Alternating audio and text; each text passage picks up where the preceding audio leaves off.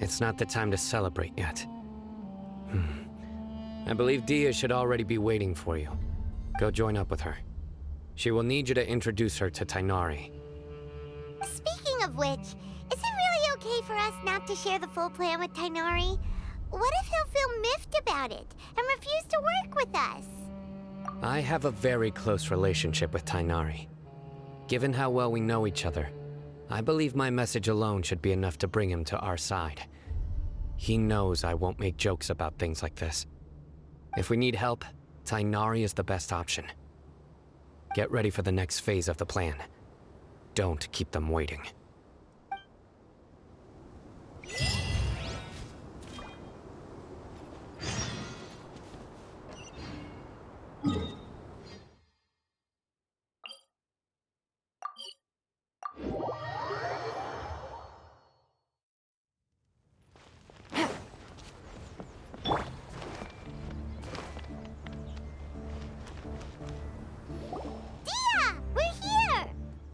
It's about time. Didn't you say our part of the plan is the most important of all?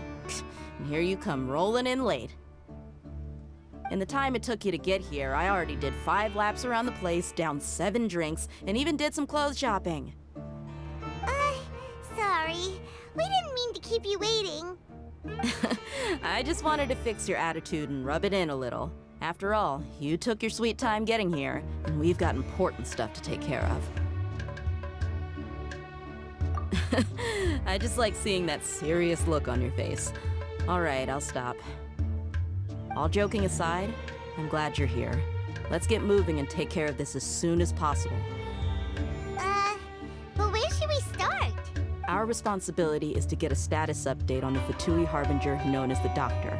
We need to make sure he won't get in our way when we rescue Lesser Lord Kusanali. Dealing with an institution that controls all of Sumeru is already hard enough. If the Doctor were to crash the party, it would be next to impossible for us to achieve our goals.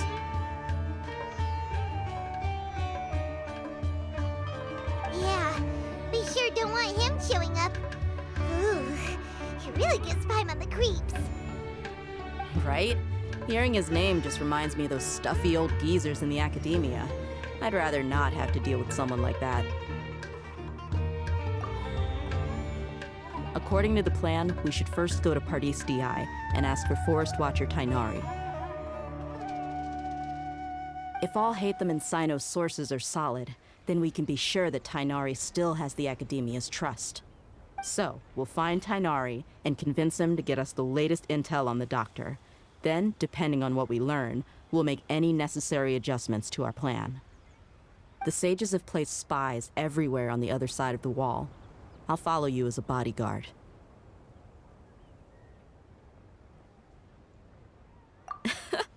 You should be honored. I don't offer my services to just anyone you know. But Paimon thought mercenaries would do anything for Mora. That's certainly true. But when multiple employers are vying for your services, you should always go with the best offer. Let's see. If I were to charge you a bill, I guess I can apply a discount.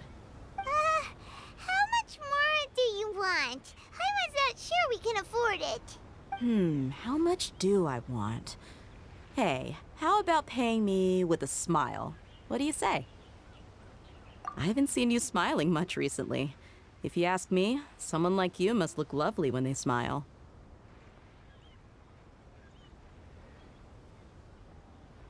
Come on, give me a smile so that I can be less worried. Looking good! I hope this pretty smile will become our lucky charm. There are many kinds of smiles, but only a truly joyous one can bring blessings to others. Let's consider this smile a down payment for our future victory. Let's go. It's time to pay a visit to Pardis DI.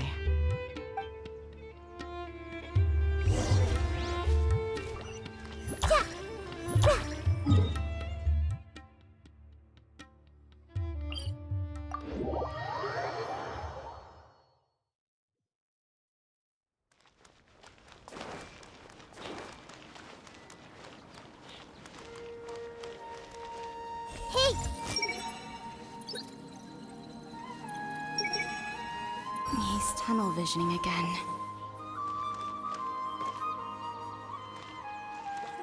I see everything. At this rate, I'm not going to meet the deadlines.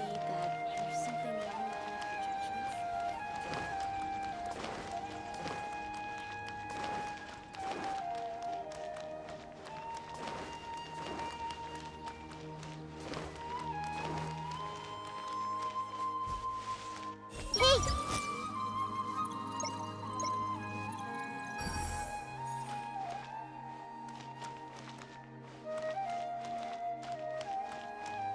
Commit it to memory.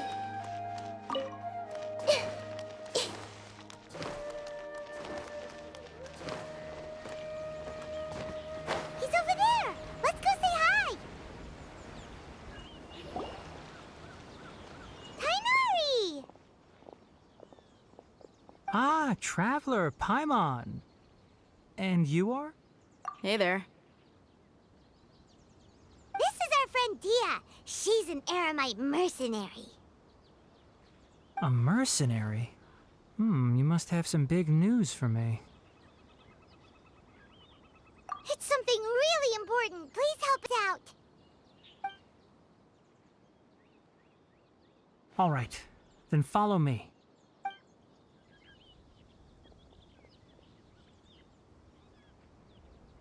This place is better. We won't be disturbed by any passerby. Okay, what is this important thing you want to ask me? The doctor, huh? He's that strange-looking Fatui Harbinger with the mask. Paimon thinks he has blue hair. Yes, I know him. Actually, he left Party's DI just a little while ago.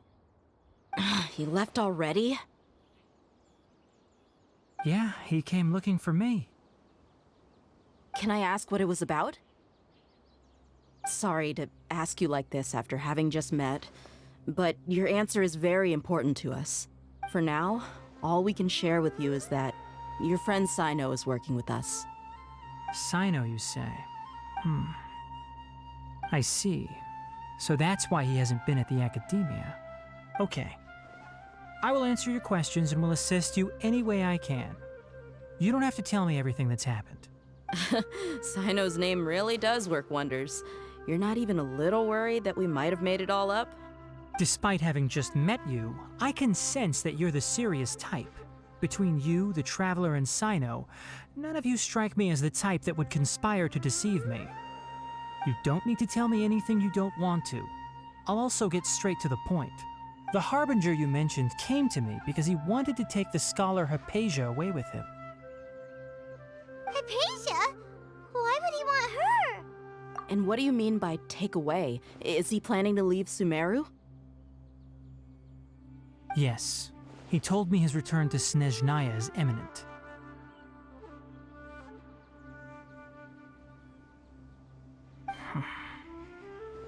So you mean... you're leaving this place soon? Indeed. Otherwise, we could have perhaps talked a little more. I was just about to set out when I remembered something important. To that end, I made a final trip to Pardis Di. Let me ask, have you been taking care of a scholar by the name of Hypatia? Your sources are accurate. No doubt because you recruited many informants. But you're right. Hypatia has indeed been receiving treatment from me. Forgive me for asking, but how's the treatment coming along? Given the way you're asking, I assume you have something to say. Since you asked, I'll be frank. I would like to take Hypatia to Snezhnaya. It's incredibly difficult to transfer a patient. As a scholar yourself, shouldn't you at least be aware of this? Oh?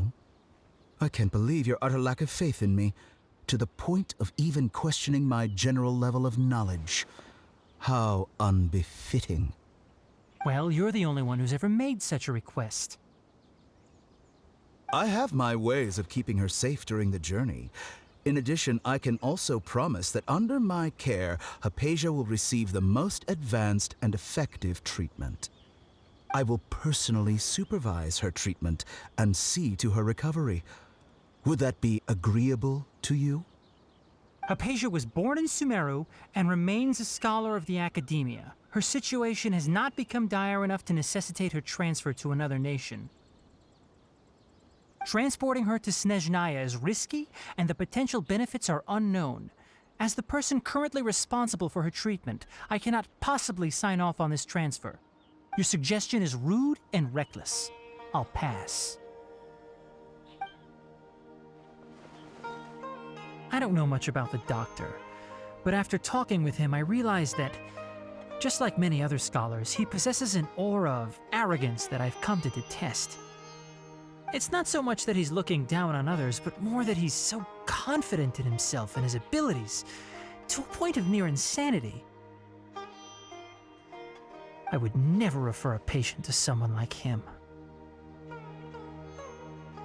I prepared myself for a protracted battle of wits, and was really surprised to see him just give up on the topic. Still, his reaction really concerned me.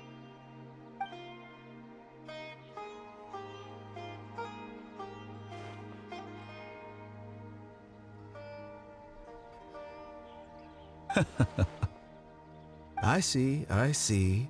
Of course, your opinion makes perfect sense.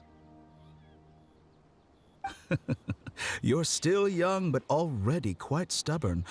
I must say, you are not like what I had expected. Under normal circumstances, I wouldn't just let you off the hook like this. But unfortunately, I'm in a hurry today, what with Her Most Noble Majesty the Tsaritsa calling for our return. Luckily, there is still some time left for me to take care of everything before I leave. It's just as the Academia said. You're a responsible and gifted scholar. Sadly, even with all of that, you're still lacking a bit of shrewdness. And that's also why people like you can never realize that sooner or later, everyone must pay the price for what they've learned.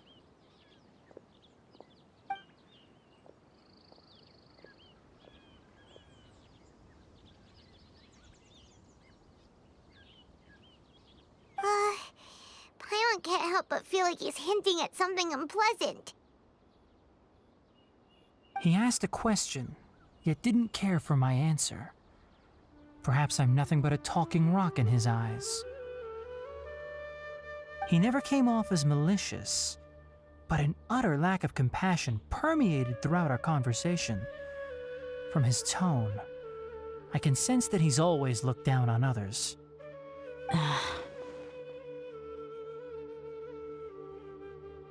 I can barely believe it myself, but if that's true, the situation will be in our favor. I don't think I missed any details. Frankly speaking, I don't want you to do anything too risky. Now that you know a little more, it should be easier for you to stay safe. Sorry we can't tell you everything. We appreciate that you helped us anyway. I won't forget your kindness. It's okay. I have an obligation to do so. To be perfectly honest, all of this may have started because of me.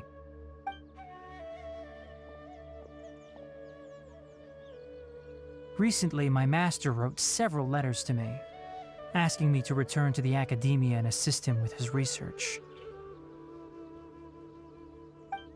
Hasn't he already asked you several times before? Yes, but there's something off about this most recent batch of letters. The handwriting and tone are both familiar, but some details have been omitted.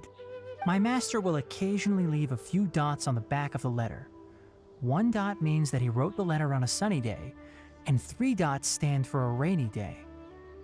This has been a habit of his for many years, but I didn't find any dots in his recent letters. I believe something may have happened to him. I get it. Since you are always at Gandharvaville, you would like me, someone already working at the academia, to investigate this matter. I'd like to ask you to do that for me. If you can keep yourself safe. Please withdraw immediately at the first hint of danger. I can do that, but I have a feeling it won't be that simple. The Academia has been working on a big project. I'm not quite sure what it is, but your master might be involved with it. If the higher-ups really are hiding something, then it will be difficult to remove myself from the situation once the investigation starts. If the situation becomes critical, I'll leave the Academia. If you don't see me there for an extended period, that's your cue. All right, we've got a plan. I'll stay at Gandharvaville to support you. If that scenario comes to pass, you must be extra vigilant. And be wary of any messages or direct requests from the Academia. I must say, I didn't expect a warning like this from the General Mahamatra. Being loyal to the Academia doesn't mean blindly doing whatever the sages say. I know what I'm doing. On that note, aren't you also being quite distrustful of your alma mater? The Academia, yes, but my master is a man of integrity. Even when I was a student, I was worried he'd get in trouble for sticking to his beliefs. I suppose he's lucky to have lasted so long. But in the end, it still caught up to him. I see. So you noticed something was up with the Academia from the very beginning. This may well be how Sino became involved in all this. In that case, I must keep my promise and help you however I can. Also, if you run into Sino again, please help me pass on a message to him. Trust your own senses and experiences. I think this may be something he needs to hear right now. Okay, we'll find a chance to tell him. Thanks. Right. Now let's go hunt down this Harbinger. Oh, by the way, which way did the doctor go when he left Pardis Di? That way. Gotcha. Thanks so much. We'll be on our way.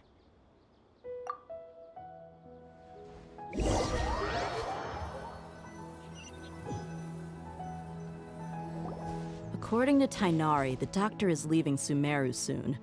I want to check if the doctor was actually telling the truth.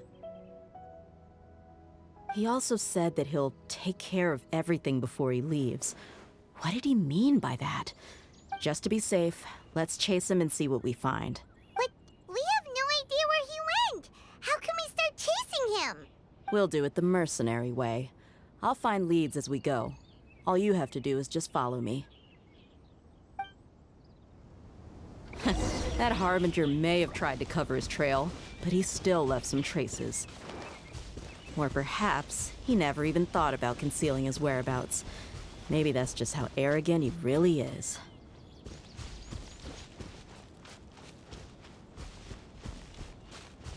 Yep, we're headed in the right direction.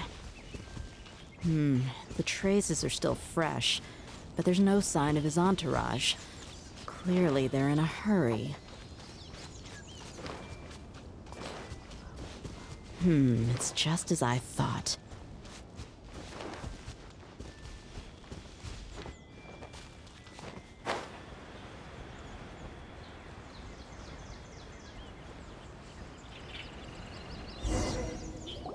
We can stop here. I think I know where the doctor went. To the south of here is Port Ormos, which seems to be where they're headed. Port Ormos? They're going to leave by boat?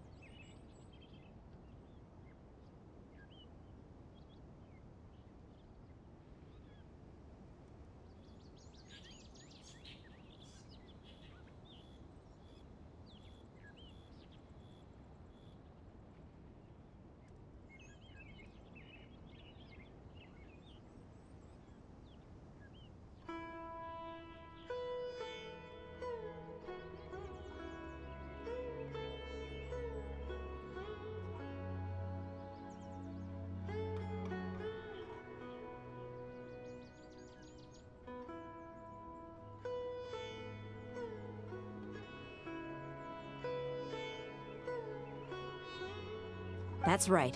Let's go to the port and have a look for ourselves.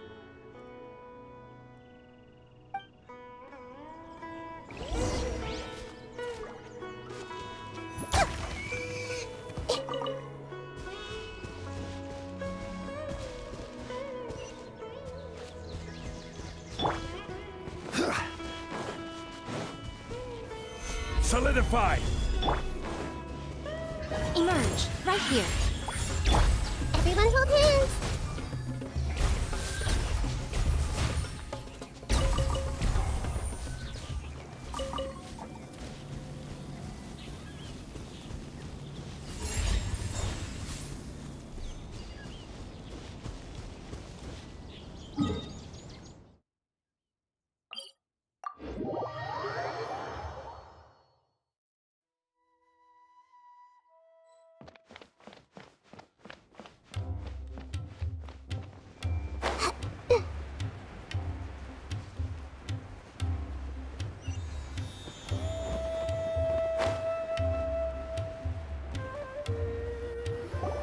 Look! Fatui soldiers!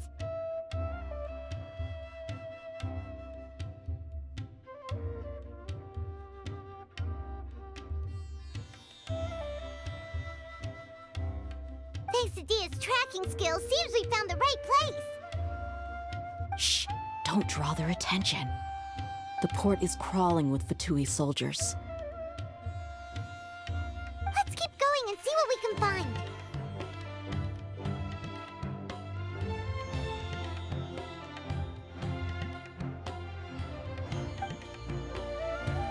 Now this is a proper farewell ceremony for a Snezhnayan Harbinger.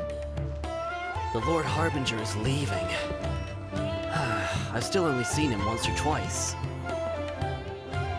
I used to hold a position in our homeland, and back then, the doctor spoke in a very different way from the way he speaks now. Maybe the way people talk in Sumeru has rubbed off on him? It's always like that when you spend too long away from home. When he gets back to Snezhnaya, perhaps it will also take him some time to get used to the life there again. Huh? But, sir, that can't be right. No, I remember it like it was yesterday. Both his expressions and tones are now very different. Also, for some reason, he seems like he's all smiles now. You must be mistaken. Nobody's supposed to look happy when they're on a business trip.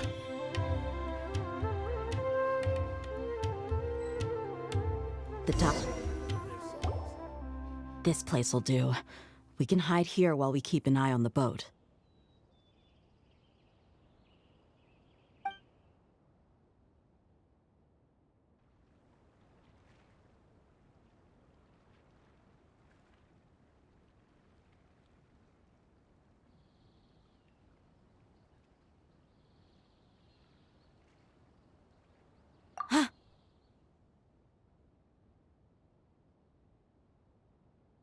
Uh-oh. He saw us.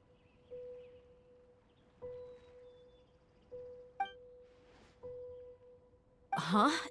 Is he waving at us? It's time to say goodbye. Wait, is he the only person on the boat?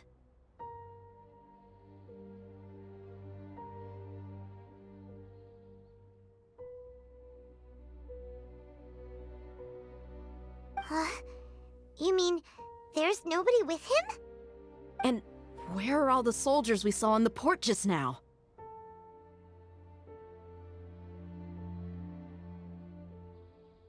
They were all here just a few minutes ago, but now they vanished.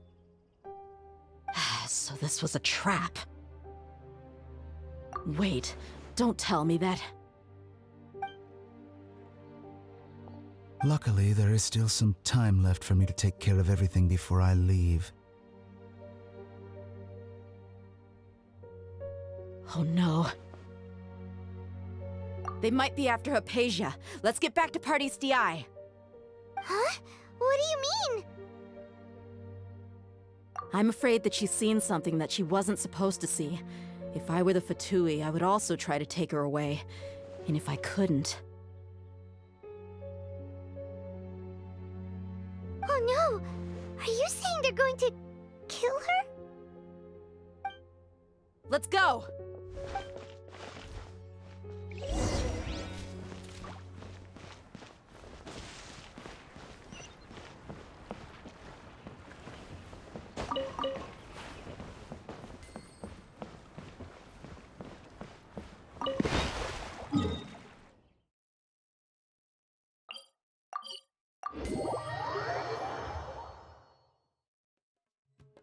Paradis Di is not a place you Fatui can just show up and do as you please.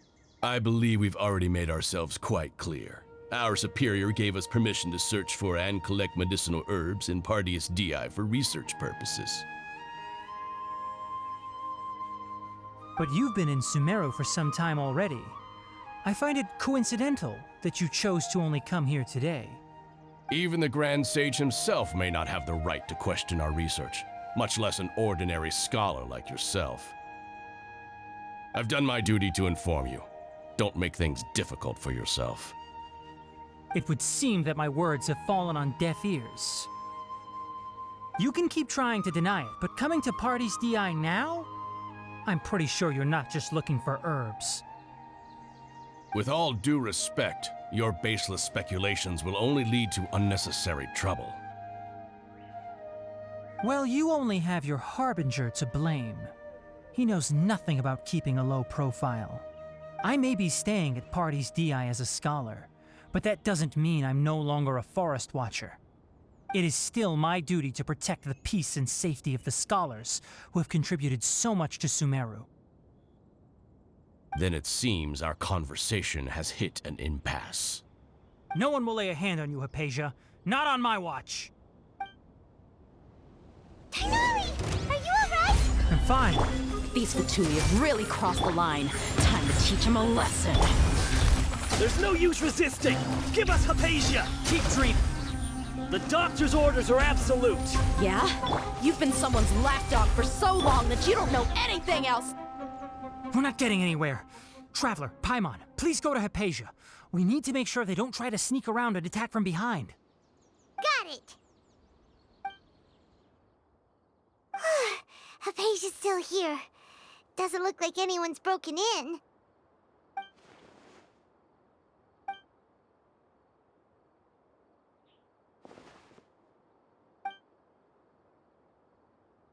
Well, how is she? Oh, that's good.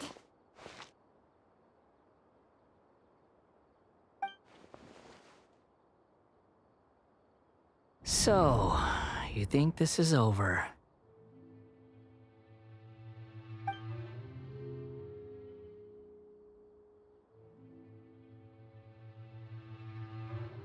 What? The Balladeer is here?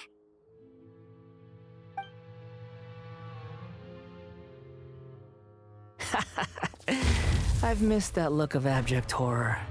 You've given me that look every time we meet. But, where is he?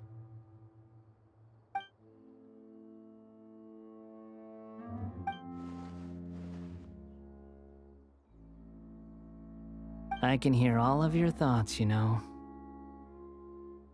Don't you remember? I already saw you the first time you came to Paradis Di and made contact with Hypatia. I didn't need to do anything. It is her honor to be able to connect her consciousness with me. Who are you talking to? It can't be the Balladeer, right? That's impossible. I know you must be curious.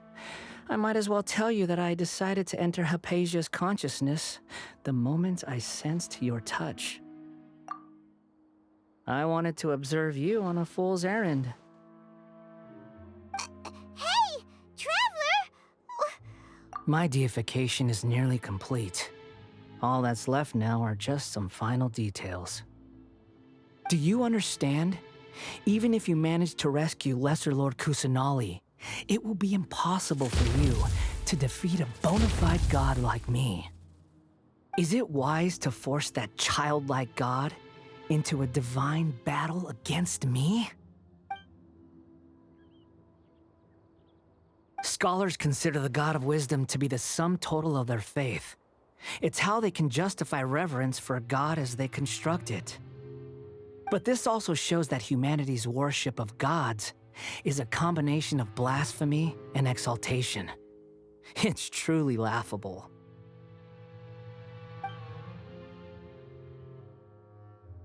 Yes.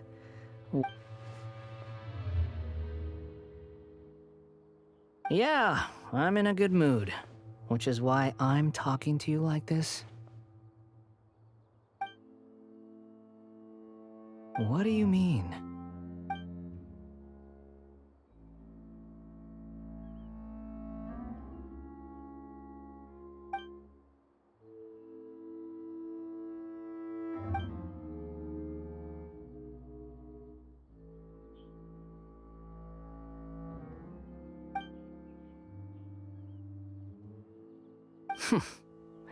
Those words almost make you sound like a friend who actually cares. But you're wrong. I'm different from all of you. I was born to become a god. My entire life up until this point has just been a meaningless routine. Just think about a sheet of paper. By itself, it holds no meaning. The content recorded on it is what gives it value. All I had recorded down before were some painful memories and boring human feelings.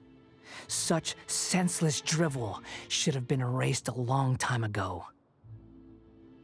Indeed, to me, the sight of you fools in your futile struggles is far more amusing. Tell me, just what has this world done for you to protect it with such zest and conviction? I'm connected to your consciousness, so I can hear what you're thinking and sense the depth of your determination. This is a good conversation we're having, so here's a word of advice. Let go of your misguided guardian complex. You know nothing about the truth. It'll be for your own good, as well as everyone else's. Humans are a species that can only find bliss in ignorance.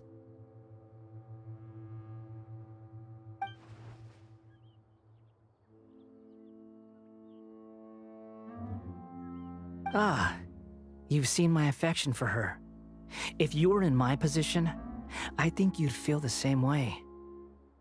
She peered into my consciousness and saw my past. Someone like that is qualified to become my first follower. All gods need followers. So Hypatia has been chosen.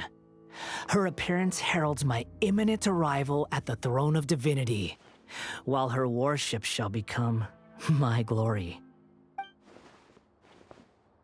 You're doubting me again? No matter. Soon, you'll know what kind of authority you're challenging.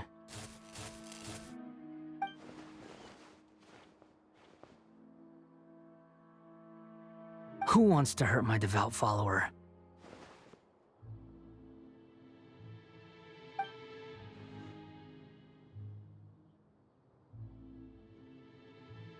The doctor wants to hurt my first follower?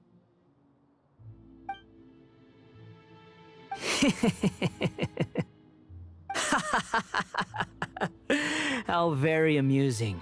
Has anyone ever told you that you're not good at sowing discord? The doctor has never known his place. Even now, the puny human thinks himself capable of interfering in the business of the new god. You're still too naive if you think a few words will be enough to convince me to destroy the doctor. But I'm willing to give you a gift, just like my expression of affection towards Hypatia. It is an honor for you to be able to stand here and speak with me. As my listener, you will be rewarded.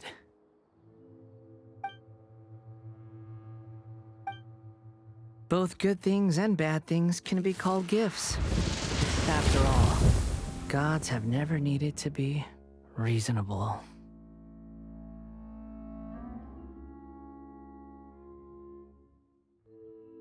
Ah! Paimon hears thunder!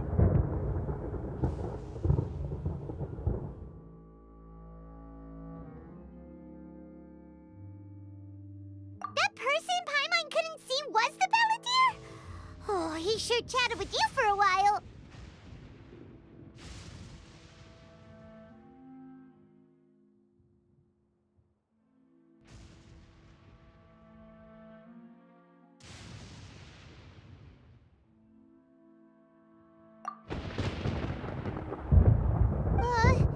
Where is the storm headed? That means anyone outside is in danger! Let's go! Tainari and Dia still must be fighting!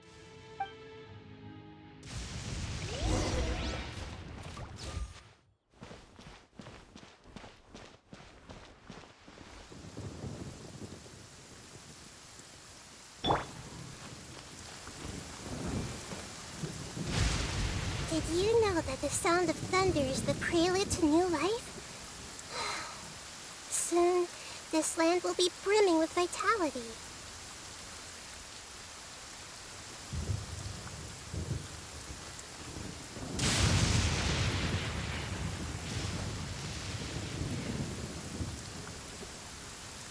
I see everything.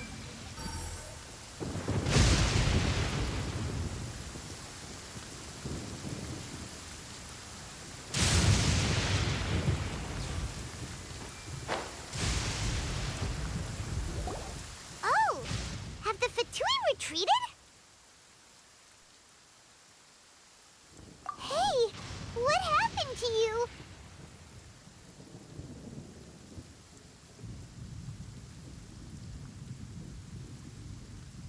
He's hurt.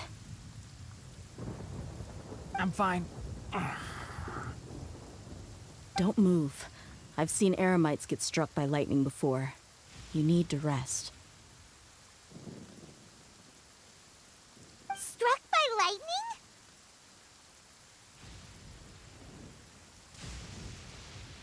We were fighting, and just as things started looking grim, the weather suddenly became extremely strange. Lightning started attacking everyone, almost as if it were alive. Luckily, there were only two of us, and both of us were nimble enough to dodge most of the strikes. There were a lot of Fatui, though, and they were being torn to shreds by the bolts of lightning. With that, all the Fatui soldiers were forced to retreat. It's all right. My wound aside, you look like you've seen something unpleasant. Hey, didn't I tell you not to move? Just in case. Let's go to Hypatia's place.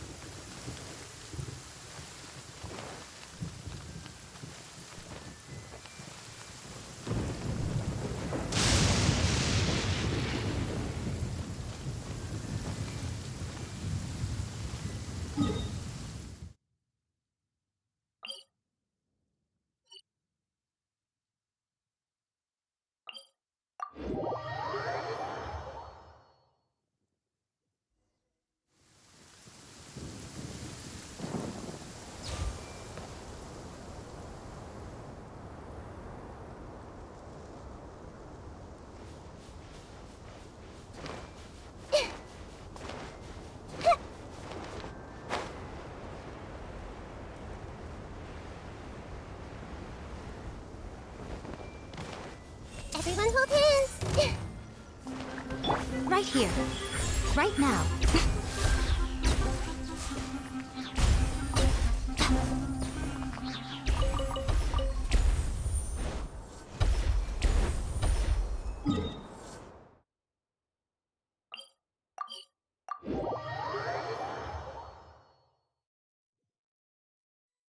Paradis Di is not a place you Fatui can just show up and do as you please. I believe we've already made ourselves. But you've been in Sumeru for... Even the Grand Sage, I've done my duty to It would seem that my word... You can keep trying to deny it. With all due respect. Well, you only have your Harbinger to I may be staying at Party. It is still my duty to protect the... Then it seems our No one will lay a hand on you, Hypatia. Tainari! Are you alright? I'm fine. These Fatui have really crossed the line. Time to teach them a lesson.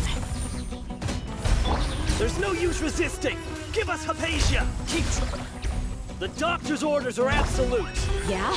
You've been someone's lapdog for so long that you don't know anything else now!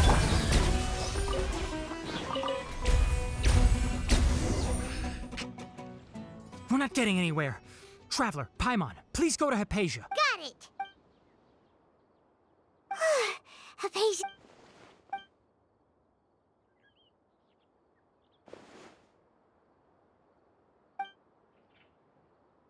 Well, how is she? Oh, that's good.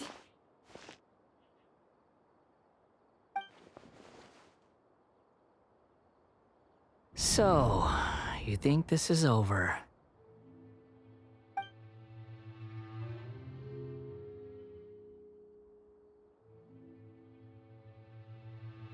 What? The Balladeer is here?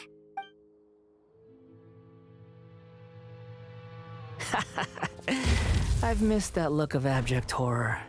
You've given me that look every time we meet. But, where is he?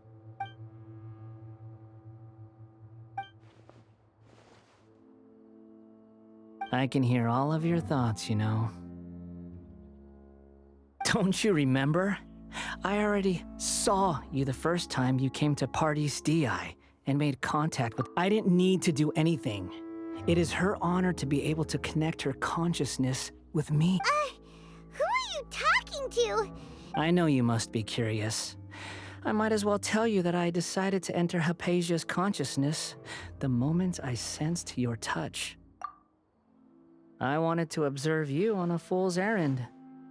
Hey, Traveler! My deification is nearly complete. All that's left now are just some final details. Do you understand? Even if you manage to rescue Lesser Lord Kusanali, it will be impossible for you to defeat a bona fide god like me.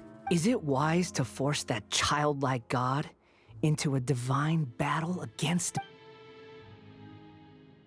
Scholars consider the god of wisdom to be the sum total of their faith. It's how they can justify reverence for a god as they construct it. But this also shows that humanity's worship of gods is a combination of blasphemy and exaltation.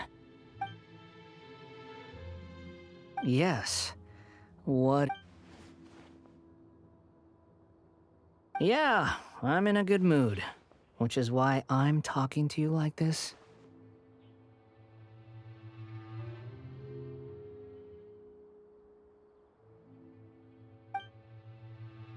What do you mean?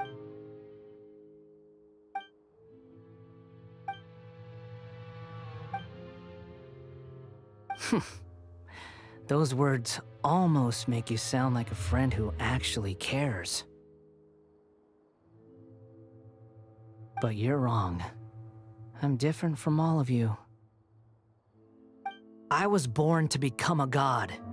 My entire life up until this point has just been a meaningless routine. Just think about a sheet of paper. By itself, it holds no meaning. The content recorded on it is what gives it value. All I had recorded down before were some painful memories and boring human feelings. Indeed, to me, the sight of you fools in your futile struggles is far more amusing. Tell me, just what has this world done for you to protect it with such zest and conviction? I'm connected to your consciousness, so I can hear what you're thinking and sense the depth of your determination. This is a good conversation we're having. So here's a word of advice. Let go of your misguided guardian complex. It'll be for your own good, as well as everyone else's. Humans are a species that can only find bliss in ignorance. Ah, you've seen my affection for her. If you were in my position, I think you'd feel the same way. She peered into my consciousness and saw my past. Someone like that is qualified to become my first follower. All gods need followers. So Hypatia has been chosen. Her appearance heralds my imminent arrival at the throne of divinity, while her worship shall become my glory. You're doubting me again? No matter. Soon, you'll know what kind of authority you're challenging.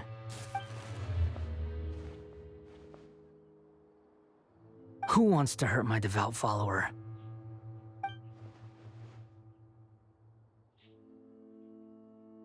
The doctor wants to hurt my first follower?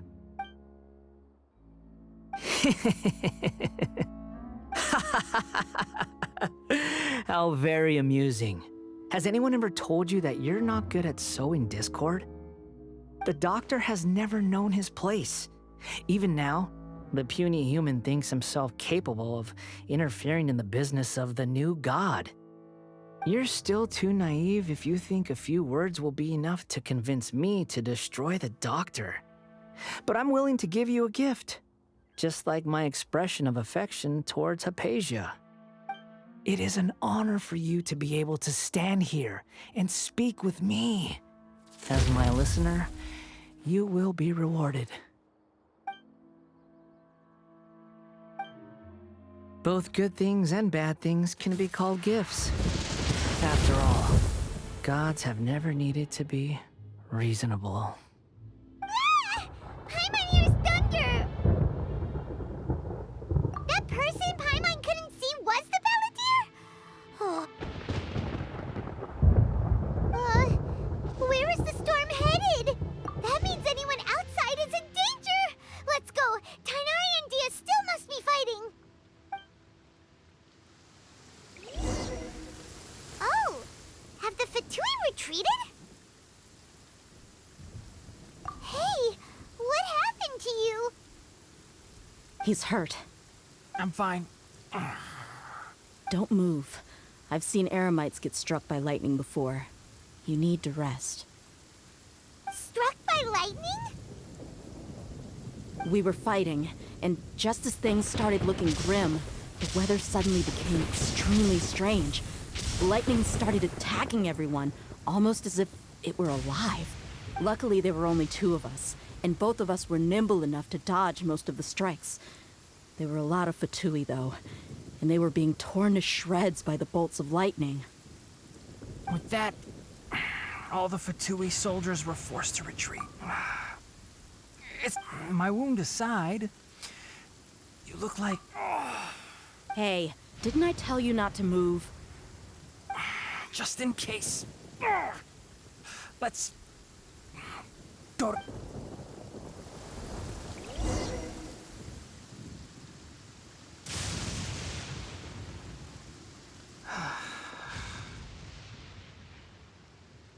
Thank goodness she's fine.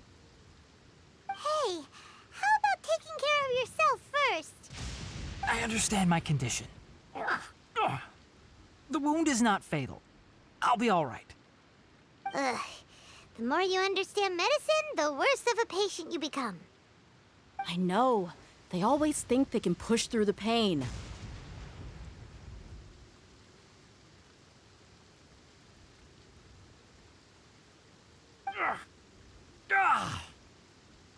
Oh, he sat down. Let me rest for a bit. Sorry, traveler. Now you may start.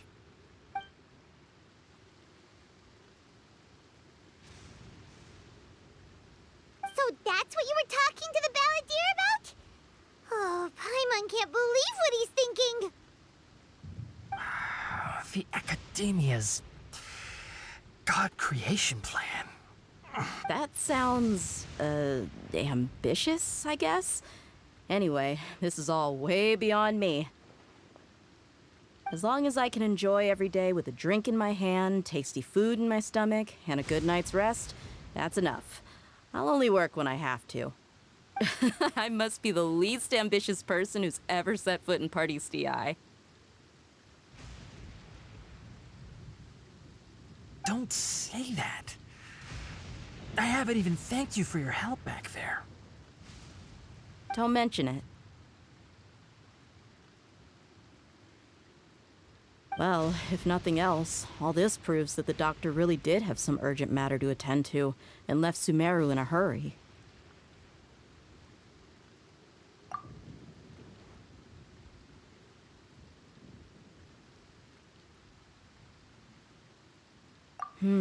Maybe the Fatui want to cover up some secret of the Balladeer. Is that why they tried to seize Hypatia? You said the Balladeer claimed that Hypatia has seen his past. So, what could be there? Have you noticed? The Balladeer is not happy with the doctor's actions.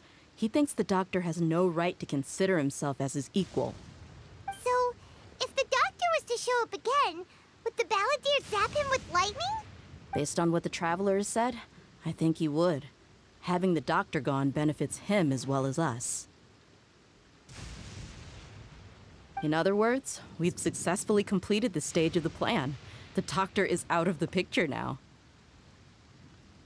Yay! That's a big accomplishment!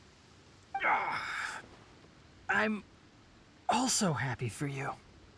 Thank you for the help, Tainari. Make sure you rest up for now. Yeah. All right. Okay, that wraps things up for us here at Party's DI. Traveler, it's about time we rendezvous with the others at the Grand Bazaar. Let's continue to keep a low profile. You can head there once you're ready.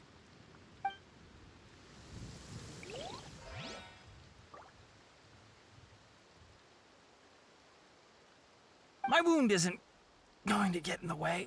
Oh. Okay. Guess I'll sit still for a little while longer. Everyone hold hands!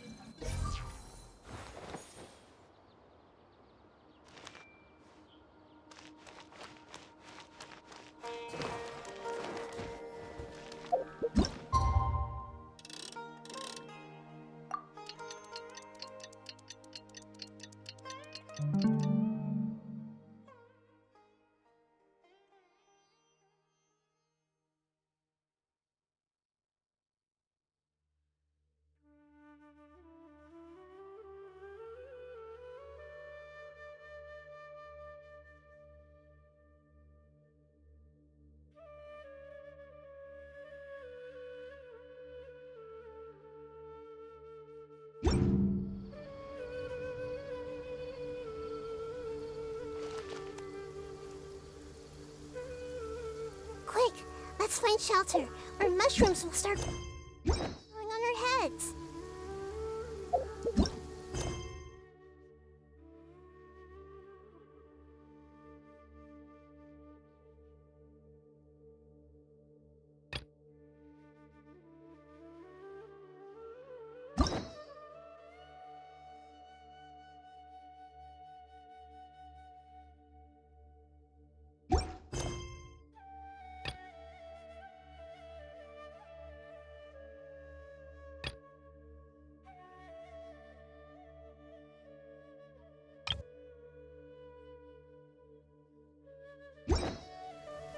What they say is true.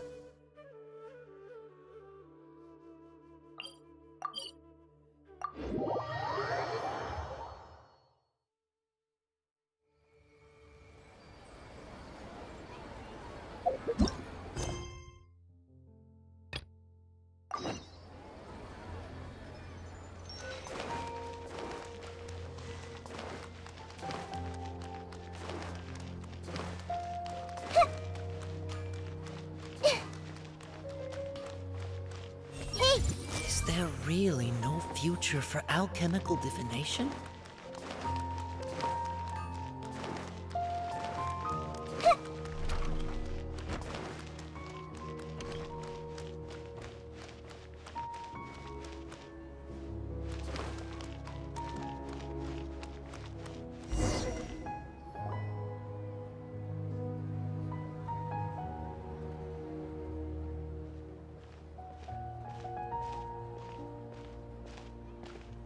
Miru! It's nice to see you again! Oh, hey there, Traveler in Paimon. Are you here for some shopping too? That's right. Although there were a few hiccups here and there, the Sub-Zerus Festival turned out to be a grand success. And so, the theater wants to host a celebration event. Do you two want to come? It'll be a really fun time. It's something like a tradition of ours. Whenever we wrap an important performance, we'll get together and unwind. Rehearsals are exhausting. If you keep your nose to the grindstone, you're going to wipe yourself out sooner or later.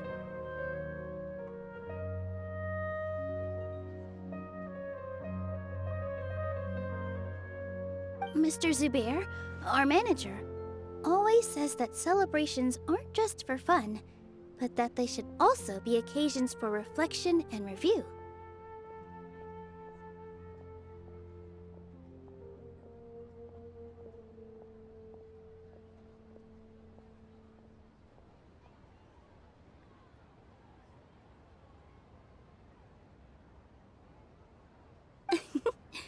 But no one remembers that once the celebration starts.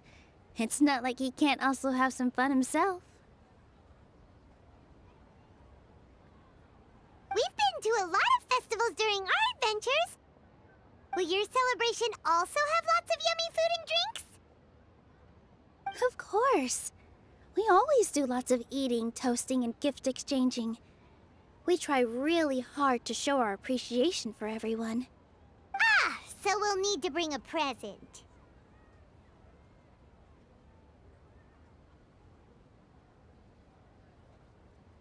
Hey! Paimon's gonna put you in a box first! It's fine. No need to stress, Paimon. You can come, present or not. The gift exchange is just to make the celebration more entertaining. You two being there would be the best gift of all. It'll also be a good time to introduce you to the rest of the theater. Is something up? Yeah, but for now, it's more important for her to rest and recover. I tried to visit her, but I got turned away at the door. The people there wouldn't listen to a single word I said. All I could do was to leave a letter encouraging her to get some rest and keep her spirits up. She'll be better soon. And then we can celebrate together at the theater. It's all thanks to you and Nilou that we managed to save Dunyarzad. You're way too modest. Just now, I actually felt really self-conscious when Paimon talked about us in the same breath. Compared to you, I really didn't do much at all. Anyway, all that aside, are you thinking about coming to our event? Paimon thinks it'll be a great time! What do you think, Traveler? Alright, then let's head to the theater. Wait, I completely forgot about this pile of stuff! Whoa! Did you buy all of this, Nilou? Just one box. The rest were given to me. I really don't know how it came to this much. That's way too many freebies!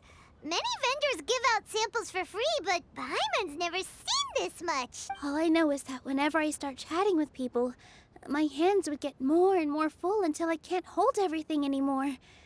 This seems to happen every time.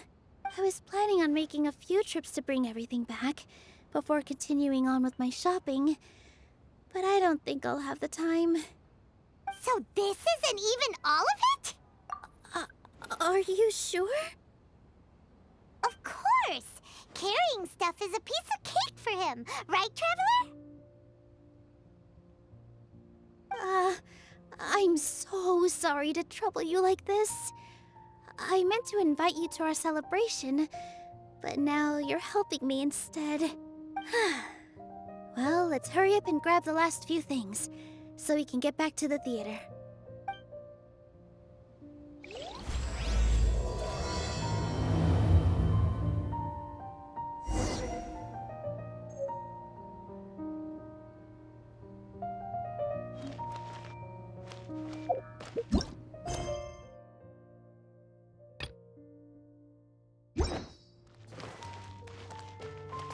In my opinion, Jute's is the best stall in the whole bazaar.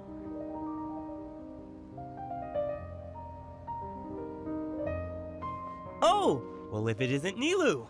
Greetings, Mr. Jute. Do you still have any food that's ready to go? Of course I do! I've heard that Zoo Bear Theater is hosting a celebration event, so I reserved some food for you in advance. Although, it looks like you're gonna need 2 more portions. Please allow me to introduce them. This is the Traveler, a very experienced adventurer. And this is Paimon, his super reliable guide and helper. No. Paimon is... hold on. She got it completely right. Look, Traveler! She introduced Paimon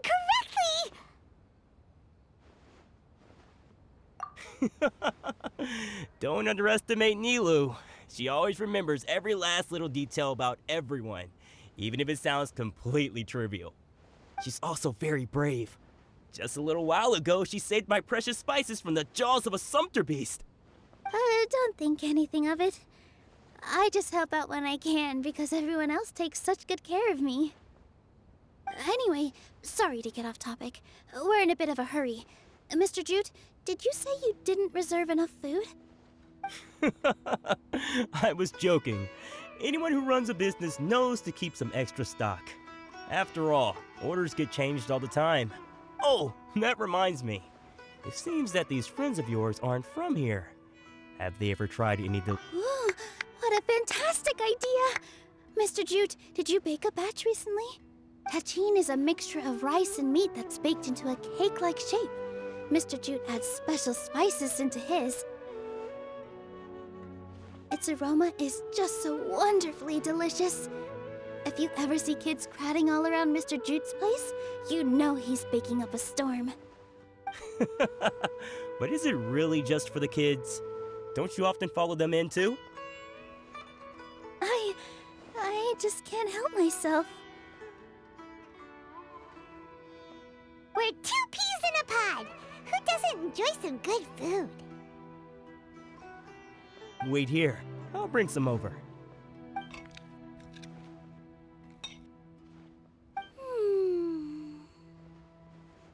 Whoa, what a dish! It's sweet and sour and full of deliciousness! Paimon can't eat it fast enough! No matter how many times I eat it, it's still so delicious. I wouldn't have offered it as a treat if I wasn't confident in the taste. I baked a lot just now, and it's all packaged and ready for you to take back to the theater.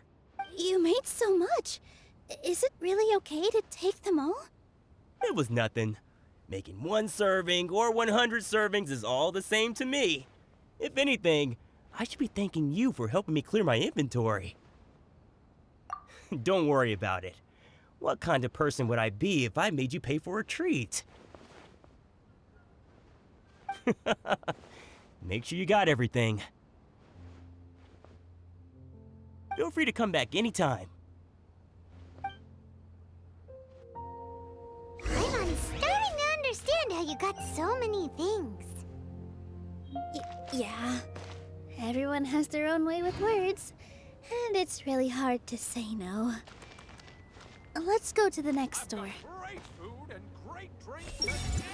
What's so great about Snezhnayan toys anyway? Nilou, good timing. I have the textiles you ordered. If you took any longer, the sumpter beasts might have gobbled them up. You and your jokes. Sumpter beasts won't eat those kinds of things, Mr. Offsheen. Jute said that some sumpter beasts ate his spices. Were they yours? Oh, yeah, really sorry about that. Nilou, if it weren't for you, I would have lost half of my profits that month. Trying to pull anything out of a sumpter beast's mouth is like playing a game of tug-of-war.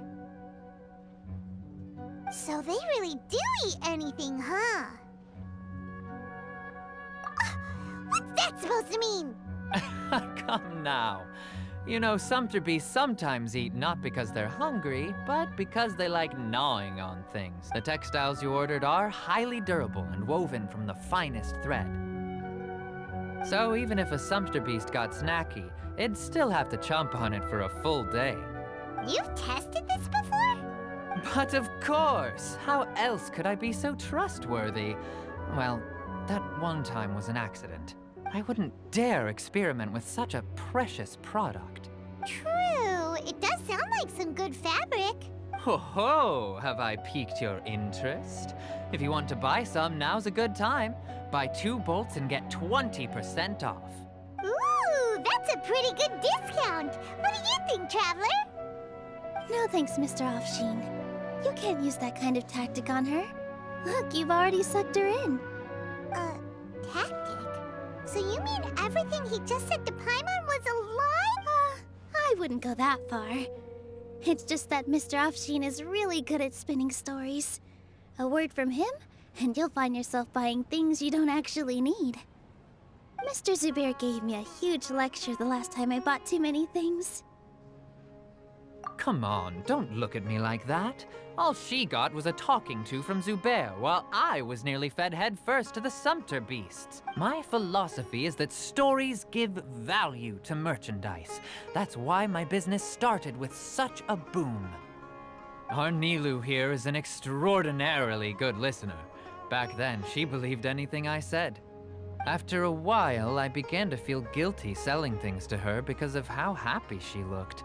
Though she enjoyed the stories and I the Mora, I knew she didn't need to buy that much. Anyway, since then, I've come to realize 2 things. 1, that stories should just be a means instead of an end. And 2, that there's more to business than just selling goods. It's okay. We're all friends now. There's no need to dig up the past. That reminds me. Some of the goods from my latest shipment aren't in the best condition. They're fine for general use, but my customers have high standards, and I don't have the time or resources to find new buyers right now. Nilu, why don't you take them? Huh? No, I can't do that. Just think of it as a favor for me, all right? The theater can use them for props and whatnot. It costs me Mora to store or ship, so I'm just losing money every day continuing to hold on to them. Even so, let me buy them at market value. Nah, these goods are hard movers. Besides, if I let you pay, wouldn't it mean that I'm just using stories to sell my goods again? Just take them. If you really feel that bad about it, give me some theater tickets later. Oh, yeah, you should also take some while you're at it. Adventurers are always in need of materials, right? Wow, even we get a share of this? Hurry and take it. Just looking at it all is giving me a headache. Thanks for the huge favor. There's still one more store. Are you all right holding on to that much stuff? Paimon, why don't you lend a hand? He must be tired. If Paimon were to refuse, would you then think less of Paimon than even a Sumpter beast?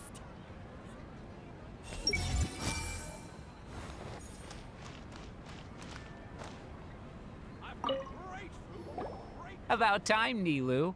Farhad here was snooping around your props. Please, I was only looking at them to get a better idea of what your new show may be about. Wouldn't spoiling yourself just ruin all the fun? Yeah, please wait for our official performance. These two look familiar. I think I've seen them before. Ah, weren't they at the Sub-Zerus festival? Yeah, and they're coming to today's celebration too.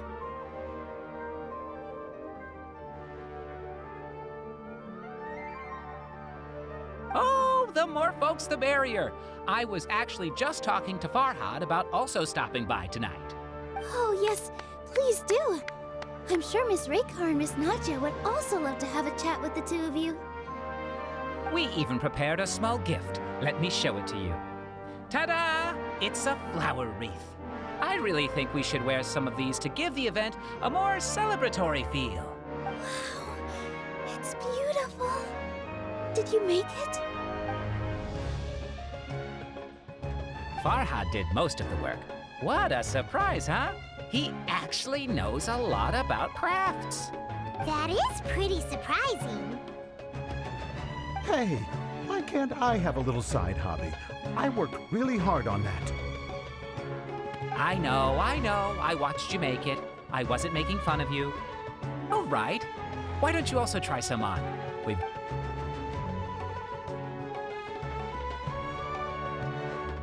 It fits perfectly.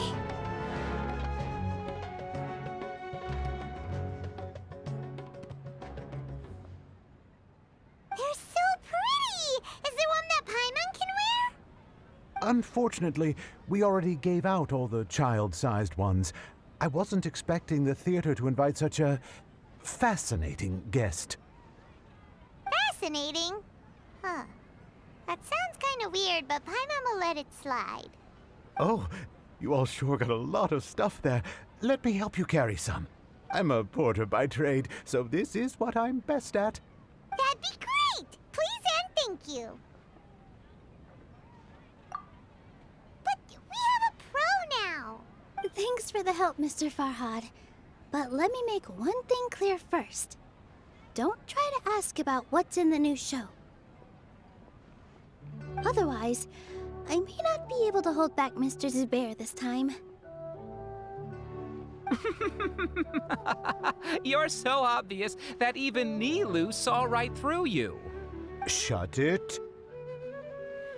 Fine. It's not like I want to get on his bad side either. Including Hushang's things, though. We'll each need to carry a box if we want to move everything in one trip. Even my strength has its limits. Paimon looks like she doesn't want to, so I'll carry a little extra. Although I may not appear super strong at first glance, I actually do a lot of strength training on the regular. Strength and balance are both really important for a dancer. No, let Paimon. Paimon will help carry things. The Traveler's right. Paimon shouldn't freeload.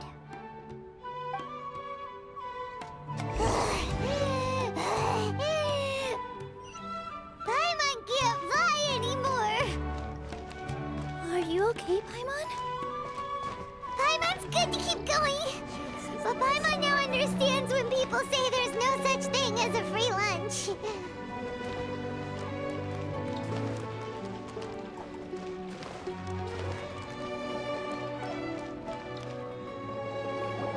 Oh, that sure was a lot of stuff. Oh, looking forward to the event later. Thank you, Mr. Farhad. Thank you, Sumpter Man.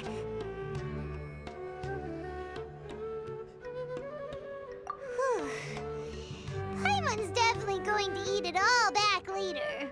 All right, I'll leave you all to it.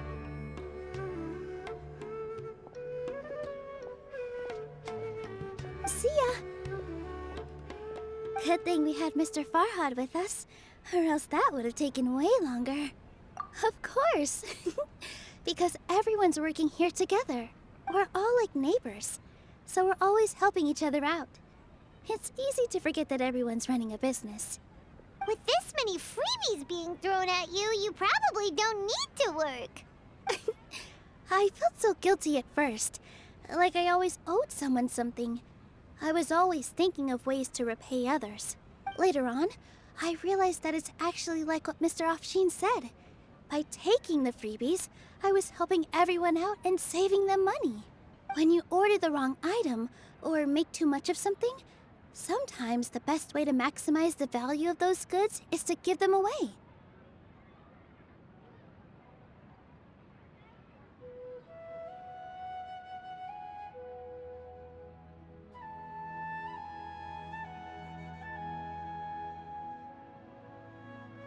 That's why there's no need to stress over the freebies. All of us repay others by helping them when they need it. Oh, that actually makes a lot of sense. This has become our norm, and no one keeps track of the back and forth anymore. So really, don't worry about it. All right, I have to bring all this to Mr. Zubair and do a little bit of prep. Feel free to hang out here for a bit. It'd be nice if you could also get to know some other people at the theater. Nope. Mr. Zubair's really on top of everything. You two are our guests. So please, just relax and look forward to the celebration. Wow, the atmosphere here is so nice. Let's this warmth.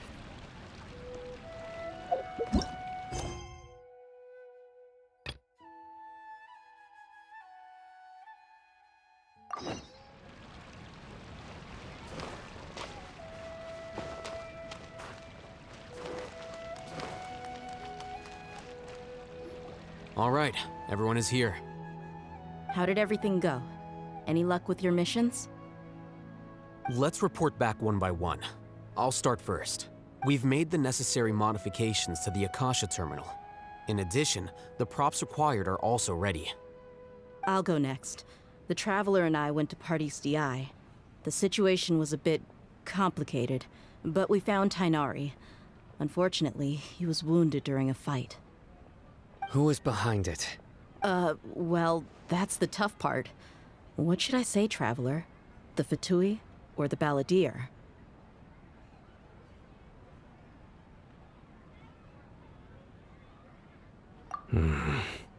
After some back and forth, we confirmed that the doctor has left Sumeru by boat. He has something urgent to attend to back in Snezhnaya.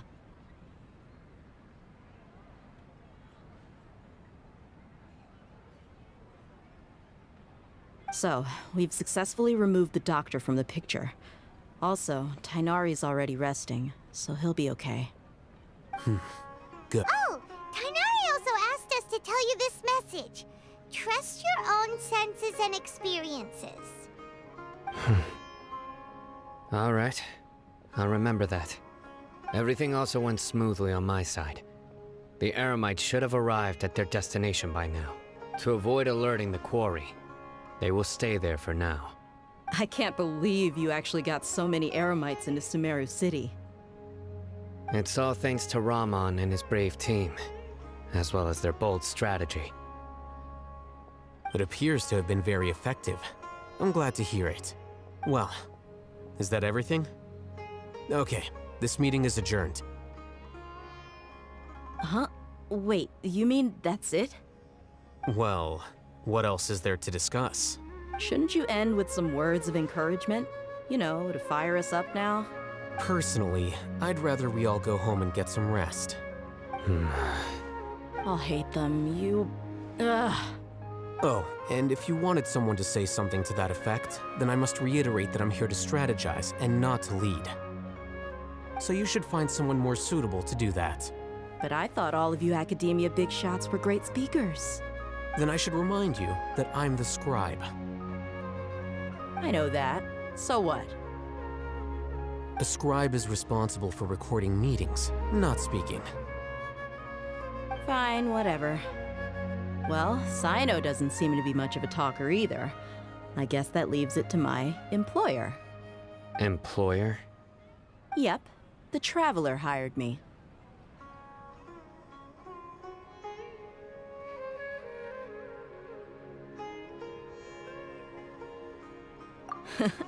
That's right. So come on, boss. What do you have to say for the team? Yeah, say something to boost morale. Huh? What are you all doing here? Oh, it's Nilou! Hey, everyone. I'm not disturbing you, am I? Not at all. I was actually just about to go find you. Judging from the group and all your serious faces, you were discussing something important, weren't you? But you also look like you're up to no good. Seems pretty interesting. Welcome, Nilou. Would you like to join us? Huh? Join you? You mean... you also want to discuss something important with me? Yes. Something very important. Nilou, are there any breaks in your performance schedule in the upcoming days? Huh? Wait, you're seriously inviting me?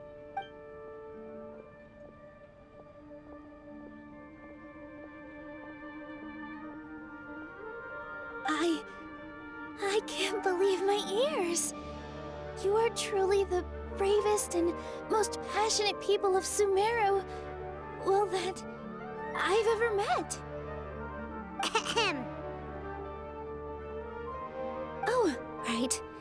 the Traveler and Paimon are not from Sumeru, but you are awesome as well. That's right! I must admit that I'm a little scared, but I'll try my best for Lesser Lord Kusanali. If I can somehow use my abilities to help you, then count me in. Remember, believe in yourself. Okay. I'll get my friends at the Grand Bazaar to help us tomorrow. Just remember not to say too much. Be discreet. Yep, you got it. All the preparations are done. Now, can we finally conclude this meeting?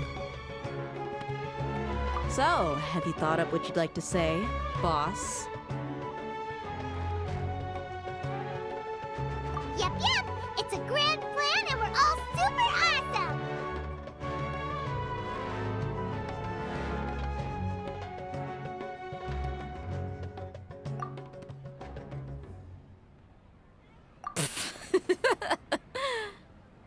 Well said.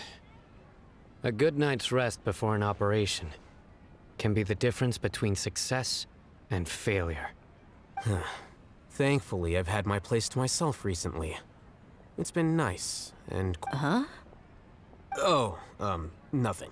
Alright, let's all go home and get a good night's sleep so we can be up early tomorrow! Okay. So I guess that means it's time to say goodnight now. Yep! Good night, everyone!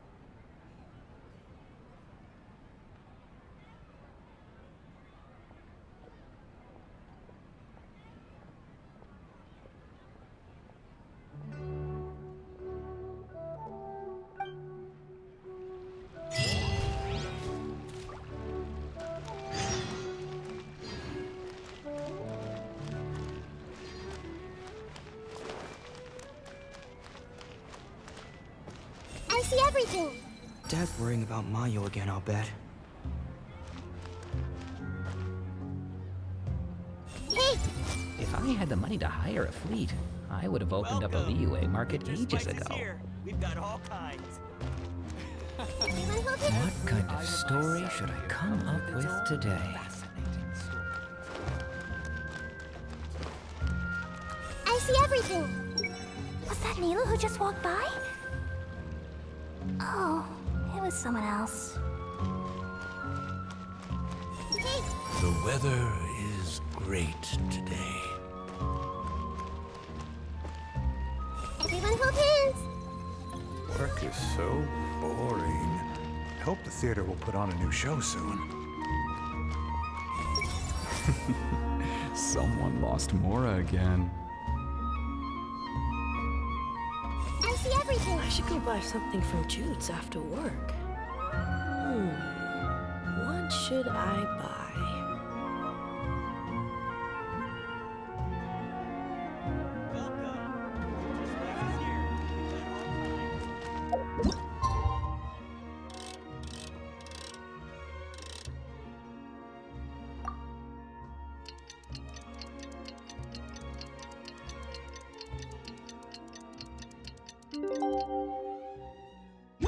Today is the Academia's Nia Garbaha Day. We can finally put our plan into action. Alhaitham should be waiting for us. Let's go to the Academia and find him.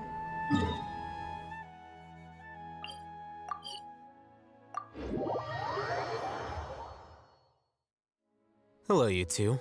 Sleep well? Not really. Paimon got too nervous thinking about today and didn't fall asleep until the sun was almost up. What about you, Alhaitham? Naturally, I slept just fine. After all, a good rest should be considered part of the plan, since energy is an important resource. You just want to show off how calm you are. It's crucial to dissipate any tension before we execute our plan. The only thing you're doing is being annoying. Anyway, do you need me to go over the game plan again? Our target is Grand Sage Azar's office. Everyone in the Academia knows that's where the Grand Sage's console is. Only they can operate it. Many restricted commands and operations are executed via that console. I'm sure that console has a way to free Lesser Lord Kusanali. asking, what kind of technology could let the sages imprison even a god? That isn't something they could have accomplished with their scholarly talents alone. In the sanctuary of Suristhana, there's a device of Greater Lord Rukkhadevata's that she once used to isolate herself while meditating.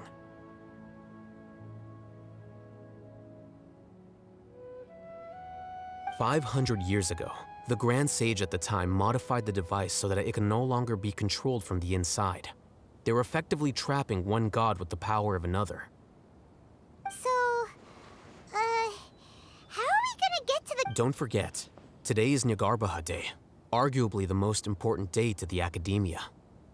The sages and core Academia personnel are busy loading the latest batch of research developments and legal decrees into knowledge capsules so that they can be entered into the Akasha. All the Darshan's researchers have their noses to the grindstone, and the Academia's grounds are flowing with all sorts of people. It's the perfect time for an infiltration. When the Grand Sage leaves his office to supervise the entering process, that's our cue to access the console and free the Dendro Archon. Well, yes, that's just the visible side of our plan, after all. If precedence holds, the Academia should have already started preparing for Nyagarbha Day. Everyone should be in position. All that's left is for us to lead the charge. Let's go. So are we just gonna walk in through the front door, or? Yes. Were you expecting a stealthier approach? Paimon can't think of a good comeback. Alright, it's all on Alhaitham if things go south.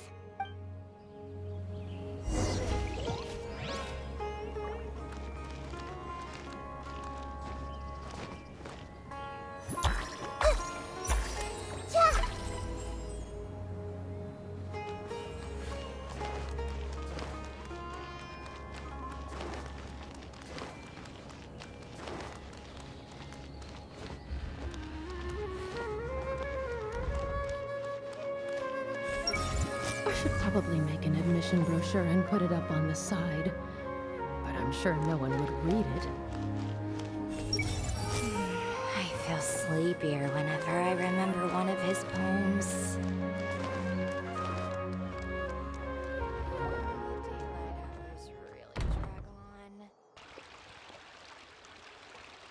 Scribe? Please, wait. Are you Scribe Alhaitham? That's me. Is something the matter? I'm in a hurry. No. I was just surprised to see you here. I had heard that the sages were looking for you not long ago, but I didn't know what for. And, also, please don't bring outside guests into the Academia. Outside guests? How did you arrive at such a conclusion? Your groundless inference shames the Haravatat Darshan. What did you say? I'm the top student in Haravatat, and I earned 3rd place at the last Inter-Darshan debate. Don't look down on me! That wasn't my intention. As your Haravatat senior, I just assumed that you possessed a greater aptitude for critical thinking. Look, based on what you already know, the purpose of my return and the reason they're here should be obvious. Is that so? Wait a moment. The sages search for you. A blonde-haired traveler. Outside guests. So, from the start, the sages weren't looking for you, but this traveler— Hey, shh. Yes, you've proven yourself as the top student in Haravatat. I surmise you've arrived at the correct conclusion. As I expected. Please, forgive me. I wasn't thinking clearly just now. Thank you for getting me back on track. It's nothing. We'll be on our way then. All right. Thank you for your contributions to the Academia, Scribe.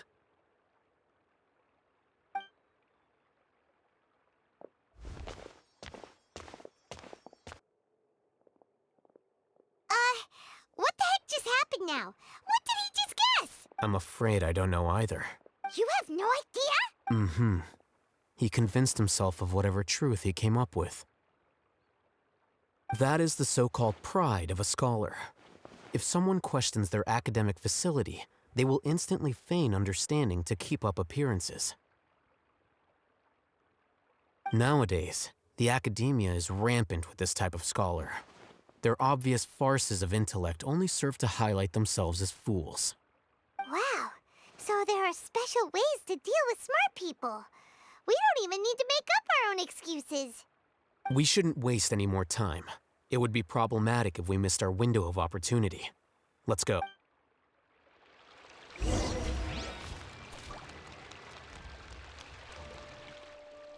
What should I do now?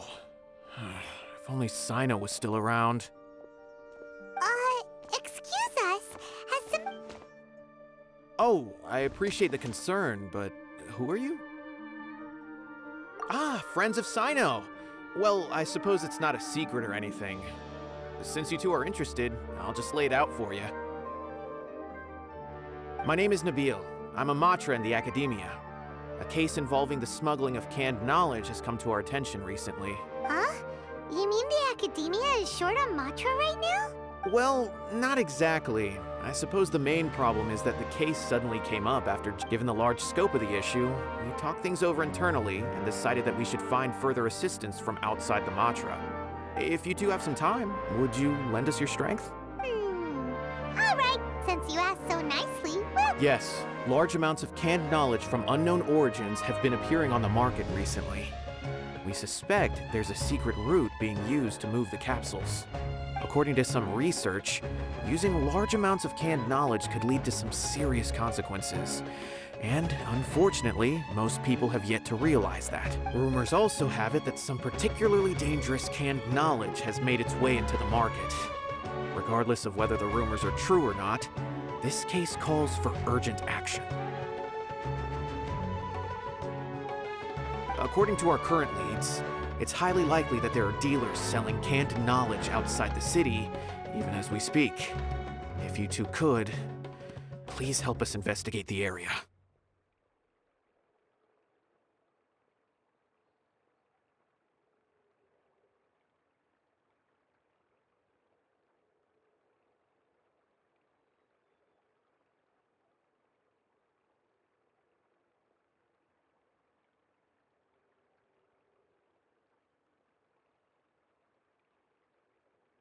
You can count on us! Let's go!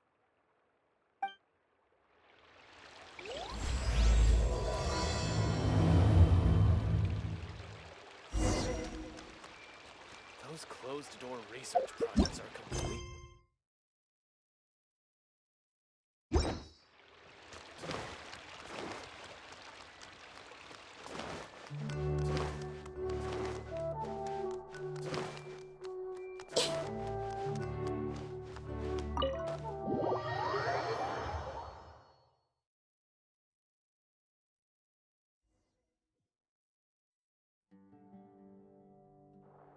Is this the Academia's library? Indeed. Known as the House of Dana, it is quite possibly the most extensive special collections library in Teyvat. There are a lot of students going through here. Is it really okay just to waltz right in? The Academia marches to a fast beat, especially since it's Nagarbaha Day. They're all occupied with their own matters.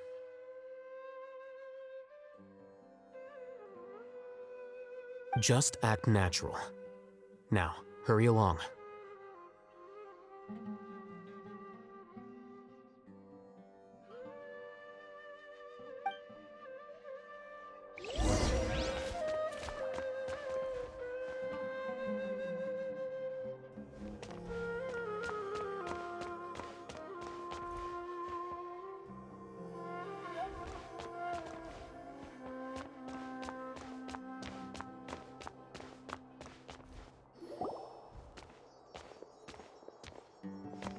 What's this platform for? It's a lift that Academia personnel use to access higher floors. Are we gonna take it then? The Grand Sage's office is up there somewhere. No, not right now. We can't guarantee that we won't run into the Great Sage. Let's step back and observe for now.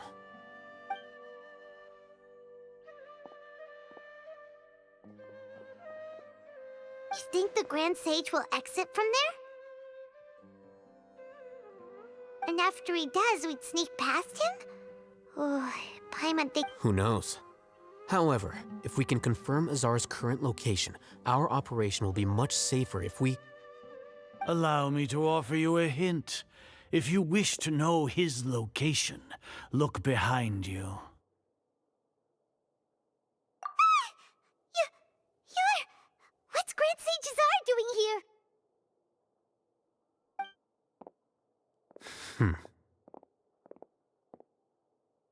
Do not tell me you believed the Academia would not grow suspicious of you after such a prolonged absence, scribe. An eyewitness had informed me of your whereabouts, so I came to personally welcome you. Great Sage, I didn't expect you to care so much about me. I'm truly flattered. I'm sure, but compared to you, I am far more interested in these two unexpected guests.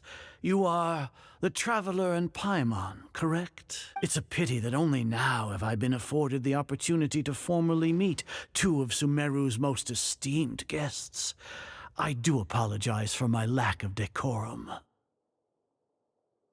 Excellent.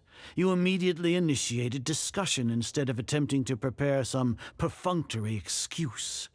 The foot traffic here renders this place unsuitable for discussion. Please, follow me to my office.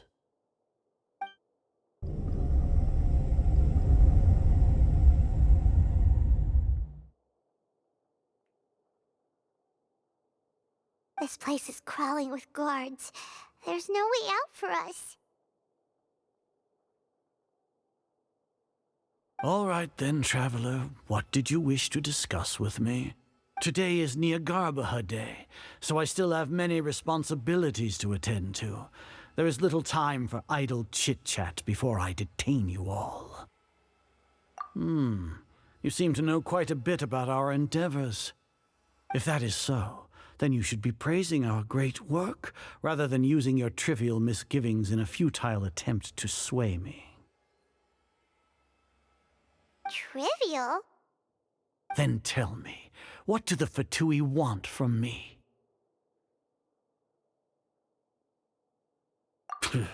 Worthless. Those are all completely worthless. Benefits, divine power.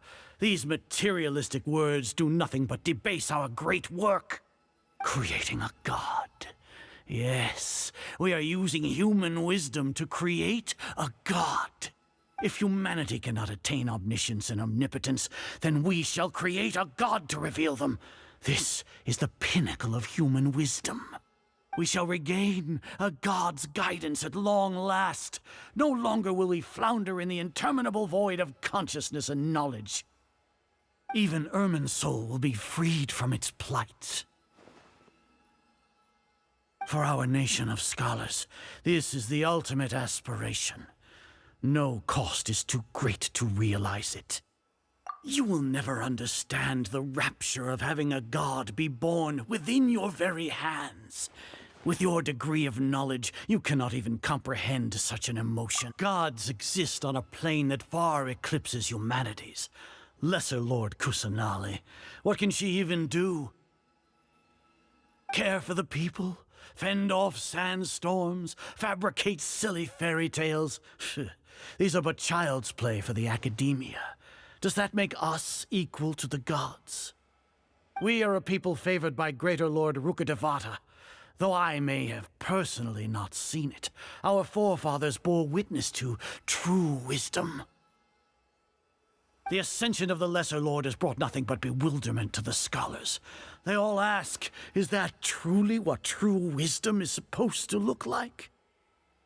With that in mind, it is better to keep her isolated in the sanctuary of Suristhana, so our academy will not become embroiled in turmoil.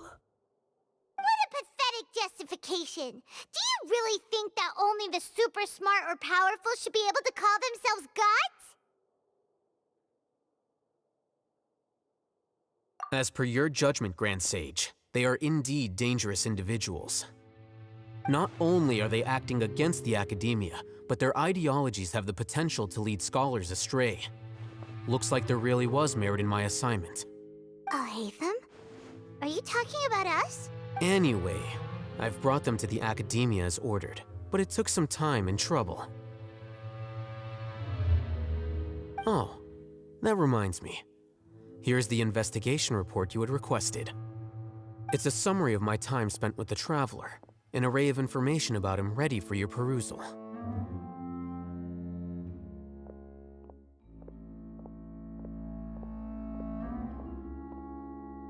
Oh, Hatham!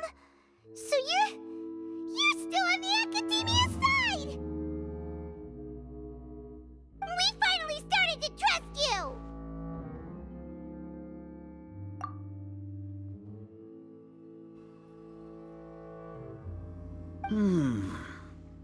Excellent. Detailed contents with no errors.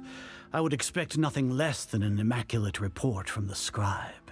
As it is Niagarbaha Day, I'll enter the information on you into the Akasha. Surely you know what that means. We'll be monitored, just like Sino.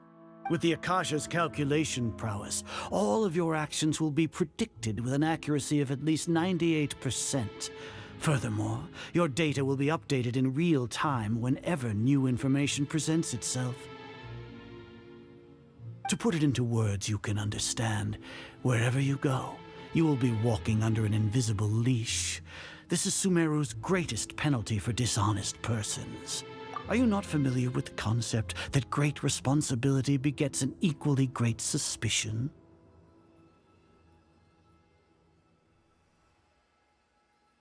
In any case, you are Sumeru's most concerning external variable. Locking you down will greatly decrease the chance of any undesirable outcomes coming to pass. You're despicable! Despicable? Perhaps from your perspective, but I suppose you had mentally prepared yourselves for this. Your ploy was to sacrifice the Traveler here, was it not? Lord Azar, I know what you're trying to say, but I've been following your plan this entire time. Why are you doubting me at this juncture? Must I delineate your entire plan? Very well, I will spell things out. First off, I received an eyewitness report that you were spotted with the Traveler to Caravan Ribat. However, you immediately departed for the desert and escaped surveillance range. Judging by the time, you all likely encountered the truant General Mahamatra in the desert. Am I correct? Maybe Paimon shouldn't have mentioned Sino just now. The Academia had not received correspondence from its scribe for a prolonged time. You were also in the company of the Traveler, a close associate of Lesser Lord Kusanali and General Mahamatra Sino. With their instigation, what was the probability that you would betray the Academia? Rationally speaking, 50%? 70%? What do you think? Regardless, that's only a guess. The facts are that I've brought the Traveler right before you, and I gave you my report. Indeed, your boldness deserves praise. To think that despite status as an outlander, the Traveler is still willing to sacrifice for the sake of your plan. If I'm correct, you have a contingency plan to save Lesser Lord Kusanali and ruin our great work. Sneak into the Academia on Niagarbaha Day, using Alhatham's status as the scribe. For there is a good chance that an opportunity to save the Lesser Lord will arise. Should your intentions be discovered, Alhatham will turn traitor and sacrifice the Traveler, thus proving his innocence. He can then stay inside the Academia and continue searching for a way to proceed forward. As for Sino, according to the Akasha's calculations, he will soon return to the Academia and confront me in person. I suppose this is also a part of your plan?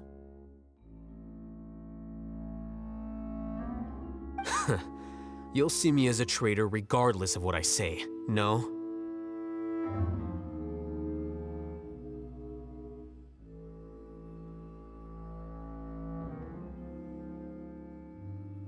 Even if you impugn me, it would have little effect on you all.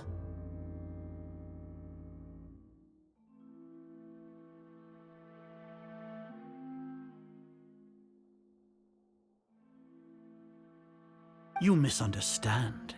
Losing our scribe would irreparably damage the Academia's regular operations and the development of Sumeru's future academic systems.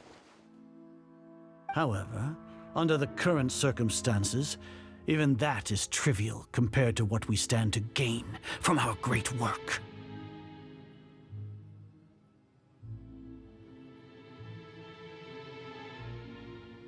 You said that I betrayed the Academia, but you, Azar, you've betrayed all of Sumeru, betrayed its Archon. So flight is turned to fight at long last. Guards!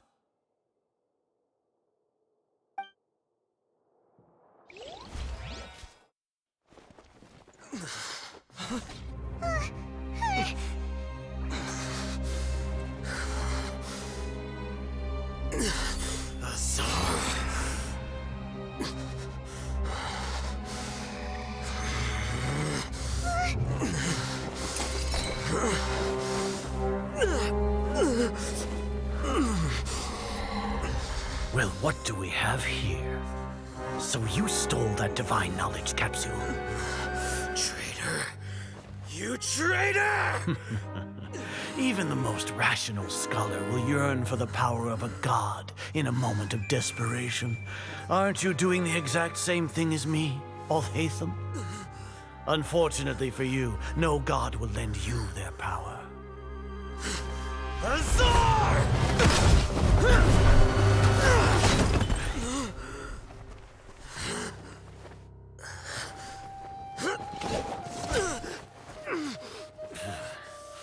He has gone completely insane.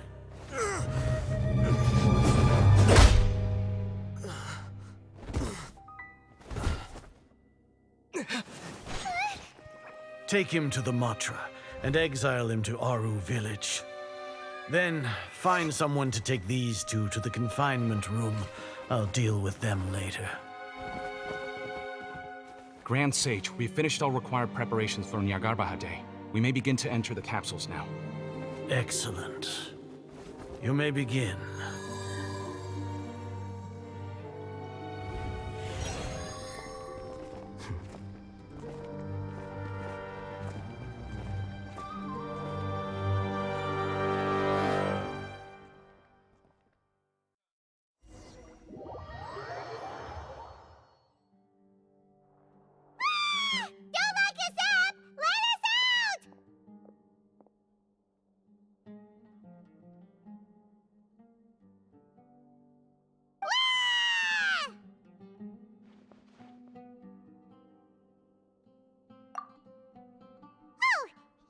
Paimon got a bit carried away there. How was Paimon acting just now? Great, huh?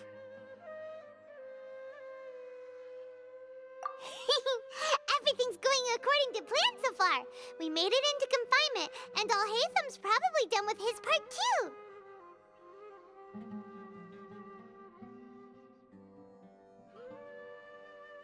We even managed to trick Grand Sage Azar. Alhaitham sure knows how to cook up a plan.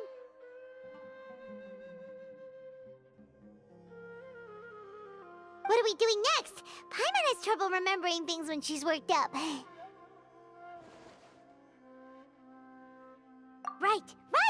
Paimon thinks it went something like this. Apart from that, we still have yet another goal in the first stage of our operation, which is to send the Traveler to the confinement room. What? Why do we want to get him locked up on purpose? He's always been the person the Sages are most afraid of, as well as the greatest obstacle to their successful implementation of their plan. They are very aware of the risk he poses to them. Once the Traveler is imprisoned, the Sages will likely think that everything is under control.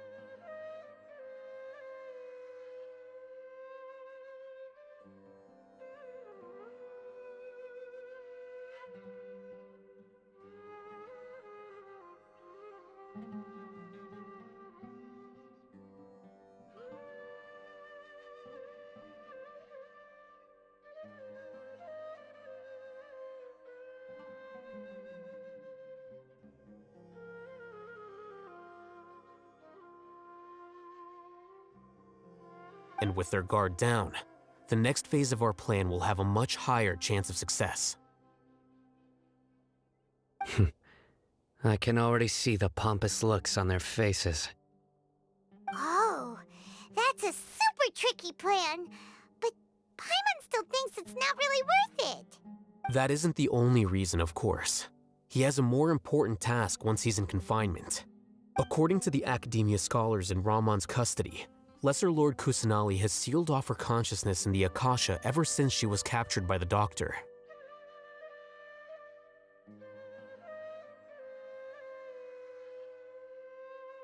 That way, they can't pry any more information from her. Even if we break into the sanctuary of Surasthana, it will take time to awaken Lesser Lord Kusanali's consciousness. We need to do that in advance. So our job is to wake up Nahida! Okay, totally worth getting thrown in jail for. The confinement room is inside the Academia, close to the sanctuary of Surasthana. It's a completely enclosed space, and you won't be receiving any visitors. I'll work with Ramon's scholars to make some modifications to your Akasha terminal.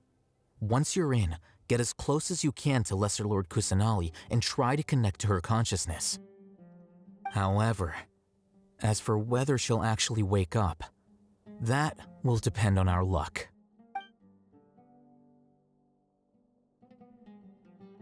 Oh, no wonder you've been wearing your Akasha terminal today. It's the one that all Hatham modified. Paimon thought they'd take our Akasha terminals when they'd locked us up in here. Were they being careless? Alright, so what now? Sounds easy enough. We can finally talk with Nahida after all this time. Let's do it. There's a light flashing on your Akasha terminal. It's almost like... the faster it blinks, the better the signal.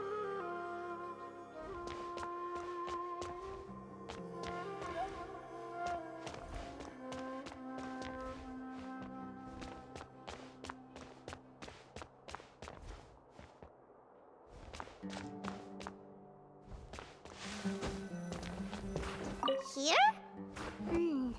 No signal again. Is it getting jammed?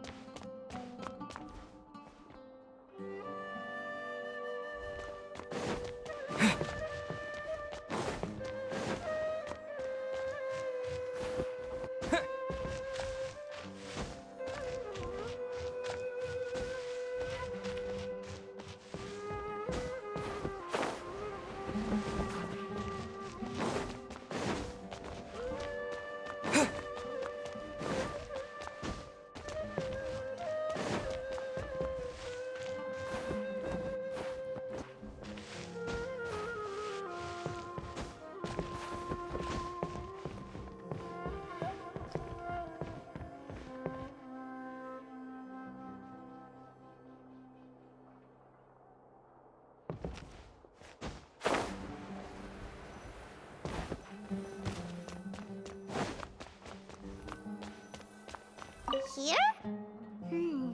No signal again. Is it getting jammed?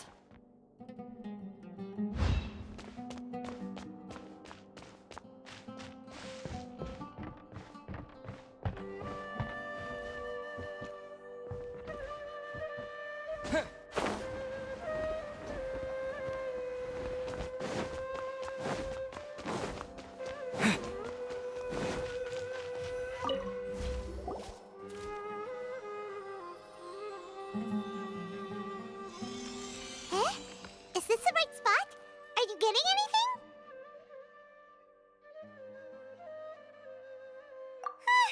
Please work.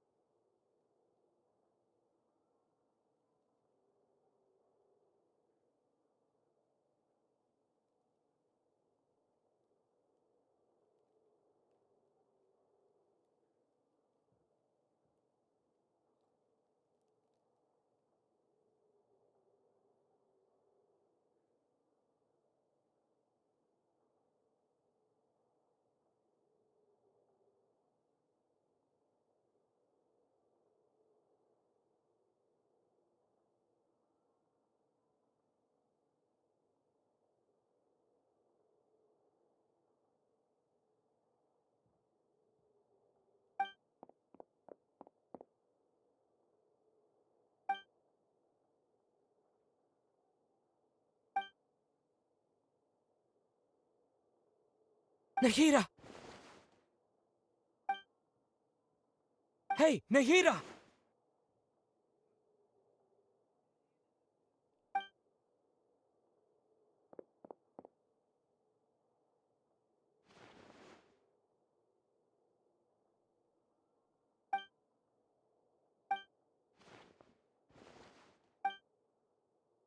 When did it first start? Oh, right. It started from the moment I was born. I want to become a worthy Archon. So I've kept studying. Kept listening to my people and their hearts. Kept looking for a way to save Irminsul. So I can catch up. Catch up to Greater Lord Rukkhadevata. But I'm stuck in the sanctuary of Surasthana. The sages are creating a god to replace me. And I'm forced to lock my consciousness in this boundless darkness. Nahida!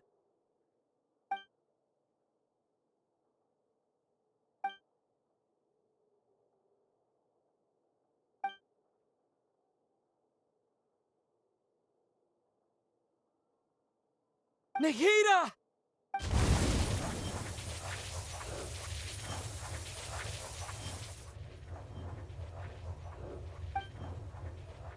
It's so quiet here.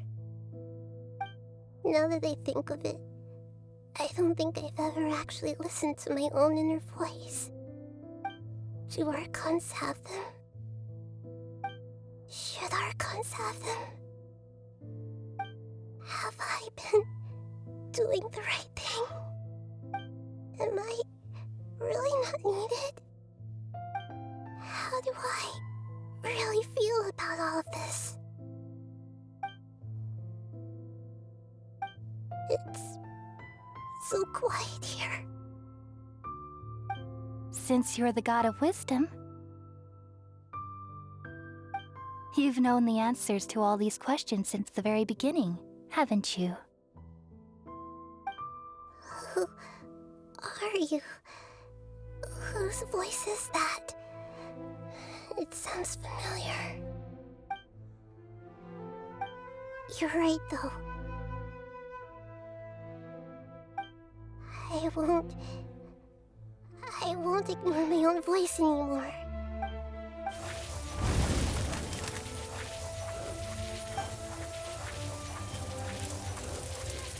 Nahida!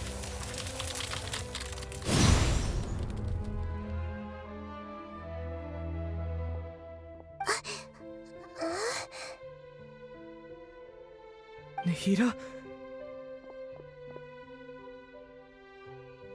Did you wake me up? Thank you. Why are you here? We're here to rescue you. Are you alright?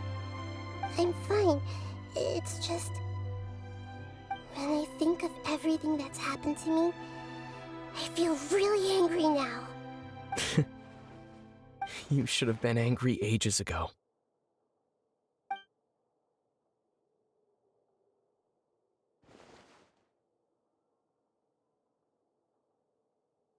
Huh? Oh, you're back! How's everything? That's wonderful news! Great! We weren't locked up for nothing! When you went to wake up Nahida, Paimon was listening for any sounds outside. You were out for a long time. There are fewer and fewer scholars going about now. You think everyone's done with their Nyagarbha day stuff? Yep, so that means our next act is Nilu's performance!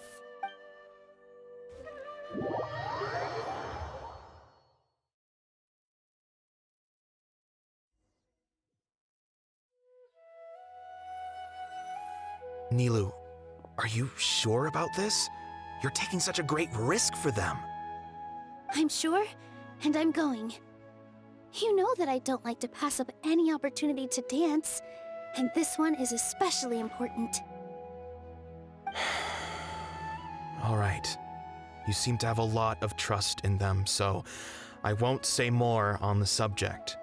But if anything happens, the few of us here may not be able to help you. Don't worry.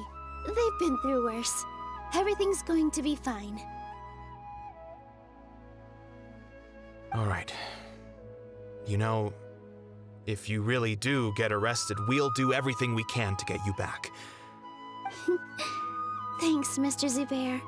You're so very kind.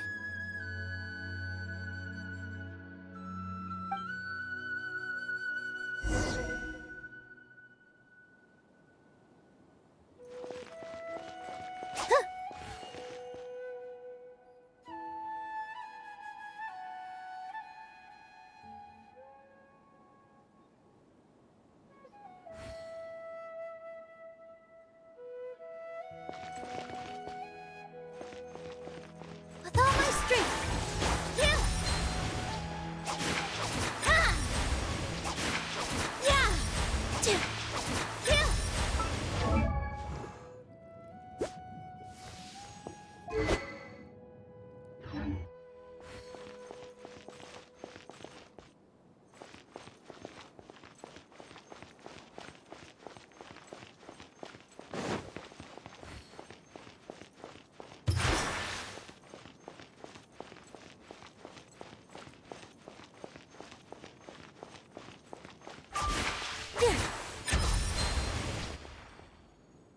Nilu, how's it going? Nervous? Definitely more than usual. But it's because I'm worried I won't dance well enough. It's okay. Just focus on your performance. We'll take care of everything else. You sure know how to talk. Taking all the credit, even though we came here together to help out. Well, thank you both. I'll have to treat you to a meal after all this ends. Ooh, that sounds great. Huh? How can we say no to that? All right, let's get back to business. Nilu, we'll be here to keep people from going to the academia so they don't interrupt your performance. I was planning on telling them something like, the Academia's been conducting a weird experiment, and some of their test subjects escaped. It's really dangerous there, so stay away. Oh, you couldn't think of anything better? Oh well, I guess it does sound like something the Academia would do. I think it sounds great. I'm counting on you guys. Don't worry, it'll be a piece of cake.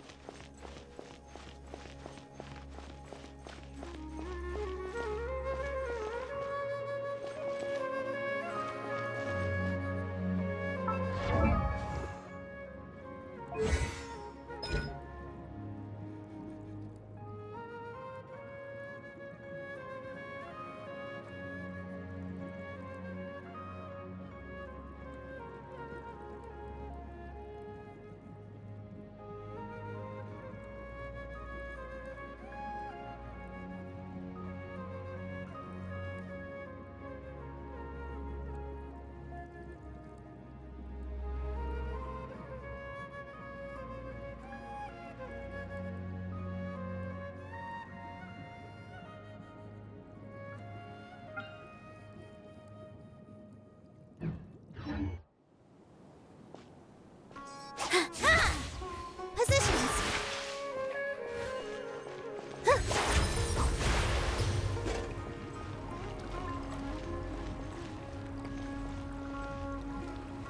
Hey, Nilu! Sorry, it's great to see you, but I'm really busy right now. Our Bait People Away with Yalda Candies plan is working beautifully. Do you want some candy? We have more than we can give out. VR, thank you so much for doing all of this. And even dressed up as the Knight of Flowers, no less. I'll pass on the candy, though. I cut back on sweets in the period leading up to a performance, and I'm about to start one. You have a point. The stage is cleared and everything's ready, so you can start your performance at any time. Yeah, thanks to you. I'm really grateful. All right, time to hit the stage. You're welcome. The honor's all mine, since I'll have such a great view of the show.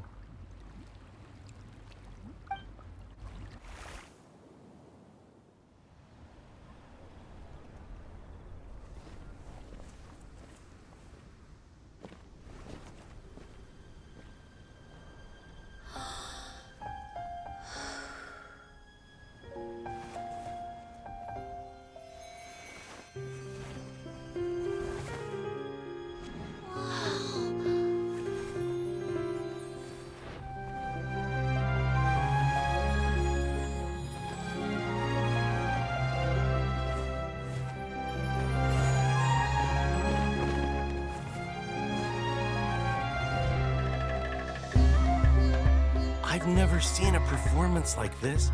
This is incredible.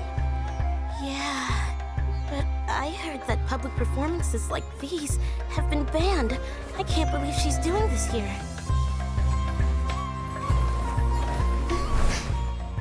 Grand Sage, there's some commotion outside. How uninteresting. Issue the new Prohibition Act from the Akasha to the guards. They'll know what to do. Do you think we should, stop her? Let's just watch for a little bit longer.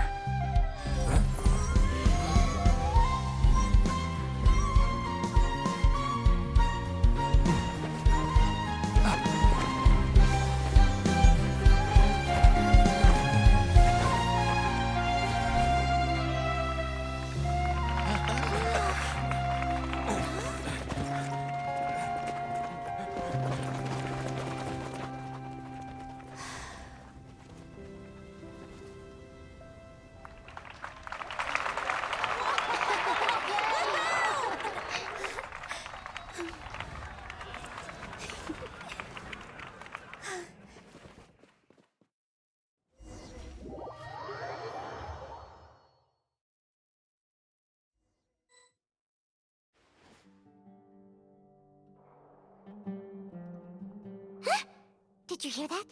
It sounds like a lot of guards just ran by. Does this mean the plan has moved on to the next stage? Yep. It's great that everything seems to be going well. Come to think of it, when did Alhaitham replace the knowledge capsule that was about to be entered into the Akasha?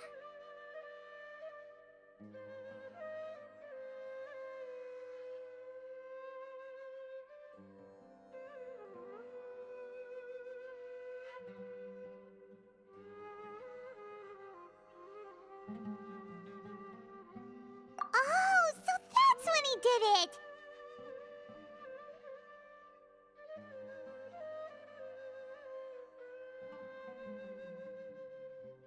Paimon was too nervous to notice. Speaking of, didn't Alhaitham also yoink the Divine Knowledge Capsule from that mercenary leader in Port Ormos when everyone else was distracted? It's a time-tested trick of his. Why are we complimenting him?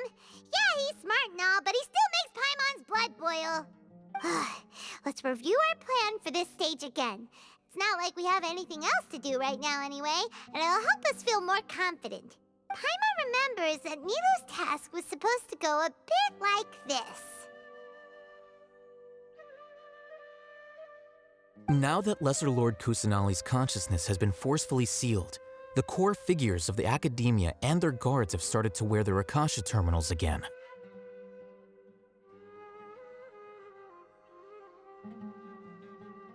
With the Doctor's technological support, they think they have nothing to fear. How despicable of them to rely on such a person. But this is also our chance.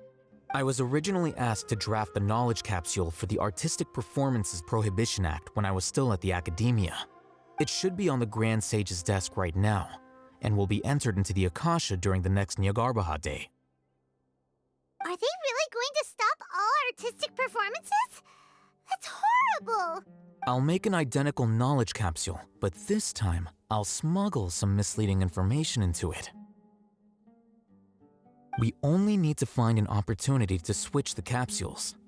Once it's been entered into the Akasha on Nyargarbaha Day, if someone were to be seen performing in public, The sages would definitely use that opportunity to announce the ban, and so the misleading information will be disseminated amongst the guards. Sure sounds complicated, but it seems like if everything goes well, we'll be able to get rid of all the guards in the academia without any effort. That's pretty clever, getting right into their heads. I just have one question. Even if we manage to get the misleading info out to the guards, how can we be sure that they'll believe it? People who are used to relying on the Akasha become less inquisitive, and their ability to distinguish truth from misinformation is significantly reduced. They will view everything the Akasha releases to them as the unequivocal truth.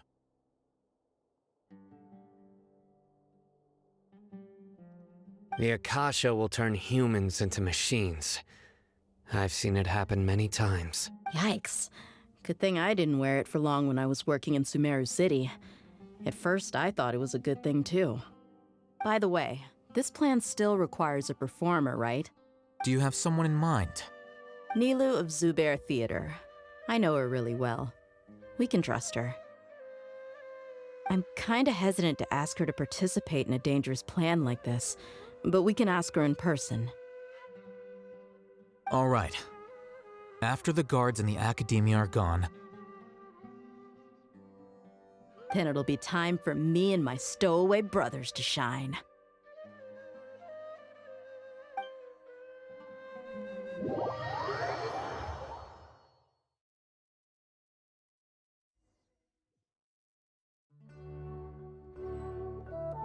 Here they come. Did you see that, Raman? They came out from the academia in droves.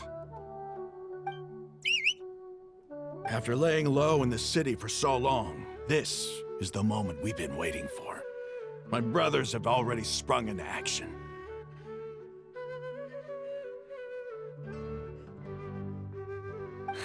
We couldn't do anything to them inside their coop, but outside the academia, this is our hunting ground. With a lioness like you, the prey sure won't be able to run far. We still need to eliminate the guards as soon as possible. If we give the sages enough time to realize what's happening, the plan's doomed. Yeah, all they've done is to sit on their cushy salaries and twiddle their thumbs all day while we fought and struggled every day in the desert. The only advantage they might have is their numbers. Speaking of which, most of the guards who report directly to the Six Sages belong to the Corps of 30, but they have a completely different reputation. Following those blasted sages every whim, throwing away all the principles of being a mercenary. As someone in the same profession, I'm obligated to teach them a good lesson today. Indeed, the trap has been set. All we need to do is lead them there. All right, let's each take a road and herd those scattered guards back into one place. Make sure to attract their attention. Isak will be the key. You gave such an important task to that child. Will he be okay? It'll be fine. Isak was so determined to help, so let's put our faith in him. Besides, even if he's caught, the guards would be too scared to do anything to him. They've never seen Lesser Lord Kusanali in person, after all. You've got a point. Anyway, I think I see them coming. Let's head out. Good luck.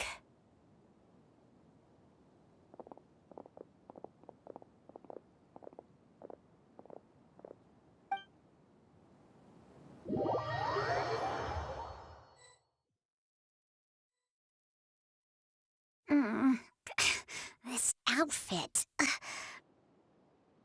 Hey, do you remember what you need to do, Isak?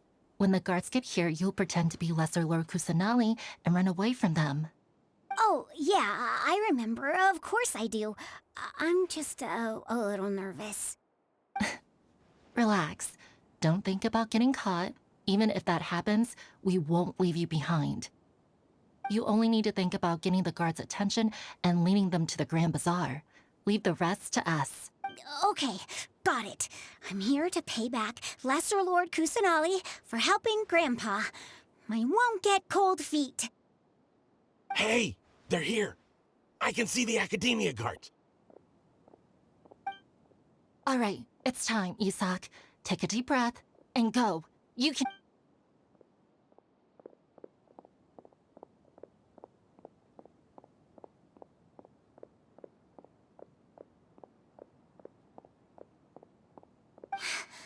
Why is there a guard over there? Did he already run ahead of me? This is different from our plan. But there's no time.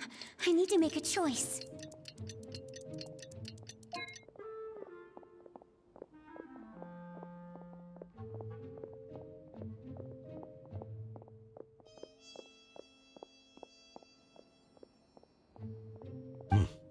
Let's have a look behind the house.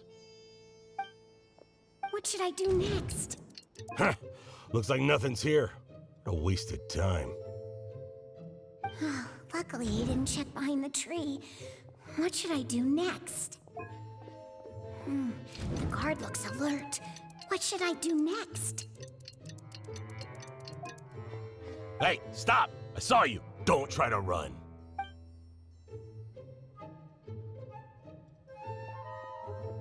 The guard looks alert. Doesn't seem like anything unusual's around here. Looks like the guard finally left. I need to go.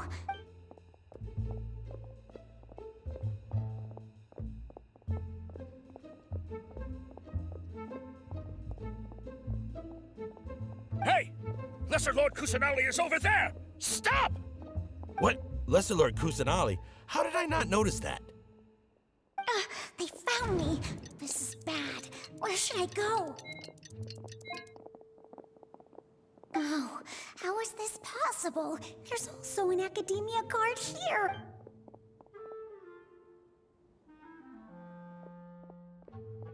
Hey! Lesser Lord Kusanali is over there! Stop! What? Lesser Lord Kusanali? How did I not notice that? They found me. This is bad.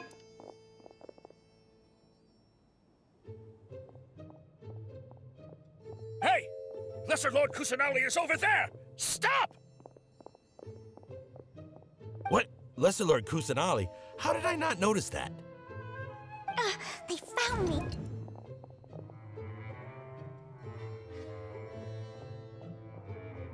Hey! Lesser Lord Kusanali is over there! Stop! What? Lesser Lord Kusanali? How did I not notice that? They found me. The target suspected to be Lesser Lord Kusanali has escaped into the Grand Bazaar. Assemble and arrest her!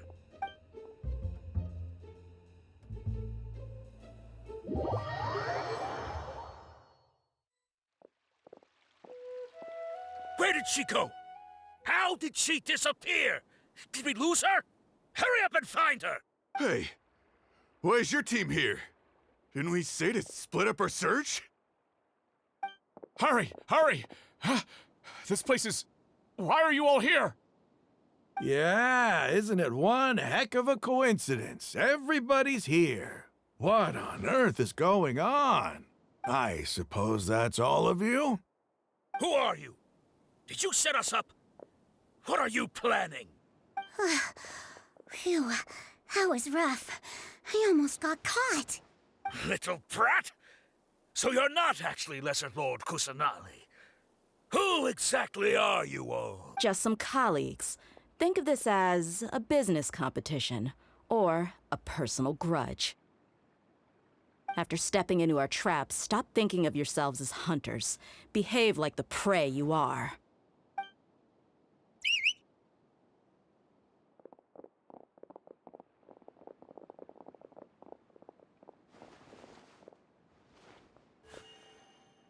An ambush? How's that possible? This is Sumeru City, but mercenaries from the desert somehow ambushed us! You've spent all your time hiding away in the academia. This place has long since become our hunting ground. Brace yourselves!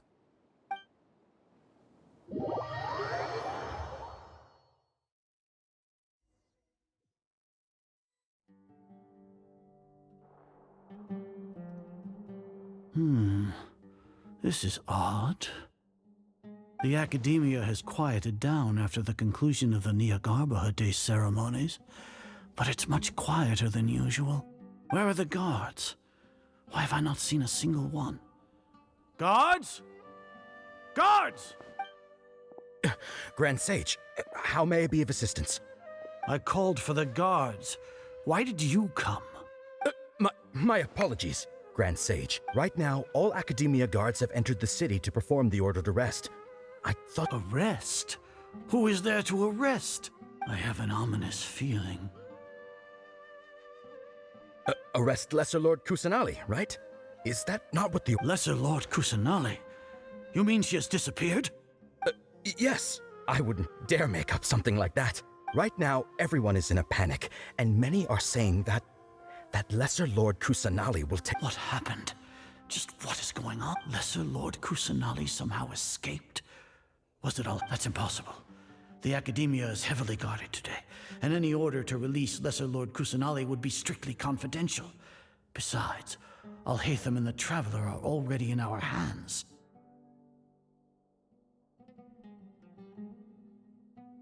What manner of trickery did they employ? How could Lesser Lord Kusanali disappear into thin air? Disappear? Wait. How was the arrest order distributed to the guards? It was issued by the Akasha earlier today. Only you have the authority to send messages like that, so I thought it was your order. Let me check.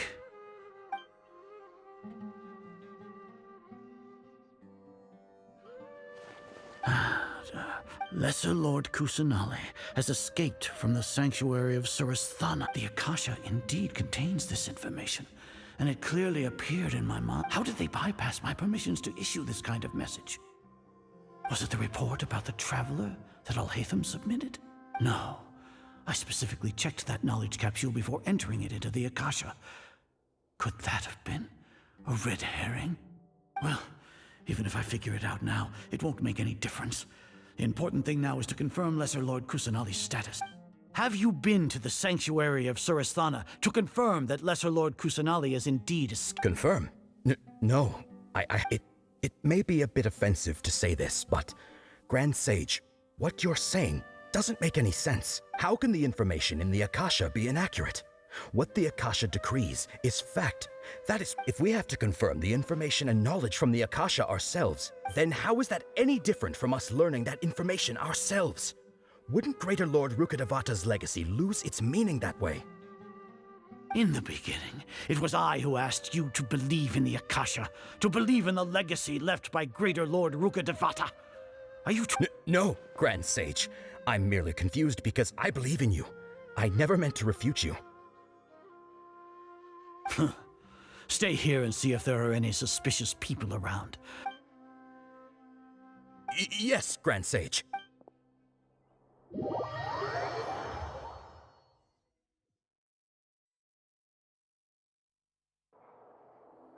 Lesser Lord Kusanali has escaped from the sanctuary of Surasthana. Go to the city and arrest the escapee immediately. How can that be? Stop thinking about it. Stop. It must be a trick of theirs. As long as I personally confirm it. Ah!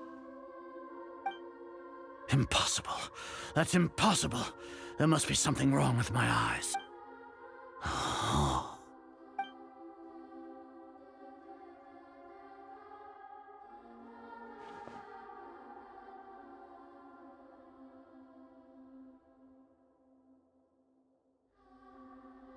What a comical sight, Azar.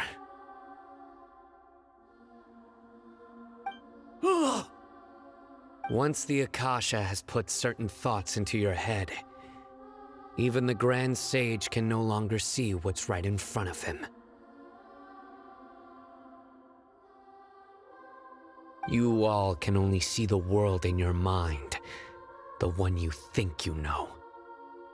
And precisely because of this, you disregarded Lesser Lord Kusanali's existence. She has been a wise and worthy Archon. Sino, have you been waiting for a chance like this? The Akasha predicted that you would return to the Academia to confront me, but I didn't expect it to turn out like this. No, you were blinded. Your faults stem from your reliance on the Akasha. You're still the same as always. I truly did not expect a proud person like you to cooperate with Alhaitham and the Traveler. People change, Azar. Admit it.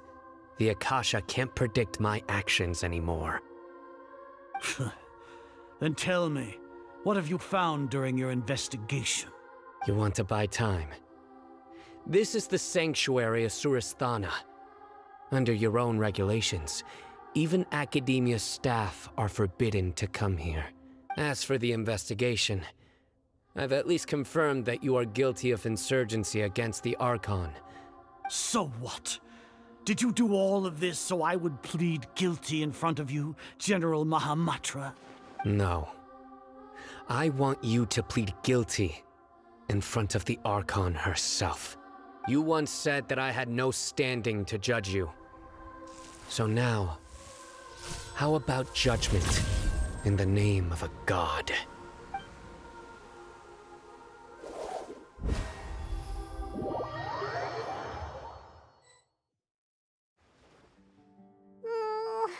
How long do we have to wait? Paimon wants to know how things are going out there.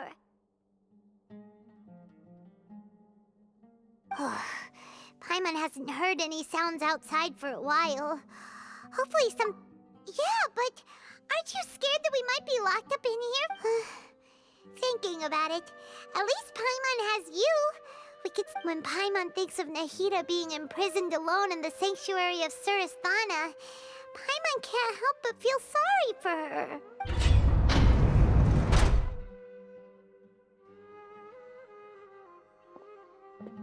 Here comes your savior. Dia! Paimon just knew you would come to rescue us! You two really owe me some big thanks. I had to search through who knows how many guards to find the key here. It felt even more tiring than whacking them. I'm exhausted. Thanks a lot. Need Paimon to rub your shoulders?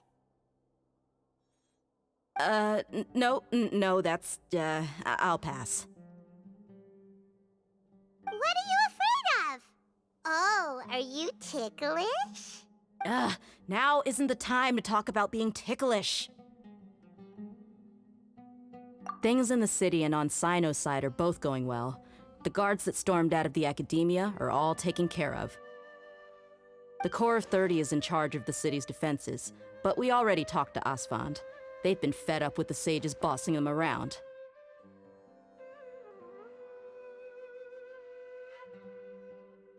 As long as it doesn't break their employment contracts, they'll turn a blind eye.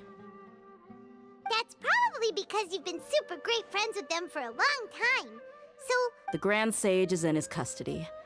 Even I know how terrible it is to fall into Sino's hands, so he probably does too. Sino forced him to release Lesser Lord Kusanali. He has no choice but to obey.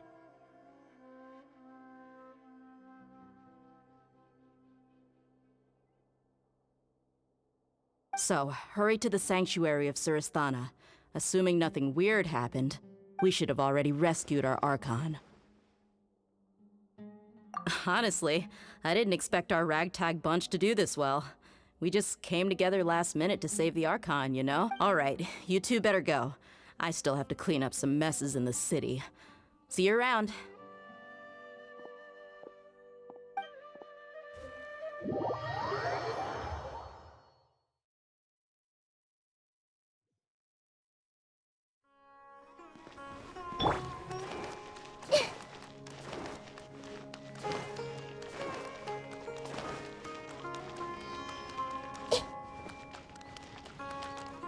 I haven't seen Mahamatra Sino for ages.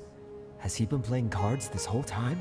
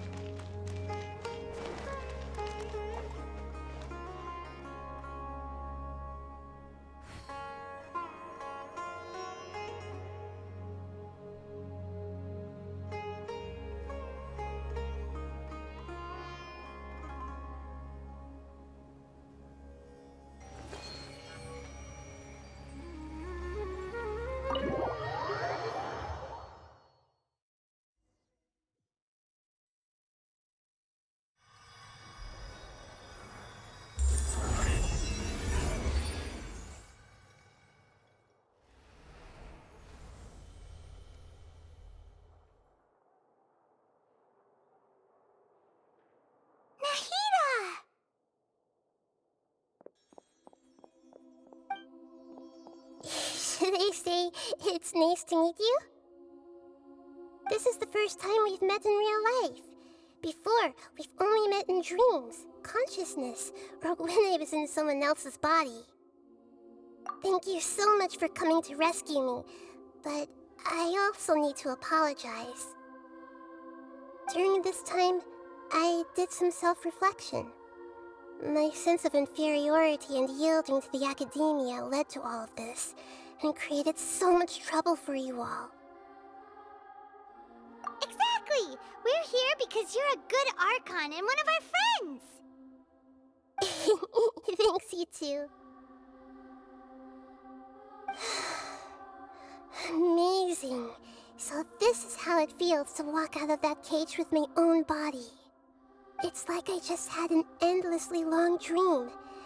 I can't even tell if I just woke up or was only now born into this world. My concept of self has become so clear. But now doesn't seem to be the time to indulge in this feeling.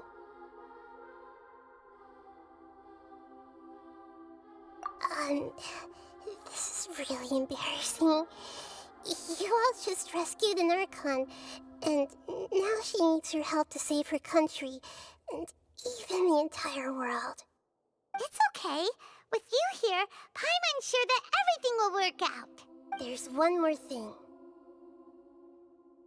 What is it? For all the things the Academia did to me, and for all the folly it committed in the name of wisdom, as their Archon, I will make them pay. Ah! Wow! That's the spirit! You're finally standing up for yourself and not letting people walk all over you! I understand now. To be a better Archon, I first need to better myself. If you haven't even figured out how to be a caterpillar, how can you be a butterfly? Yes, true. That reminds me. I wonder how far along the Academia is with their god creation plan. We need to hurry and prevent the birth of that false god. I need to make some preparations. Since I'm now free, I can establish a direct link to the Akasha and control it. First things first, I need to remove the restrictions that the doctor put on me in the Akasha. After that, I'll make some adjustments and revoke the sage's permissions. The Akasha will then be like how it originally was, only operable by the Archon. After all, the Academia betrayed Greater Lord Rukkhadevata's trust. This might take some time. In the meantime, you should also work on your own preparations. If we don't stop the god creation plan in time, we'll be in for a tough fight.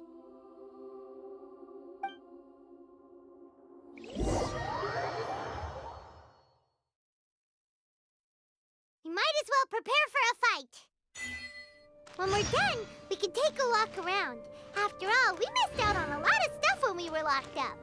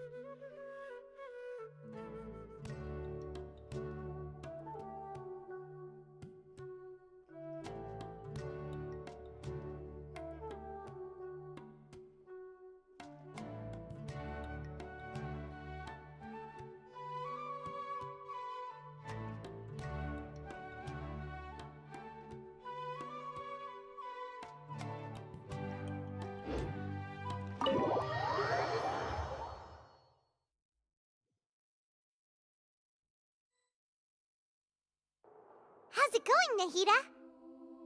I'm done with the parts that needed my involvement to complete. Although it's my first time working with the Akasha like this, its internal structure and operation procedures are easy for me to understand.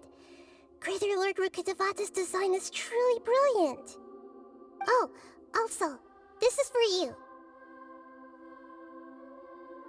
Huh? What's this little floaty thingy?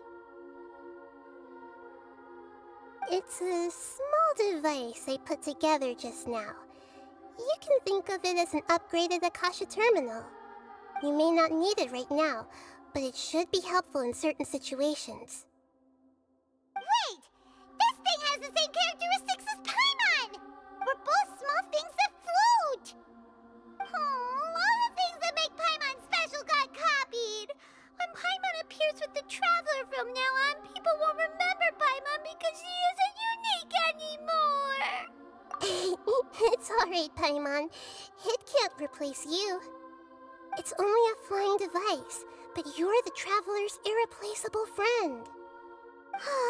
You're so good at comforting people, Nahida. If only the Traveler was as smart as you. I was simply telling you what I feel to be the truth. I wasn't trying to comfort you. Nahida, you're natural at this. What you just said made Paimon even happier. By the way, there's something I need to confess. Even though I'm the Archon and in control of myself again, I'm not very good at fighting. You may have heard that an Archon's power is derived from their people's faith. However, I'm not as well loved as Greater Lord Rukkhadevata. If we get into a situation where combat is our only option, I'll have to count on you, and I'll do my best to provide support. I'm glad I can rely on you. So the God of Wisdom isn't good at fighting? That actually sounds about right. I've located where the false god is. Time is of the essence, so let's skip to it.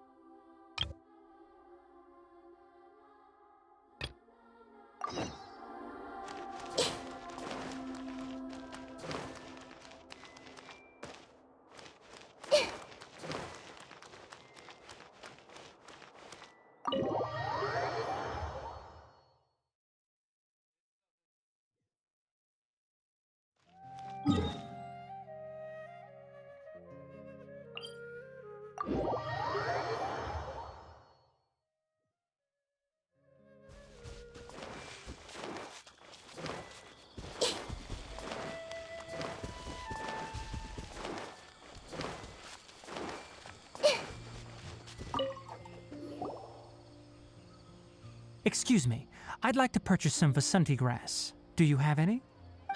I'm sorry, Mr. Forest Watcher, but we've been closed for the past few... Closed? Now that's odd. It's a long story. Some of our goods were stolen recently. They were mechanical parts that we got from the Academia. Although they're old models, they still fetch a good price on the market. Our caravans had to pull together more to afford those parts. Now that they've been lost, we'll likely come up short this. All the merchants talked it over, and we decided to raise the prices of our remaining inventory. I don't get it. If these goods are so important, then why not think of a way to get them back? Raising prices won't solve anything. At best, you're shoving the consequences of the robbery onto your customers. Mr. Forest Watcher, it's not that we don't want to. It's just the thief disappeared into the deepest parts of... We asked around, and apparently the forest has been very unusual as of late. Anyone who goes in, we can't keep waiting out here for the thief to come out. All we could do is come up with another solution. So the bandit hid in the contaminated region after stealing those mechanical parts. How many people were there in total? Were they not affected by the contaminated region? That crook came from the contaminated region. As for how many, there weren't any people. No people? Even if I tell you, you might not believe me. Fine. What the heck? The Avidia Forest has creatures like that? To be honest, I'd rather not think about it. It moved too skillfully to be new at this. It came out of nowhere. Before we could react, it swiped our goods and ran away. We were all shocked. By the time we came to our senses, I see. If we help you retrieve your stolen goods, then business will return to normal? Oh, but of course! Not only that, but you'll become one of our caravan's VIPs on all future purchases of any... Enough. Tell me something that's actually useful. Any leads on that mechanical crab? Maybe one. After our goods were stolen, if you're interested, you can go and talk... All right. We'll go and have a word.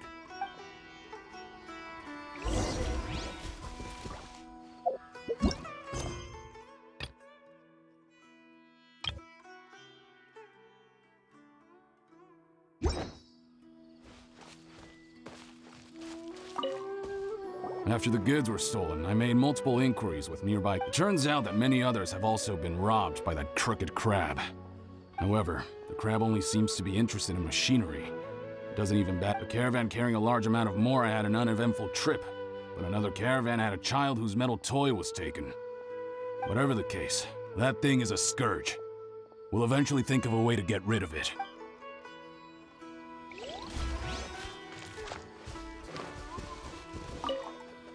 That mechanical crab is fast, strong, and a pain to deal with.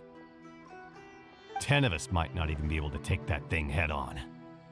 Didn't the Academia ban research on mechanical life forms years ago? Where did that thing come from? Our salaries even got slashed because of it. Who would have thought that that robber wasn't a human, but a mechanical crab? This is...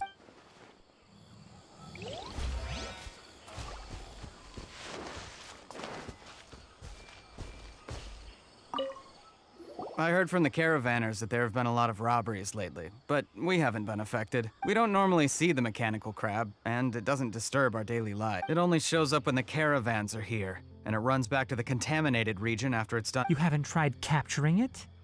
We have, but it's too agile and fast. However, we did unexpectedly learn something the last time. It apparently lives in the deepest part of the forest.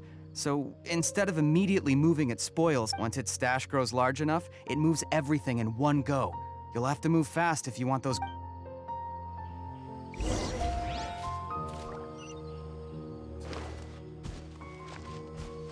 I see everything!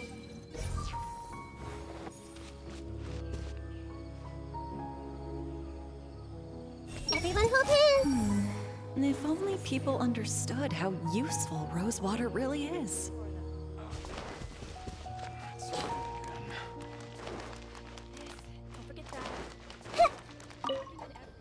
How are things? Did you make any progress? We learned of its behaviors, but much still remains Assuming normal operational status, mechanical constructs If I were its owner, I'd command it to steal more valuable things. Or the Mora you made. That would be them, but it only goes after mechanical components. Right. It's really weird. So, you all found a way to retrieve our... Do you have any more mechanical parts with... Yes, I still have a small bag of samples. They weren't taken since I keep them on me at all times. Oh, are you planning to... Under constant external conditions, organisms rarely initiate changes in their habits. Here's what we know so far. It has a mechanical composition, it lives in the contaminated region, and it comes out to steal mechanical components. If we have said components, we can lure it out, capture it, and then make observations for further conclusions. Well, chatting like this won't get us anywhere. We're only wasting time. You're right. We don't have any other options right now. This bag of samples is all yours, Mr. Forest Watcher. If you can get our goods back... We don't need anything in return, but I'll be keeping this bag. I may have other uses for it later. We'll also need to borrow a sumpter beast. Our act has to be convincing if we want the crab to fall for it. Oh, yeah, no problem at all. If it means getting our things back, you can even borrow me to do it. I'll have to decline that offer. Anyway, we'll use the mechanical components and Sumpter Beast to pose as a transiting caravan and lure out the... Once it appears, capture it. I leave the timing to you. Don't worry, we're professionals.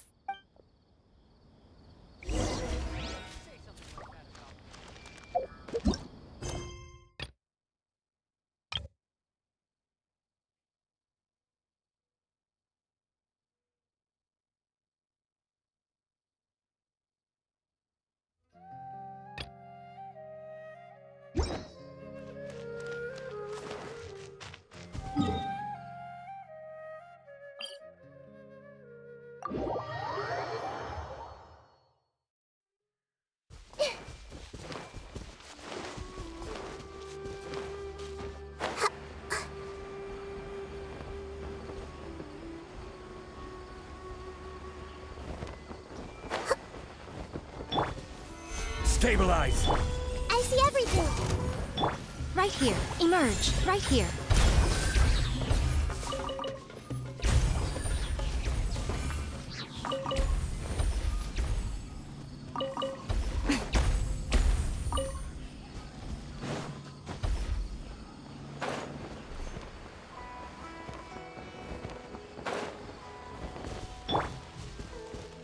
Everyone hold hands.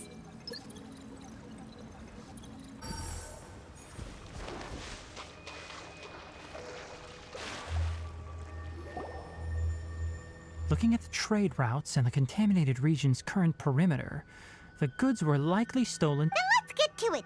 We'll definitely capture that criminal crab. Okay. We'll start from here and have the Sumpter Beast with the components on board. This Sumpter Beast isn't familiar with us yet, so be calm and take your... The Sumpter Beast went ahead. Let's keep up with it.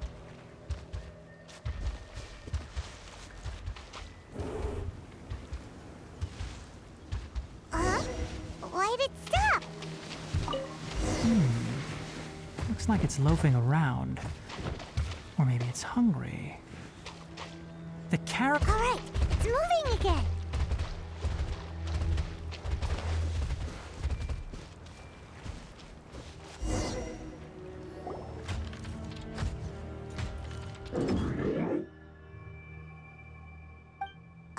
Did you hear something? Ah! Is that the mechanical crab the caravan was talking about? It's charging straight at us! It looks strong. Be careful.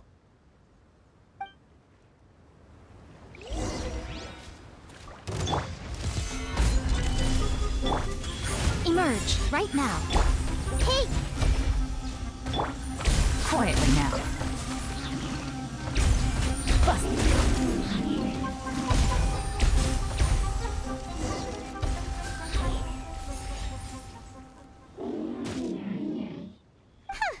Just try to escape this time, you naughty caravan-robbing crab!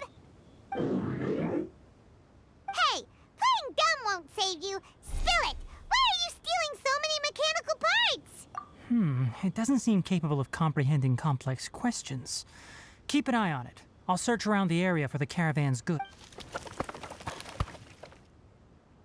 I don't know why you're stealing mechanical parts, but they don't belong to you.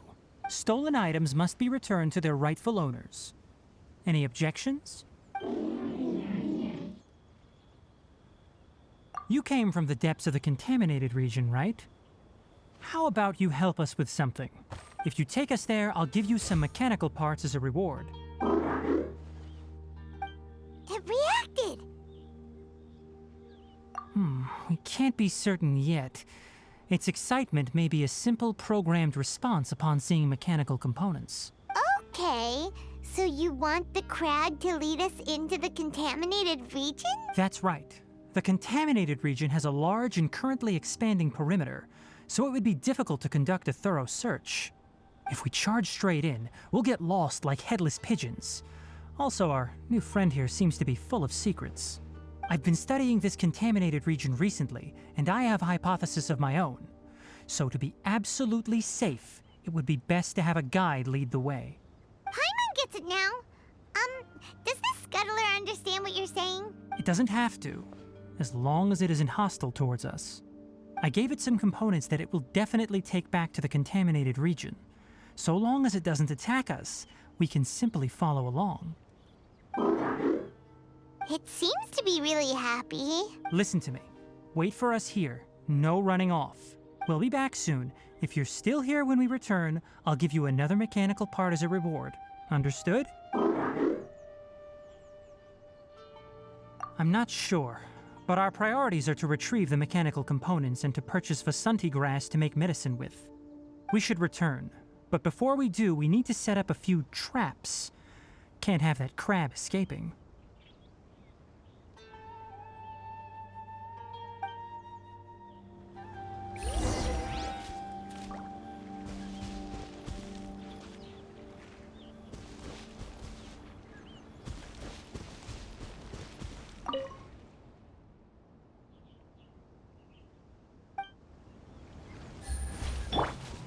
Everyone hold hands!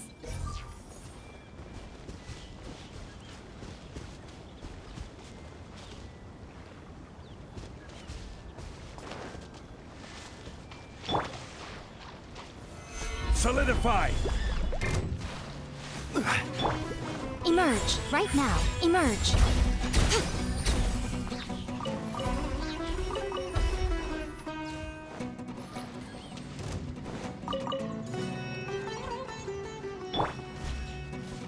Hey!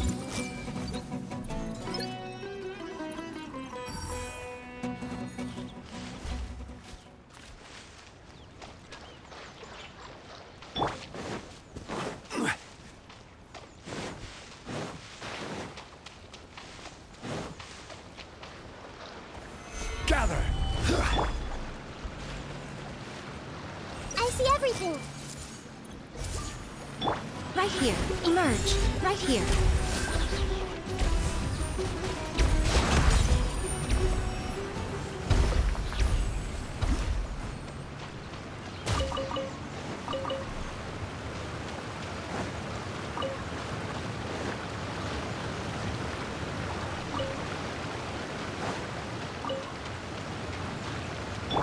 Everyone hold hands!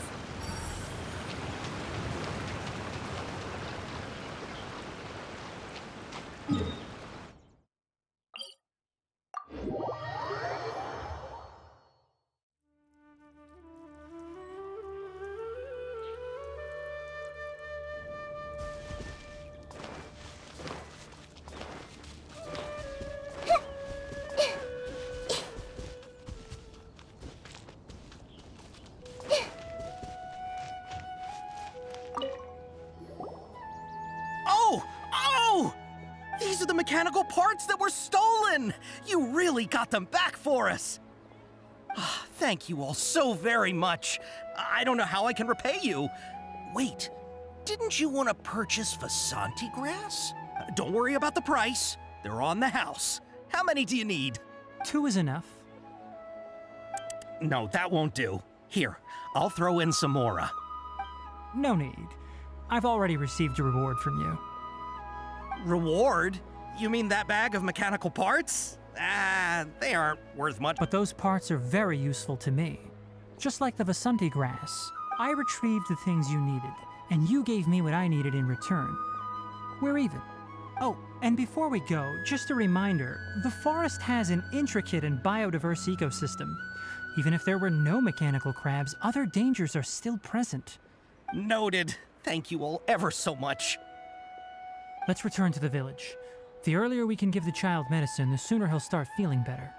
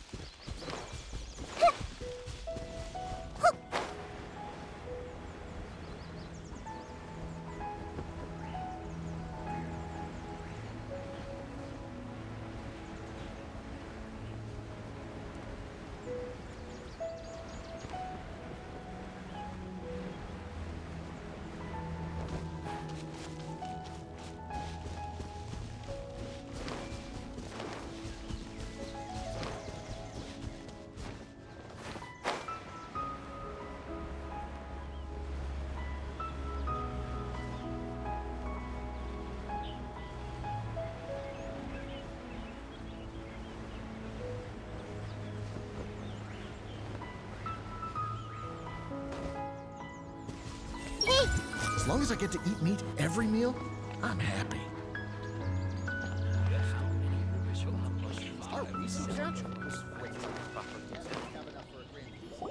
Oh! Hi there, Traveler and Paimon. Master, I prepared the pharmaceutical equipment. Do you need me to help grind the medicine? No need.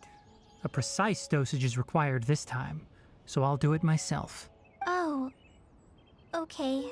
But once I'm done, you can deliver the medication to the child. He gets a little nervous when I'm around for too long. I don't think he finds me very approachable. I'll go prepare the medication. Traveler, give me a hand.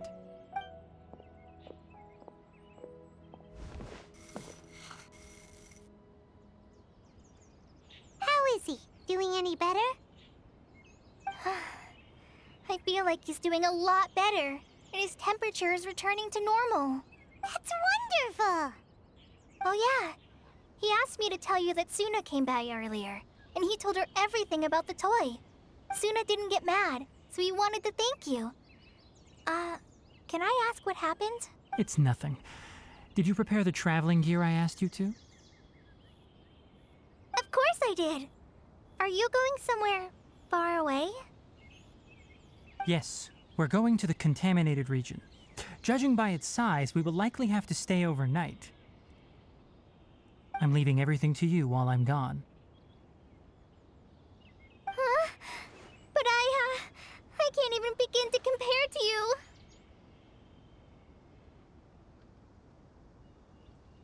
Many things are learned by doing. And once they've been done, you'll realize they weren't as difficult as you once thought they were. Deal with problems as you yourself see fit. You don't have to emulate me. That's right! You'll do great, Kale. Alright, then I'll do my best. Master, Traveler, Paimon, take care of yourselves. You put too much confidence in me. Anyway, like you said, things will likely be uneventful. Let's return and find that crab.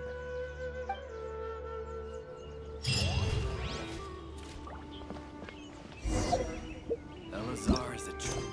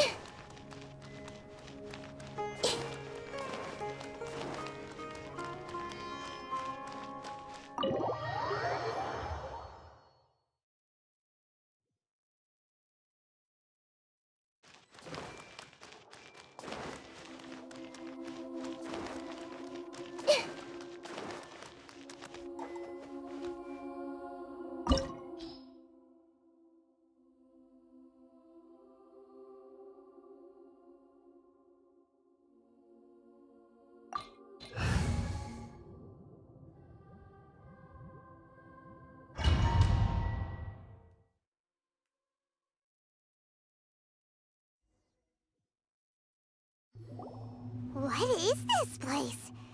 Is this really the way we need to go? Wow. Who would have thought there'd be a place like this hidden right slap bang in the middle of the city? The sages wanted to realize their god creation plan without being discovered. The safest and most convenient way would be to build within the academia itself.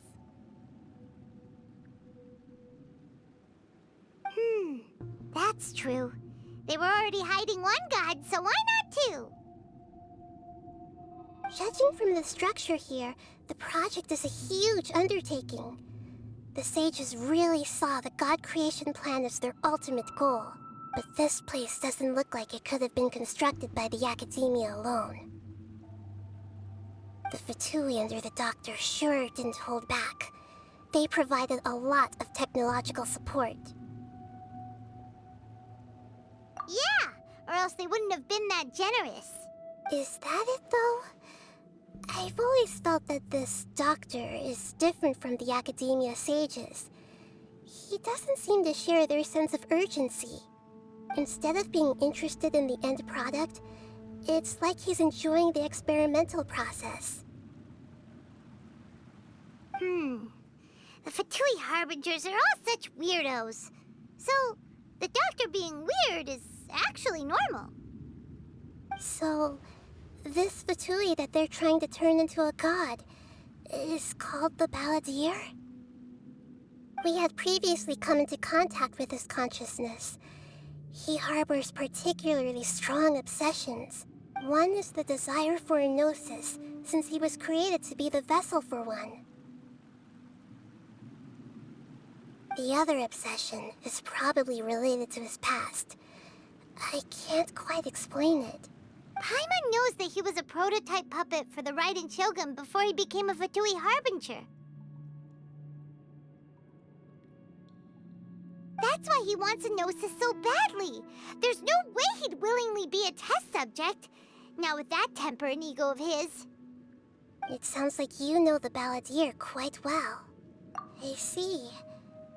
Tell me more about him and what he's like. The more we know now, the better we can plan for and react to any future... Ah, I see. How fascinating. Alright, time to go. Let's get through here and meet him in person.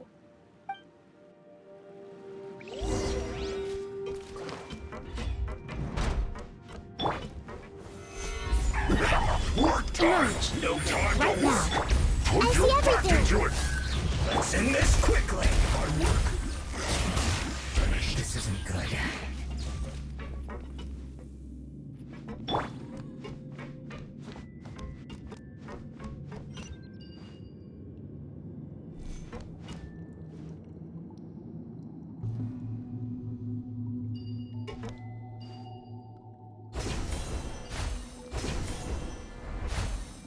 It looks like we can climb up these pipes.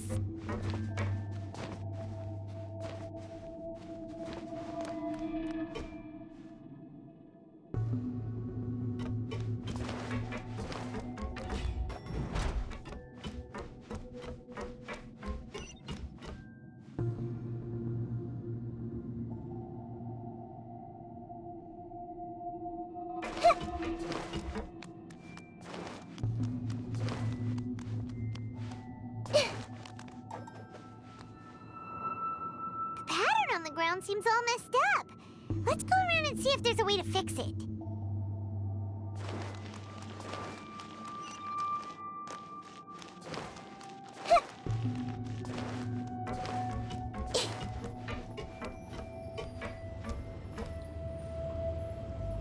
It seems to have stopped.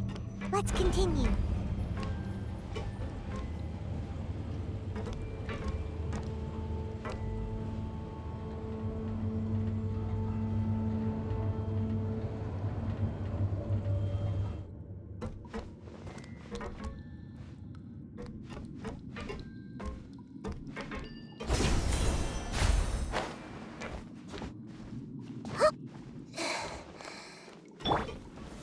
Solidify!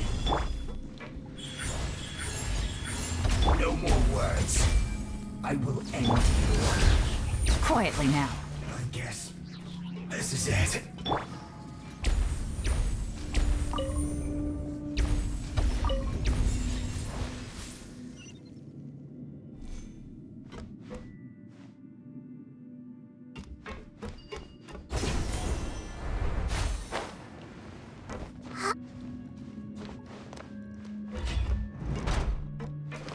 You'll get frostbite.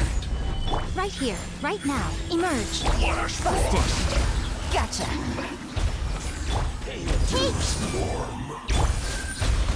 You can't run from death.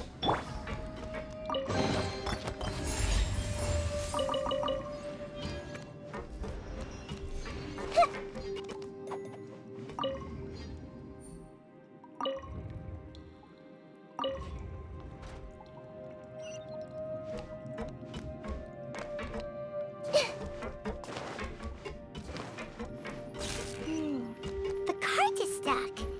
Maybe there's something wrong with the tracks. Let's try adjusting the direction of the device to clear the tracks.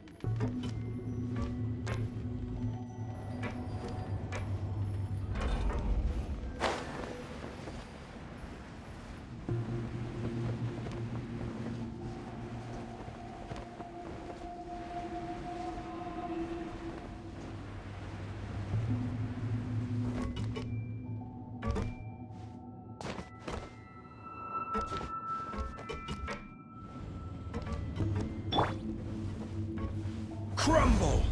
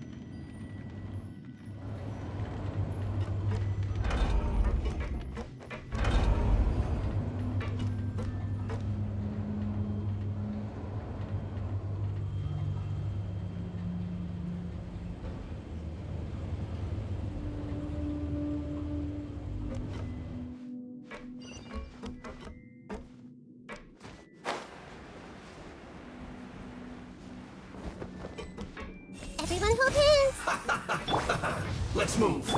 Quietly now. Shouldn't get careless. Gather!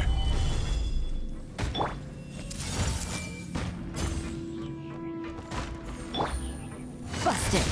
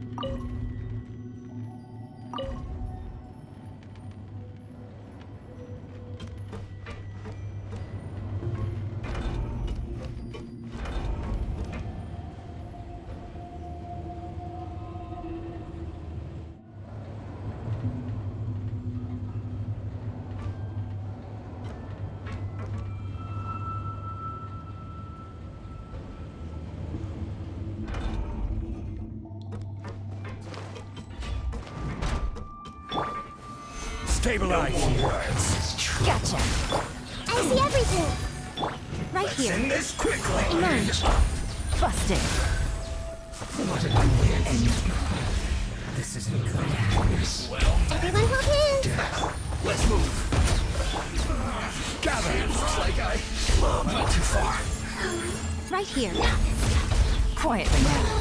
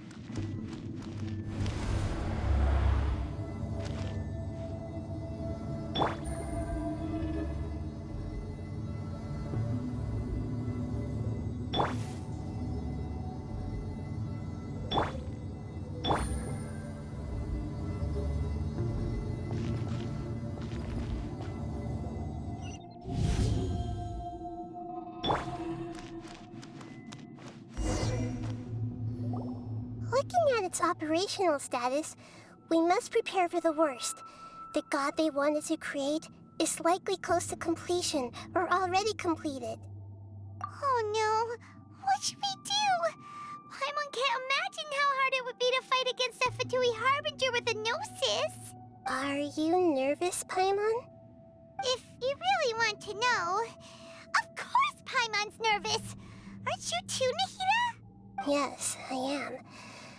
This is probably the first time I faced with a calamity of this degree since my birth.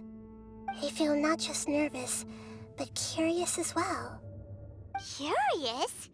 Curious about what? Curious about our fate. To me, everything we perceive in this world, everything we learn, and everything that happens to us is considered knowledge. And if it's a form of knowledge, then it can be understood. However, only fate is about that which has yet to occur, so it has always drawn my curiosity. So to me, fate is the ultimate knowledge. That's also why I love observing humans and all the things that happen to them. It all brings me great satisfaction. And now, at long last, I'm not just an observer anymore. I will personally experience my own fate with you by my side. Isn't this such a wonderfully exciting thing? Ah, so that's what you mean. Paimon thinks she understands what you're feeling. Agreed. Okay, let's continue on. I can sense his aura from here.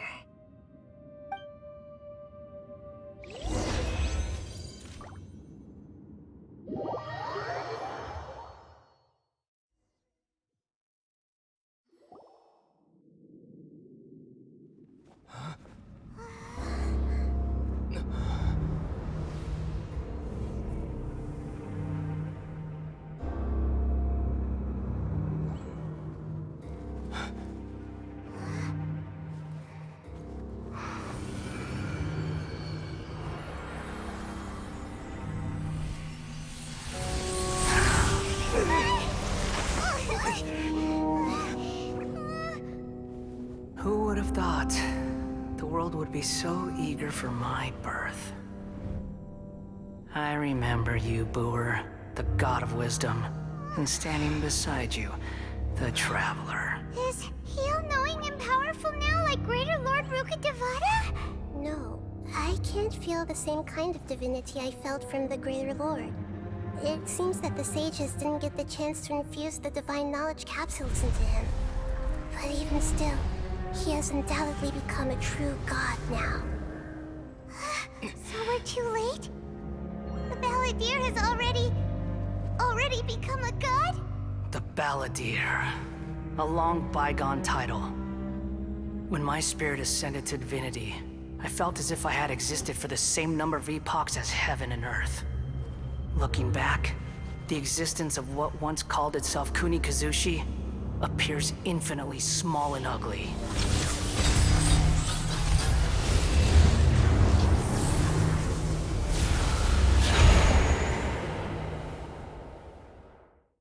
This imposing aura, it really feels like a god's.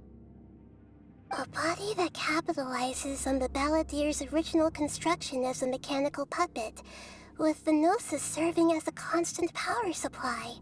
How much effort and resources did the sages put into this? From a purely technological perspective, it's a commendable achievement indeed. It's no exaggeration to say, this is the culmination of human wisdom. You sure are something! Dishing out compliments at a time like this? But I don't think he's reached the spiritual height of a god.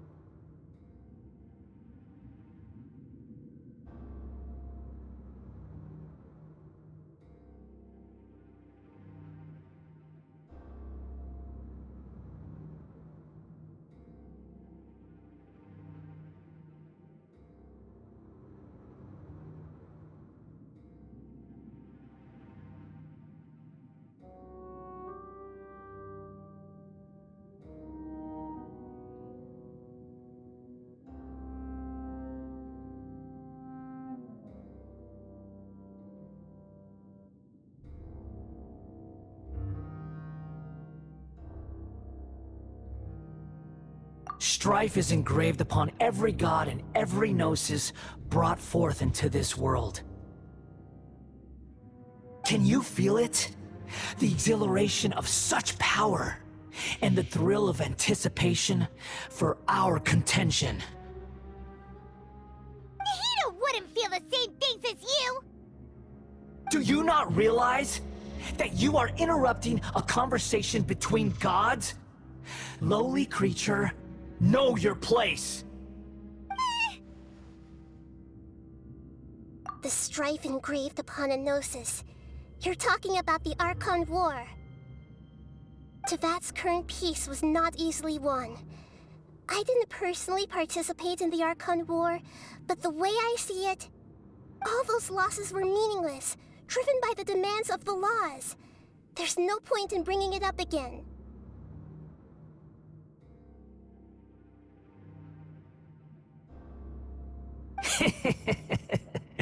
Is that so?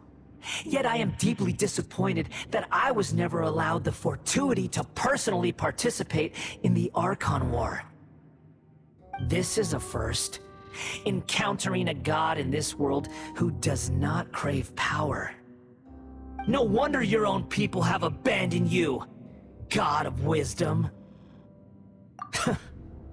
Your judgment is as your existence, unsubstantial. This is where everything ends, Booer, the God of Wisdom. You should know that wisdom cannot solve every problem. Like now, where your only option is to face me in combat. Come! Let us reenact a scene of the Archon War. Come and inaugurate my birth as a god. Churn!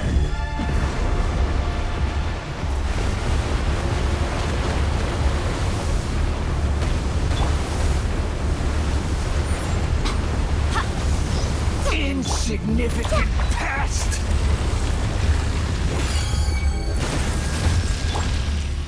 Stabilize!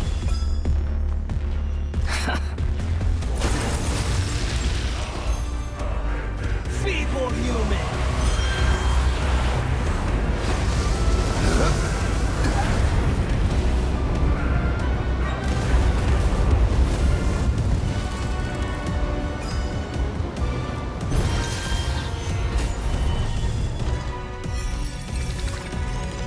At my command, you shall fall!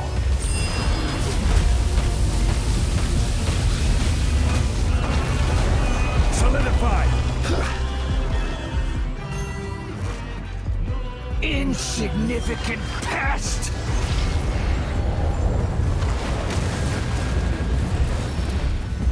Stabilize!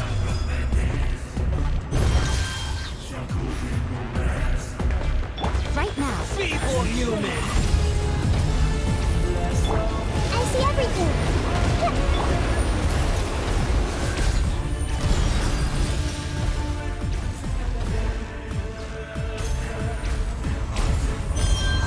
My endless cycle begins!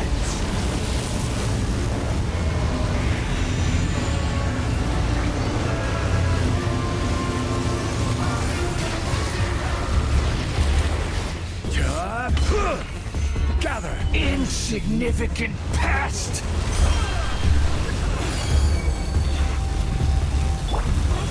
Right now. Right here.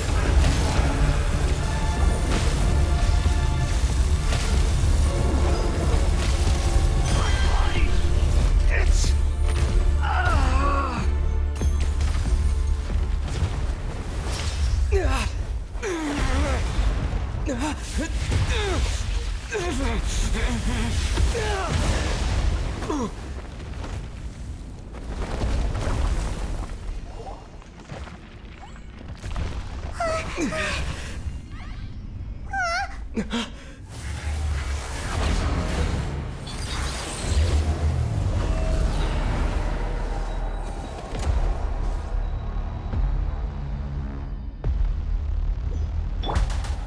Solidify! tremble! Emerge, right here. Burn to oblivion!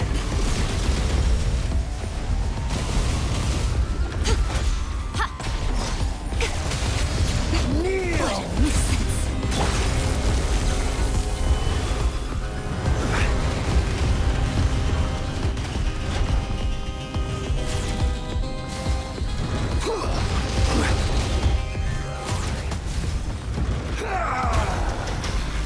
Gather!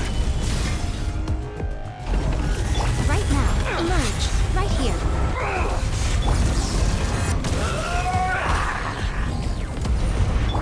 Everyone hold hands! Solidify! Reality is pain!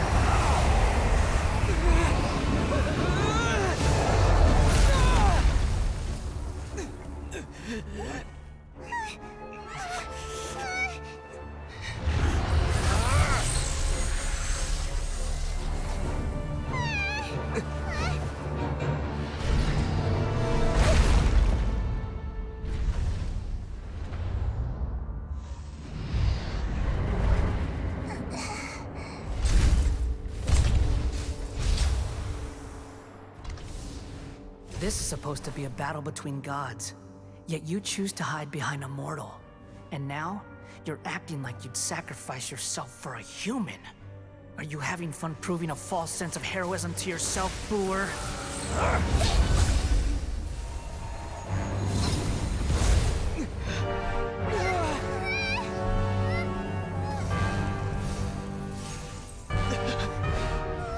The data collection is almost complete. Do you even know how many times you've tried to take my gnosis from me?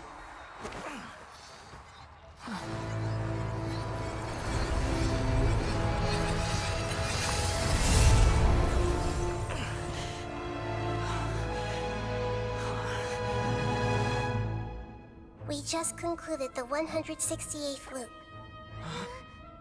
Did you know that in the effort to create you, the people of Sumeru were forced to live through the exact same number of Sub-Zerus festivals and Samsara cycles? The power of dreams. When did you use it on me?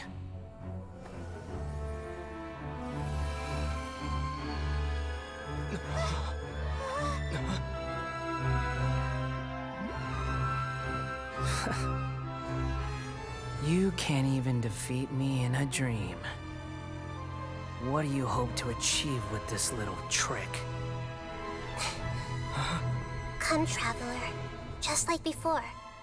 Allow me to awaken the memories in your dreams.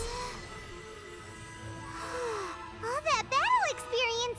It's more than that. Compile everyone's wisdom in the name of the Archon. That is the original function of the Akasha. I've sent everything that happened just now to the people of Sumeru in the form of knowledge. I've asked them to help you find a way to defeat the false god.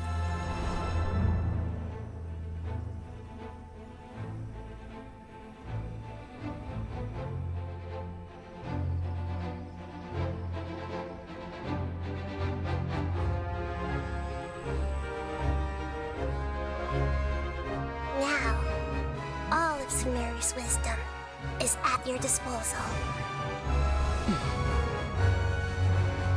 Meaningless tricks won't save you.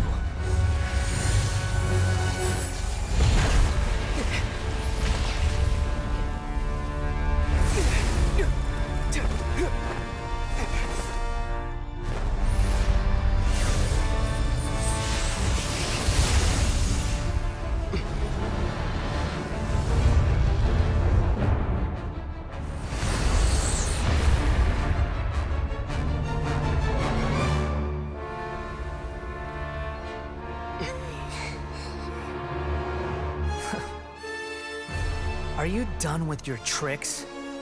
Can I finally take this as a real battle between gods? I'll leave this to you. The first sage of Boor.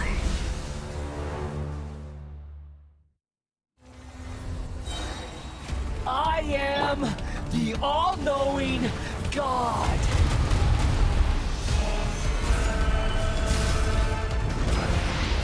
Burn to oblivion!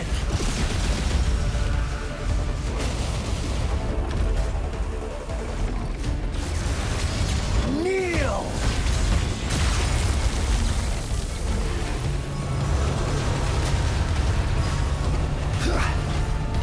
Solidify!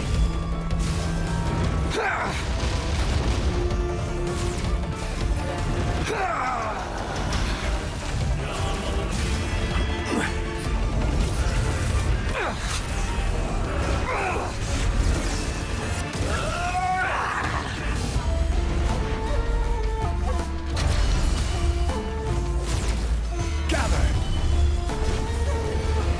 Reality is pain!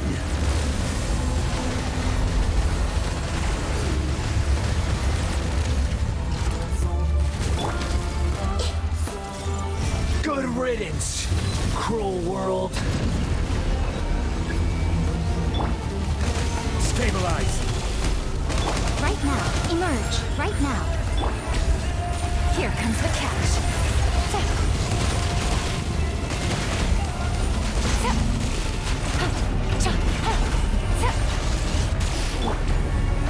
Gather!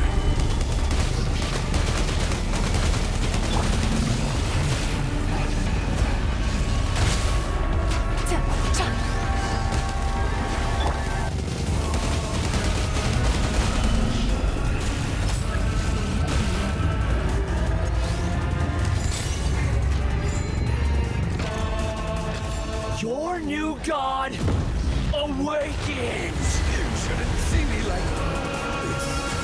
Now, your eyes have been opened.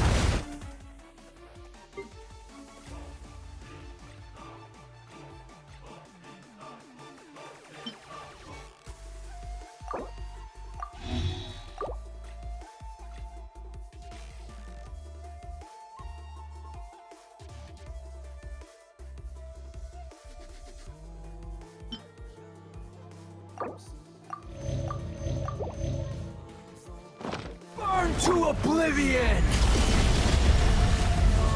Emerge. Right now. Kneel! Gotcha. Quietly now.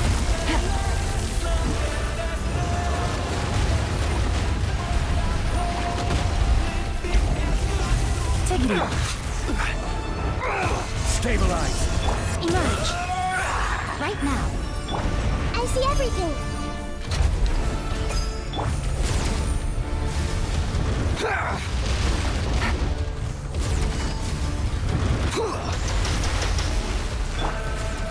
Gather! Emerge. Right now. Emerge. Kneel!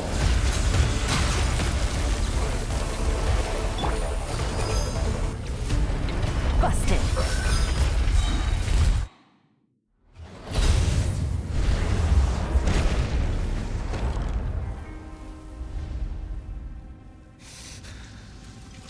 Humans. Filthy humans.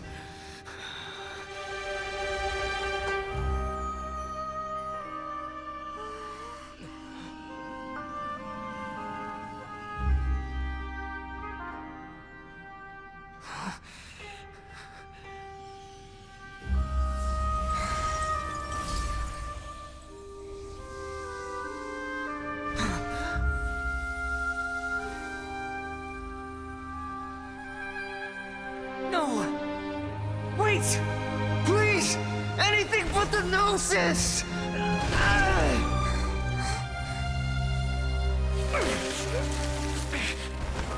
That's mine! Don't even try! I'll never go back!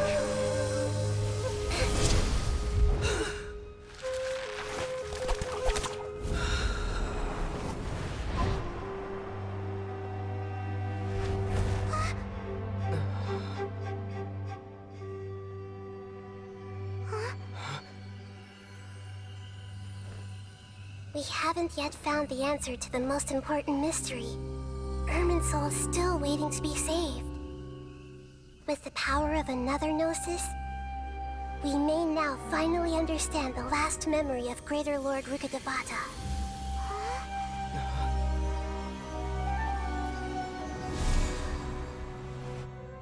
This is...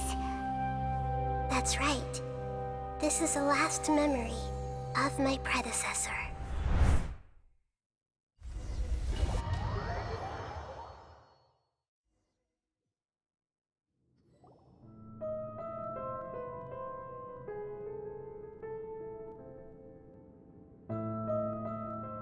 Huh. This sure seems very different from what Paimon imagined. Shouldn't Irminsul be in this realm of consciousness? Yes, that is our destination. But I didn't expect the remaining consciousness of Greater Lord Rukkhadevata to be as polluted as this. Forbidden knowledge? It seems you know about a concept that even I don't completely understand. Could you tell me what you know?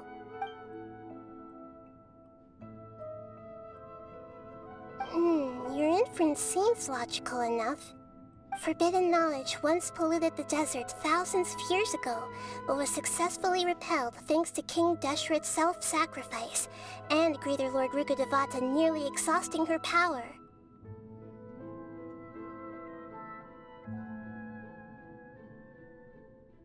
Then, a second instance of forbidden knowledge pollution occurred during the Conria Cataclysm 500 years ago. But I'm afraid it is much more serious this time, with Irminsul itself already in danger.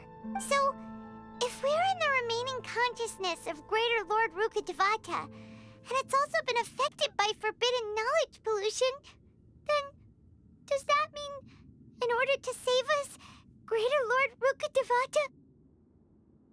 Yes. It's very possible that she sacrificed her life in the fight against forbidden knowledge.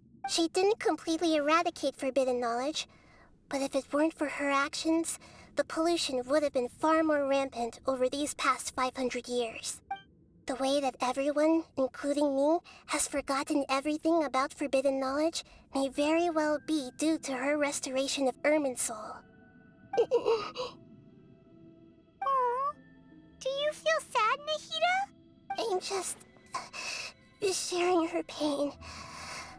The pollution of her consciousness here is severe. There is madness, chaos, and pain all around us. Did she fight to resist the forbidden knowledge pollution in such terrible conditions, all the way up to her last breath? She even used her last remnant of lucid consciousness to leave a clue for us to follow. Yes, her words were distorted by forbidden knowledge, so that's all we could hear. But now, we have a chance to find the answer to this mystery. We can cross the polluted consciousness until we found the right path to meet with her lucid consciousness. And then, we'll let Greater Lord Rukkhadevata tell us the truth in person. Each of us need to be mindful of the state of our own consciousness while we are here. Even with the Gnosis's protection, we must always keep a clear mind. Otherwise, we could go mad at any moment. That's so scary. Don't worry. It should be easy enough for you to keep that mind of yours clear, Paimon. Let's go.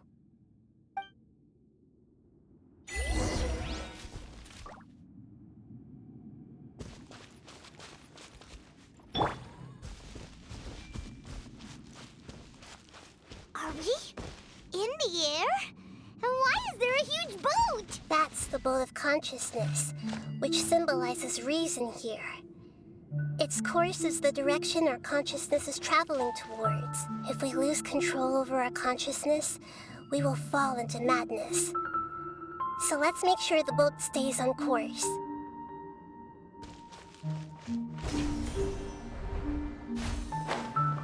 Wow. What are these? The monsters seem to have been affected by them. Quietly now. Busted.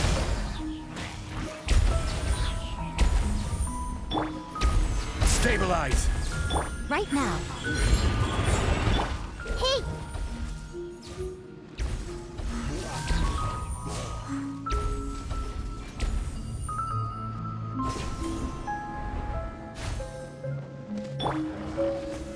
Solidify.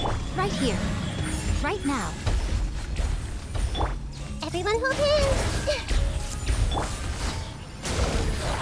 Gotcha. Take it easy. Look! A four-leaf sigil has appeared in the sky!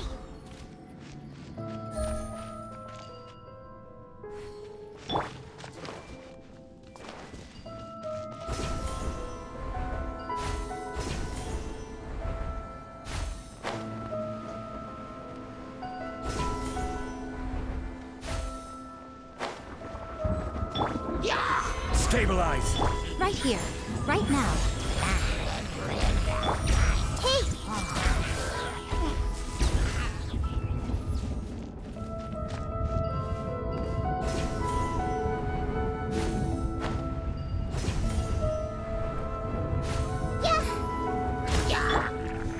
Solidify.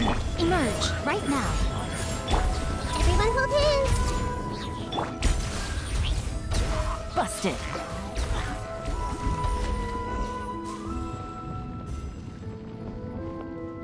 Right here. Right now. Emerge.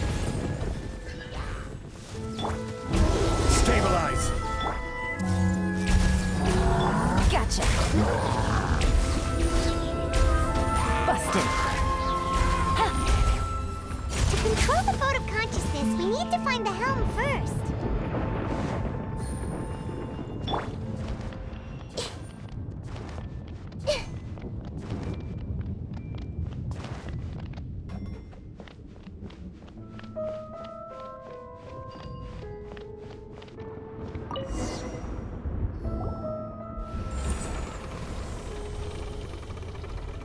We changed direction. Are we still going the right way, Nahida? Mm-hmm. Judging from the current route, the boat of consciousness will soon take us out of here.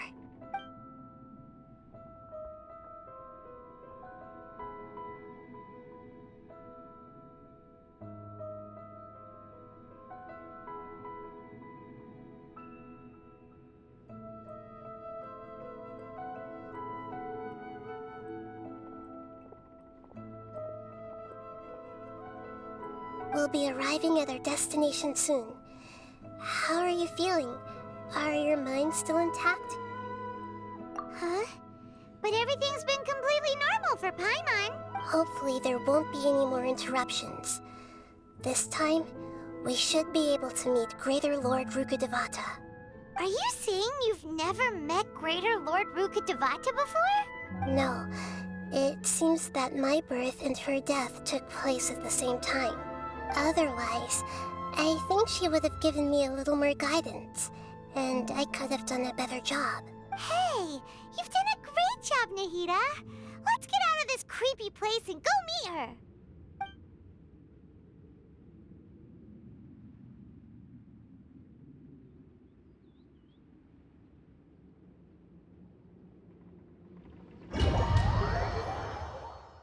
So, is this the place you were talking about? The base of Irminsul?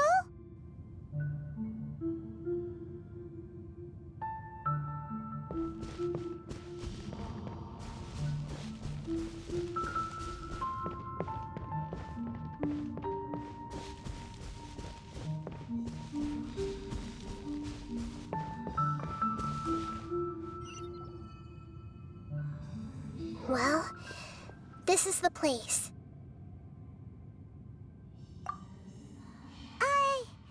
We're here to find Greater Lord Rukkhadevata, right? But the one standing over there is... Is that...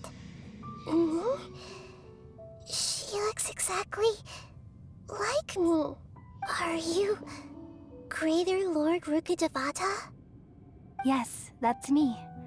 Are you surprised by my appearance?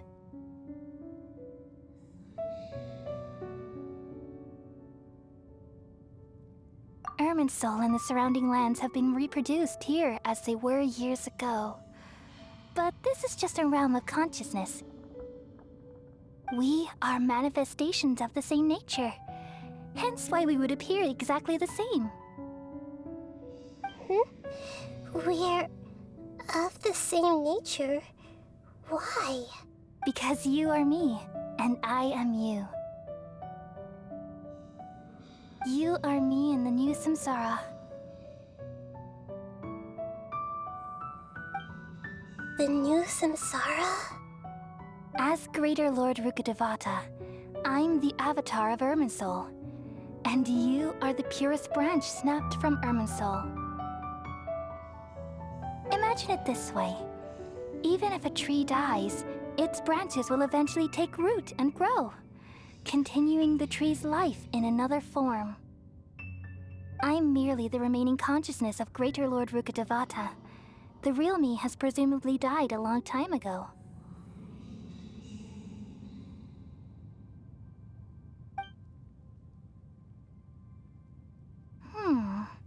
Judging from your appearance, I've probably been dead for 500 years. But you're finally here. My new self in the samsara. If this is true, then am I going to be a great Archon like you someday? Though we share the same nature, our fates are bound to be different. All things have their own fate. When a branch grows into a mature tree, it won't be the same as the original tree.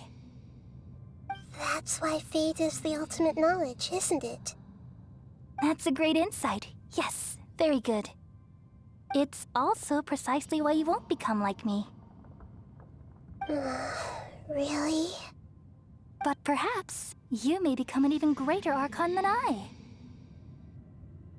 I already see a determination in you that I didn't possess in my time, and the future that it leads you to will be yours alone.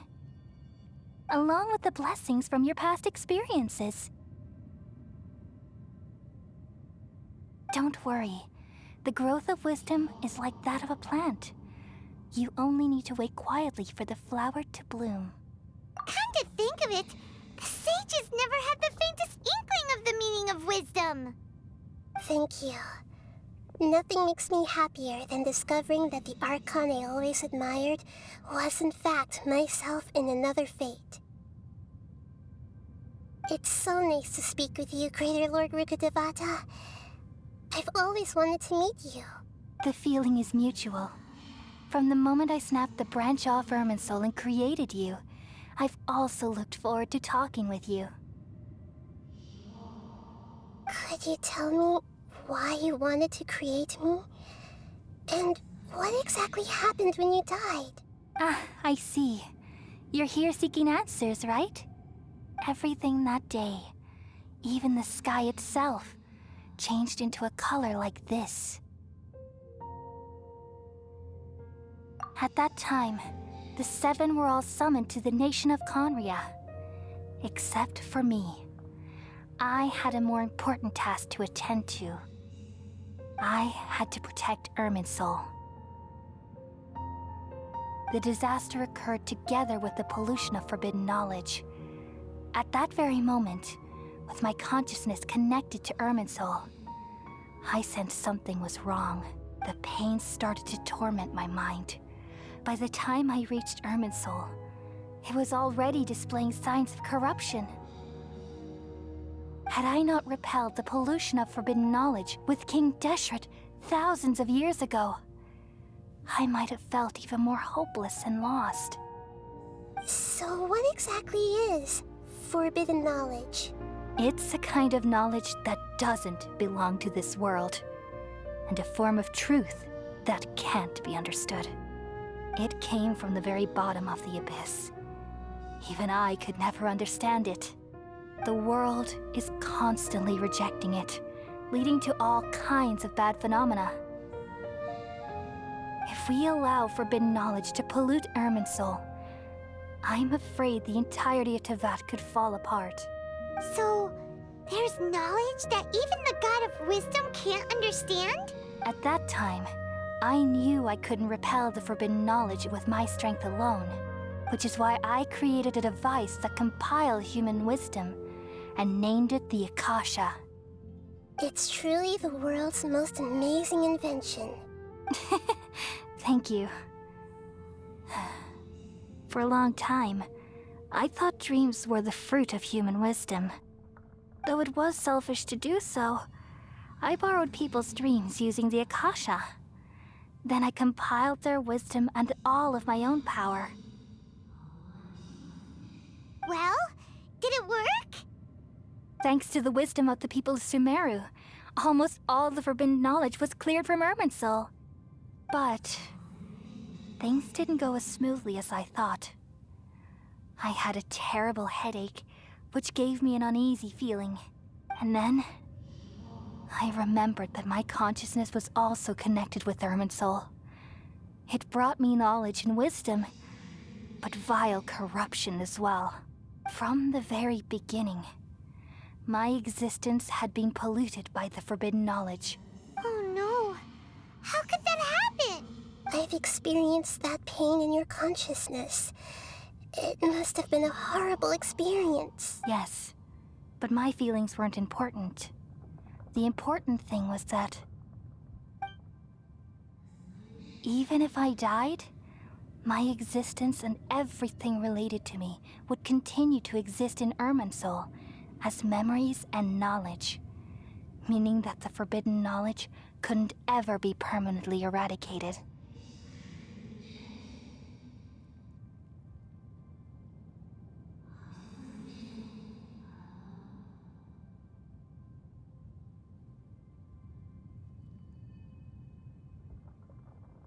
And there's no way for me to eliminate myself.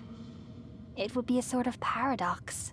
So, I took the purest branch of Irminsul as my incarnation in the next samsara and left a trail of clues.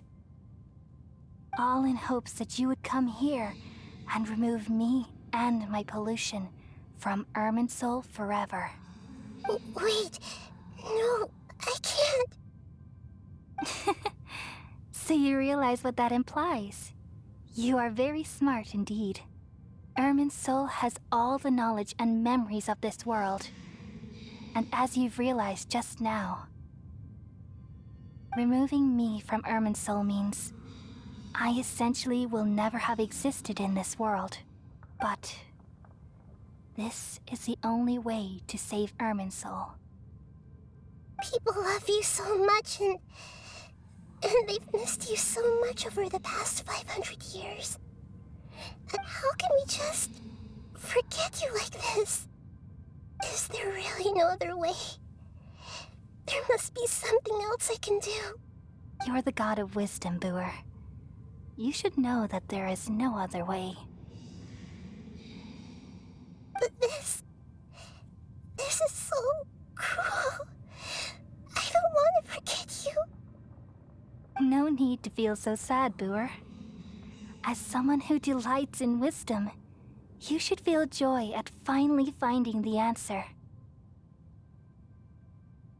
These are the words in their entirety. The answer you've been seeking all along.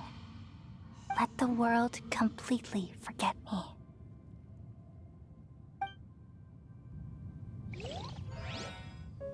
We all nestle under the great tree of wisdom, peering out to perceive the world. From the earth and from the rain, we perceive its wonders, until we become a white bird to perch atop a branch, and finally snap off the most important leaf. Once upon a time, I alone dreamed in this world. In my dreams, everybody would also dream after they fell asleep. Wild and wonderful thoughts would emerge from their minds. Some tumbled to the ground, and others floated to the sky, connecting all things in the world into one dazzling net. Among a plethora of worlds were numerous smaller worlds, all of fate, finding within the tapestry their brilliant glow. I gradually understood that these indescribable and constantly changing things are the most profound things in the world. Only they can completely repel the madness. Only dreams can awaken consciousness from the deepest darkness.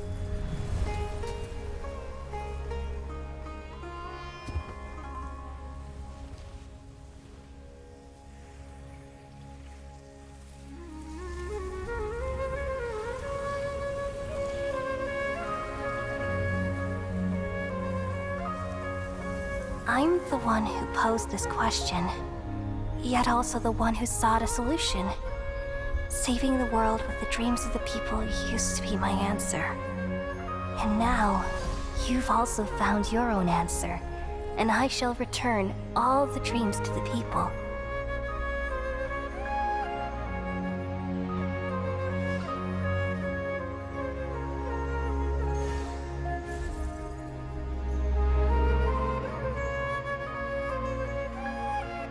Goodbye, people of Sumeru. May you be blessed tonight with the sweetest of dreams.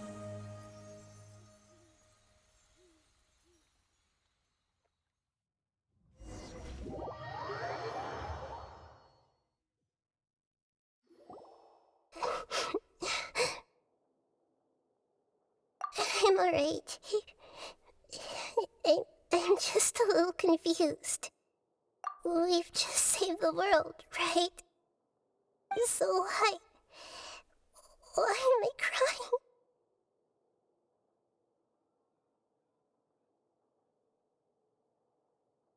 I don't know where this feeling inside of me is coming from, but I feel very sad.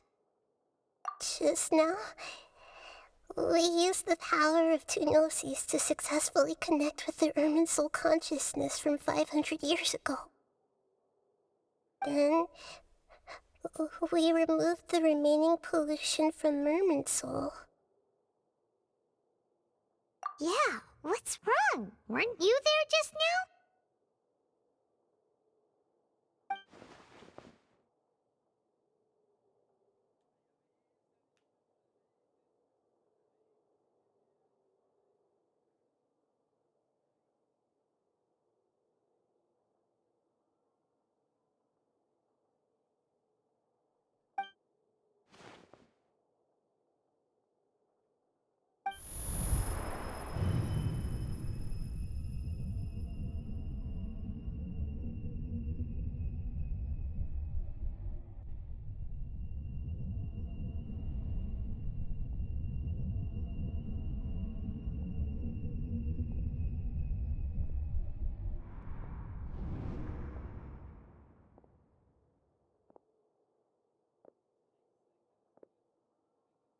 Huh?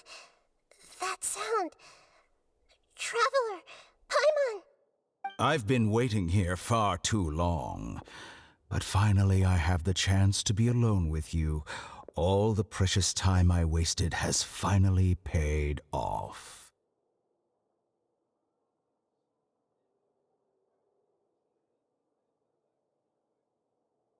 The doctor! What have you done? Just a type of sound wave that can quickly put defenseless people into a dream.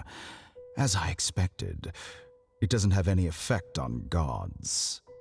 This is the only thing of interest I found among the sage's research. I thought I'd take it for a little spin. Don't worry. I know you would never forgive me if I actually killed them. I'm here to negotiate with you. Naturally, I won't do anything dangerous that could potentially damage our relationship. Negotiate with me? I heard you had already left Sumeru. Why are you here again now? I left Sumeru, but I also stayed in Sumeru.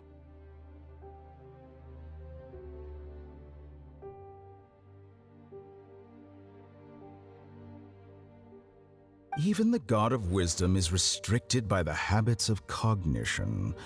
How disappointing.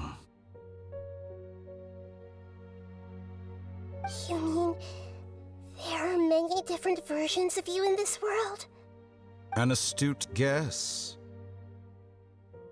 Even the same individual will have different cognitions at different ages. A long time ago, I made a major decision in hopes of preserving all my perspectives of how I observed the world.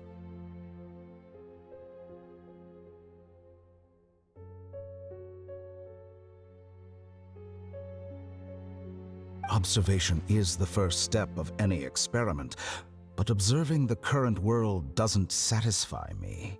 It lacks an important dimension, that of time. So I saved segments of all my ages and made them into independent individuals. That's all there is to it. Indulge me. How does the God of Wisdom find my method of seeking knowledge? It's an insult to the very concept of life. Life inherently has many rules and restrictions, each with its own significance and reason to exist. They can't be broken on a whim. Good. Amazing, even. Indeed, it's difficult for humans to make peace with themselves, not to mention oneself from a different period.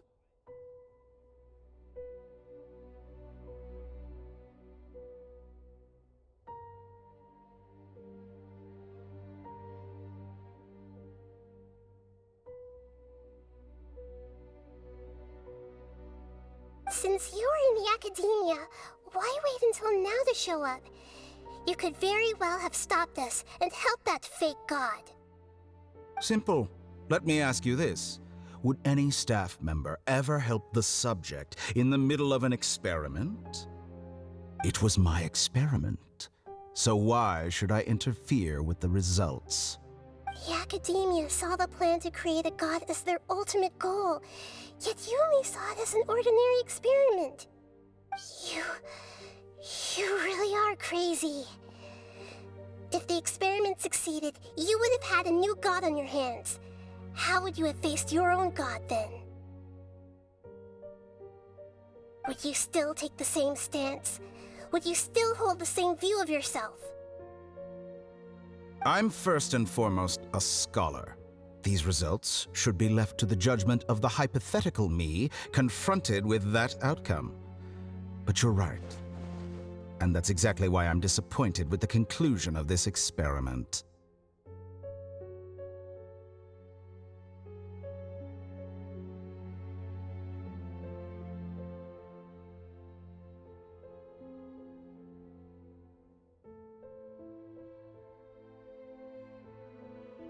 As an individual, you don't have any sense of belonging.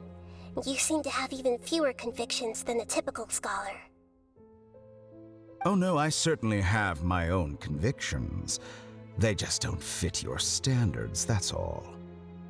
All right, that's enough conversation for today. The experiment is over, and it's time to tidy up the equipment and reclaim any useful materials. For example, the Gnosis. Lesser Lord Kusanali, you're an intelligent Archon. I'm sure you understand the disparity in our combat abilities at this time. Besides, you have no way to use that Electro-Gnosis in battle. Didn't you say you were here to negotiate with me? Somehow, it's starting to seem like you intend to take it by force now. I'm merely stating a fact. After all, I'm also a scholar.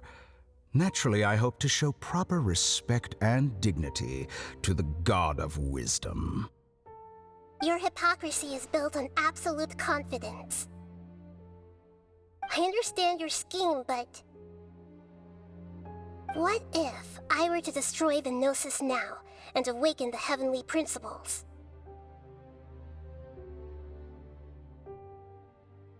Awaken the heavenly principles?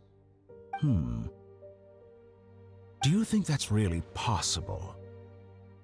The heavenly principles have been silent for many years, but the Gnosis are symbols of their control over Teyvat and all the laws. Will the destruction of a Gnosis attract the attention of the heavenly principles? And if so, how do the Fatui plan to deal with the consequences? Do you dare to gamble such a possibility with me?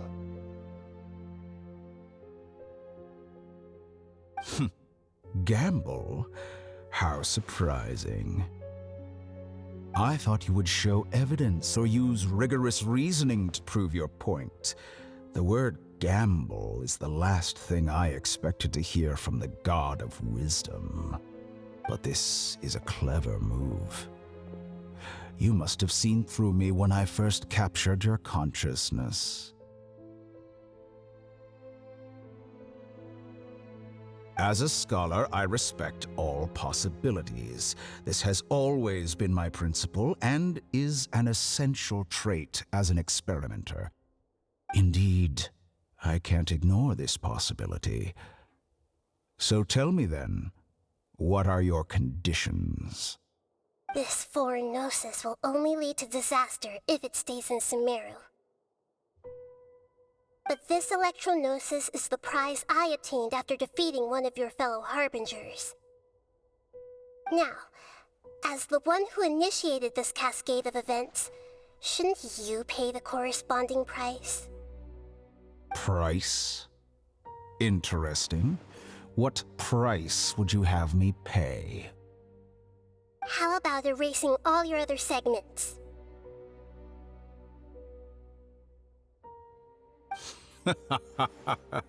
So this is how you wish to restrict me, the most threatening opponent of the Nation of Wisdom. What you request of me is like plucking out the eyes I have placed in the dimension of time.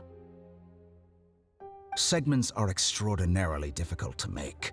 They require extremely rare resources and enormous amounts of time and effort, requiring me to destroy them all here and now. Bravo. A suitably wise decision on your part. Yes, how very interesting. Can I assume that you have long been wary of me? Among all the versions of me, this segment you see now is the most selfish. If it weren't me, your idea wouldn't have worked. What did you see when you were imprisoned? You were observing me, and that's how you know I've long grown tired of their doubts and endless arguments. Like you said, it's difficult to make peace with yourself. Being as smart as you are, have you managed to do that? I see. If you think all those versions of me are worth a gnosis, then deal.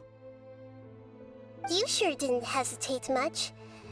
Is the relationship between all the versions of you really that bad? I don't think there's any need to dwell on that. The surplus versions of me can be exchanged for a gnosis. Do you think anyone can offer themselves at a higher price?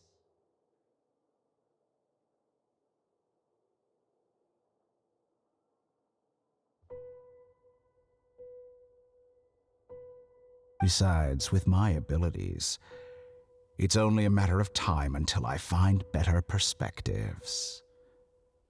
Perhaps it's best to say, you're just temporarily ahead. But what I'd like to know is, how can you be sure that I've really erased them? I can see your remaining honesty.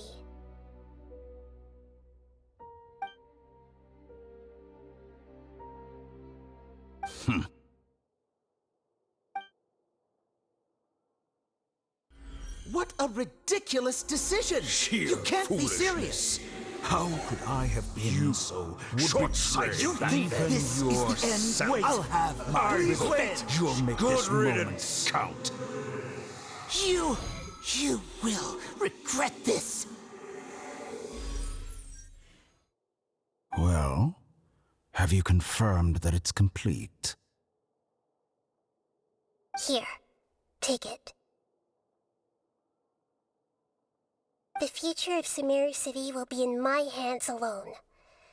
I will shut down the Akasha and let curiosity and the thirst for knowledge drive the realm of academics once again. There won't be any further gaps for you to exploit. It truly pains me that my academic achievements have never been appreciated in my homeland. Of course, I have no interest in being rejected by this city for a third time. Another chess piece. And where is your dendronosis? Don't be greedy, Harbinger of Snezhnaya. No, this is a different transaction. If you intend to turn off the Akasha anyway, then there's no further use for the Gnosis of Sumeru, is there?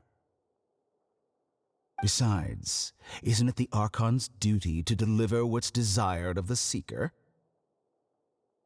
Oh, judging from your expression, you don't seem to find the idea very agreeable. Then let's think of it this way. Since you're the god of wisdom, how about I exchange some knowledge with you? People exchanging knowledge with the god of wisdom is the stuff of legends. Yet here you wish to exchange knowledge for the god of wisdom's property.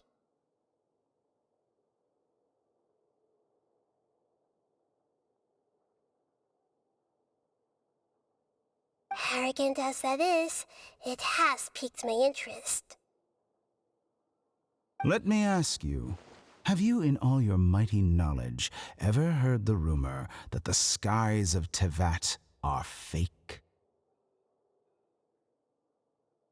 Huh? That's the secret hidden by Irminsul concerning the truth of this world.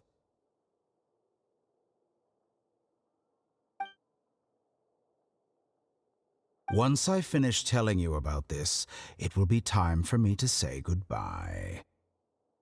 With negotiations, we've all gotten what we wanted.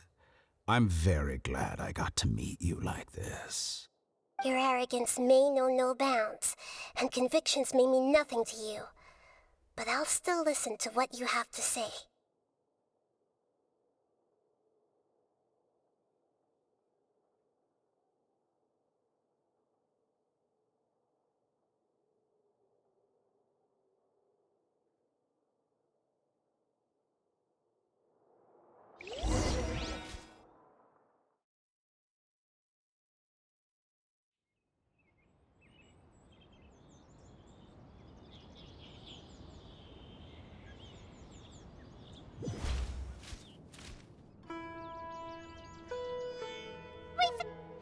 Together! Okay. Wake him up.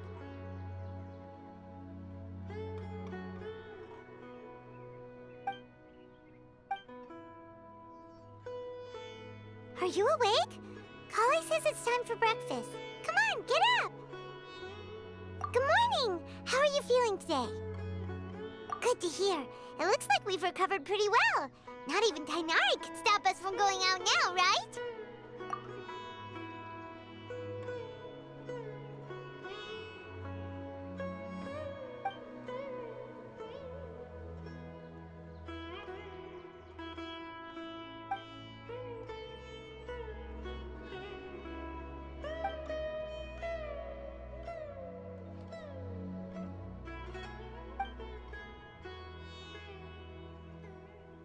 Come on, Traveler, let's go!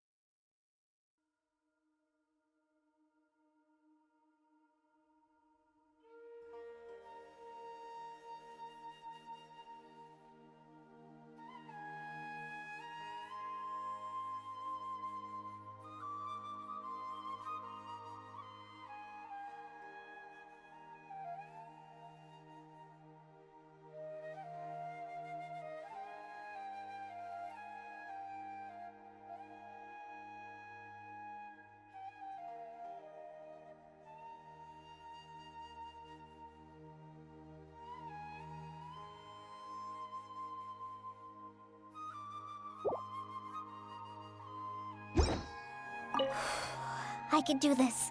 I can do this.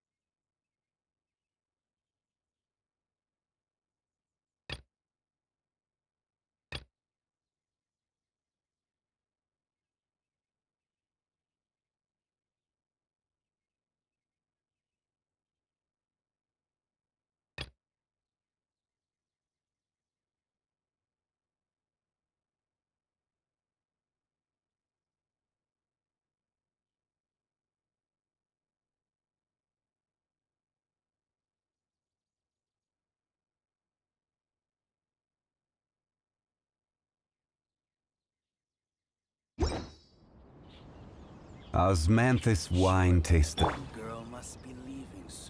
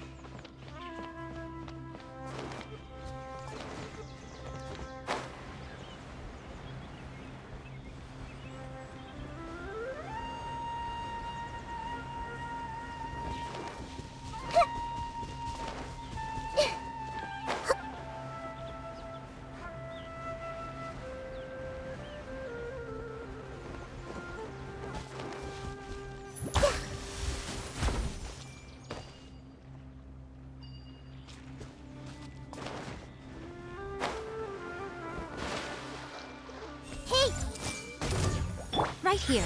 Right now.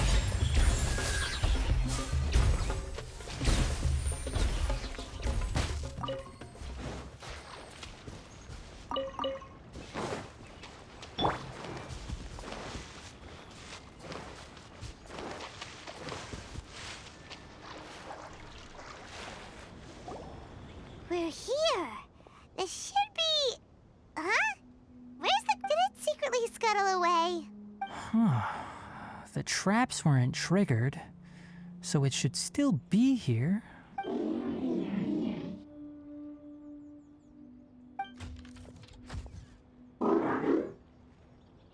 You honored our agreement and waited here until we returned. As such, I'll hold up my end and give you another mechanical part. Keep it safe. I'm not giving you another one if you lose it. Glad you're satisfied. If you want more mechanical parts, take us deeper into the contaminated region. I want to see what happened there. What caused the Avidya forest to become like this?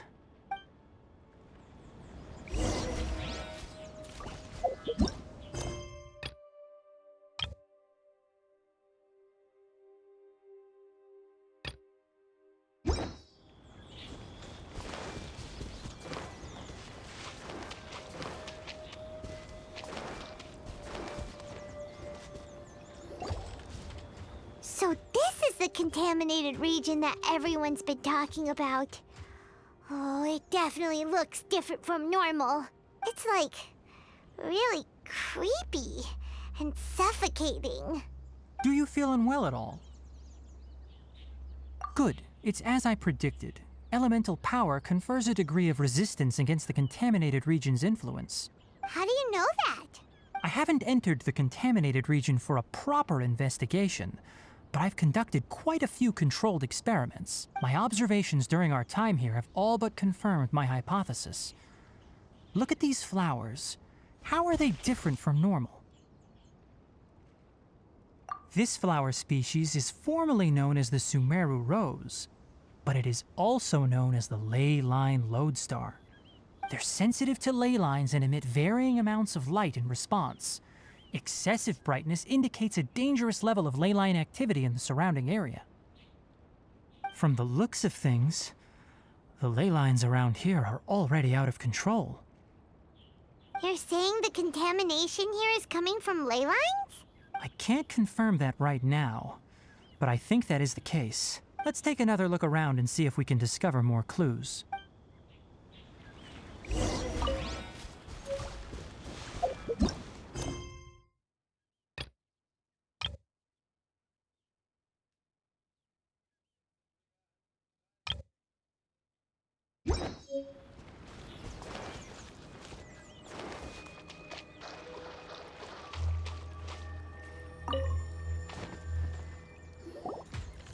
You know, we haven't seen any animals this entire time. The birds used to chirp really loudly, and there were a lot of foxes. This contaminated region currently appears to have a critical efflux of ley line energy, which is probably the root cause of the patient's cognitive disturbances. Some animals have keen awareness. They sensed something abnormal in this area and fled. Leaky ley lines sure can cause a lot of damage, huh?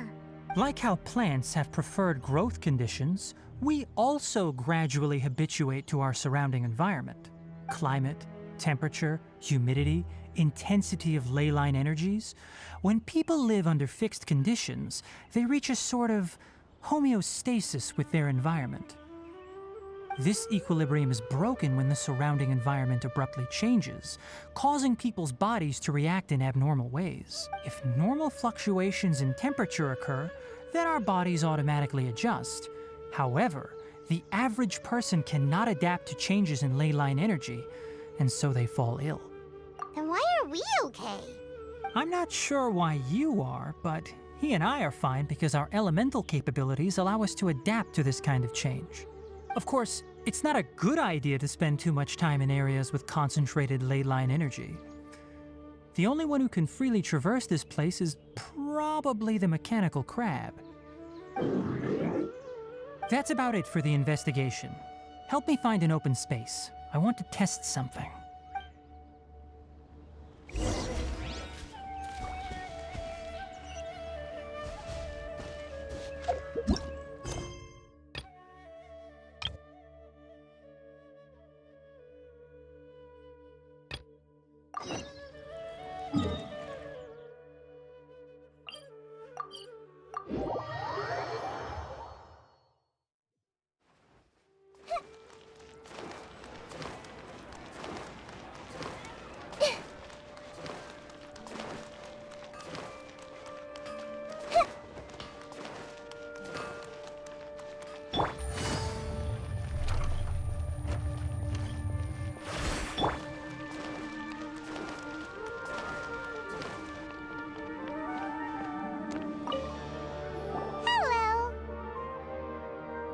What?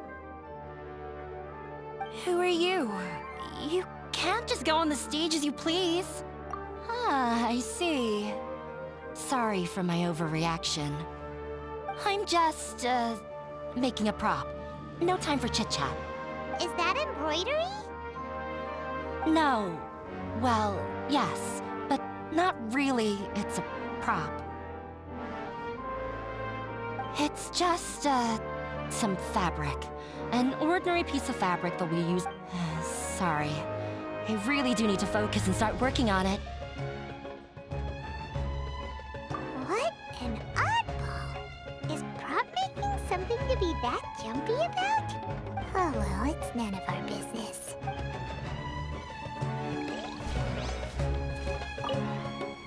Hey there! Ah, a newcomer. Doesn't look too bright. Hey! Talk about judging a book by its cover! You, on the other hand, you're a special one. How would you describe the concept of art? Mere curiosity is all. It makes no difference whether you answer or not. So that's what you think, hmm? Unremarkable. Better than an average person's thoughts, but nothing exceptional. Is art a product that we create and bring forth? Or I, for one, believe it to be the latter. Paimon doesn't follow. I've been staying here for a long time. On occasion, I'd assist them in penning lines of dialogue, but most of my time I just stand back and watch. I prefer to abstain from writing as it spoils the viewing experience. The existence of the theater, of Nilou, and of humanity itself. All of these can be considered as forms of art. It is not some intangible construct beyond the horizon. How does that have anything to do with us? Let me ask you this. What do you think is the meaning of art? I suppose that question was a little too difficult for you. To chance upon a spark of inspiration. I have been closely observing you, the players on the stage, and those watching in the audience. Art is already all around.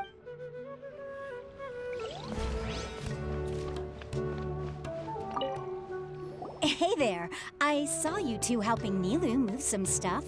Are you two also here for the celebration event? You got it! My name is Raykar. Nadia and I are this theater's prop engineers.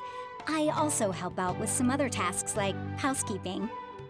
The little ones causing a ruckus are my children, Soreen and Abi.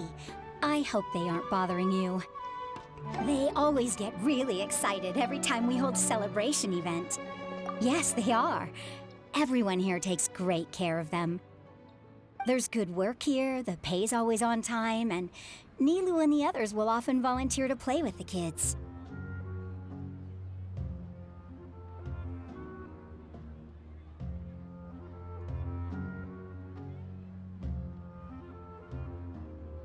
I'm quite content with this current way of life.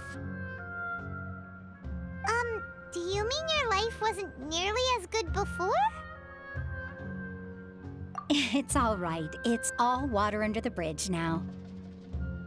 My husband and I were both adventurers, but he passed away from an accident. Material struggles can always be overcome, but ever since then, I haven't been able to spend much of my energy on anything else. But I still consider myself lucky. Mr. Zubair has helped me a lot, and the atmosphere here is tolerant and kind. Sorry for bringing up such sad memories. Oh, it's all right. I don't mind. Once the event starts, you'll be able to see for yourself the kind of atmosphere I was talking about. Look! Nilou's back! Let's meet up with her. The event's probably about to start.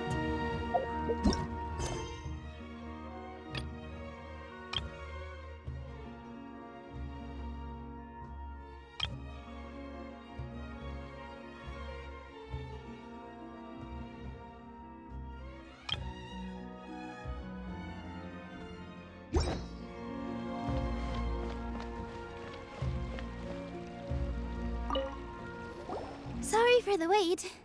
Preparations for the celebration are finally done. I'll call everyone over, and then we can start. Let us give you a hand. Thank you.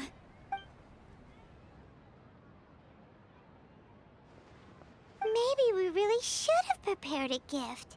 Then we could also be a part of the exchange. As it is, all we can do is wait and watch. Maybe we shouldn't do this after all. I didn't do that great of a job, and who would even like it? Oh, don't think like that. Remember our promise? We're going to give everyone a pleasant surprise. And besides, you've never attended a celebration event before, so this will be a great opportunity. Everyone will love you. I'm still not really sure about this. There's nothing to be worried about. Just take a step forward and give yourself a chance. There aren't any scary people here, right? Right. Huh. Alright. Maybe this will help. Everyone, over here! Inaya has something great to tell you all! Wait! I've already said that I'm not ready yet! What should I say?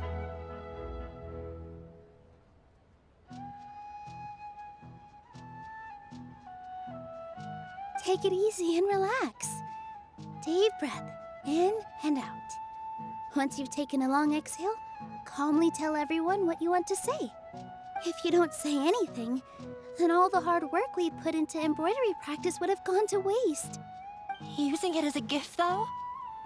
It really isn't that good. So when Inaya was talking about making a prop, she was actually preparing a present. Yeah, it feels like she still doesn't really see herself as part of this community. But it looks like Nilu's trying to ease... Actually, Inaya had prepared a special present for everyone before the celebration kicked off. Woohoo! We're gonna get our first present from Miss Inaya! Pipe down! The louder you all are, the more nervous she'll become. You've worked on it for so long, so have some confidence. You've got this!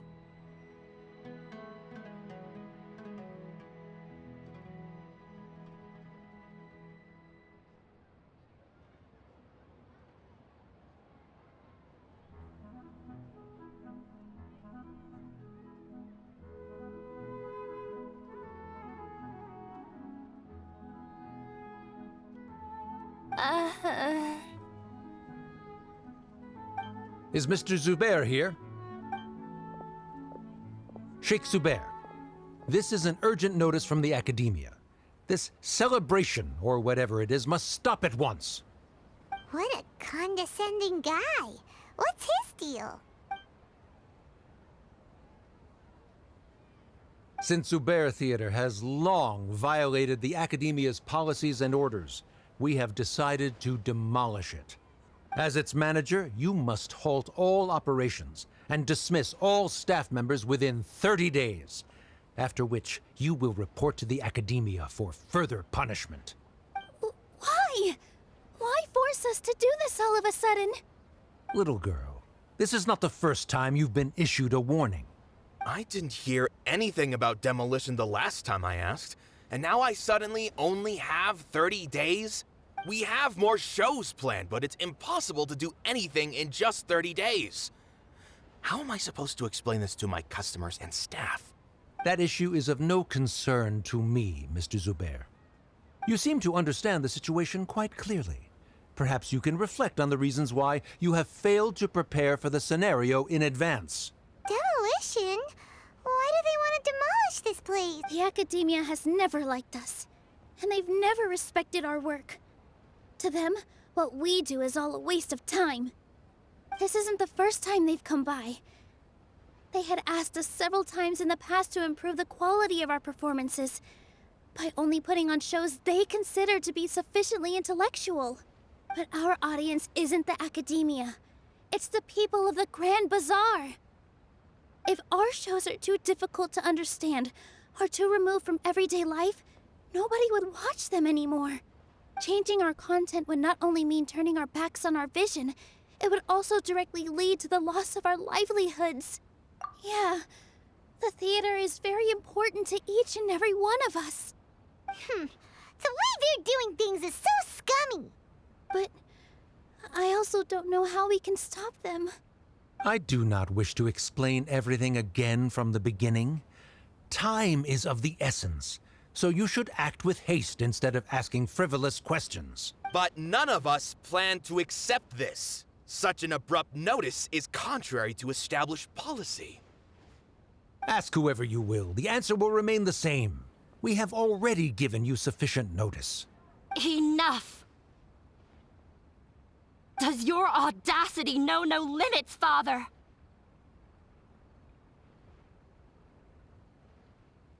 Huh? Father? Their family? What Academia! This is all because you don't like Zubair Theater.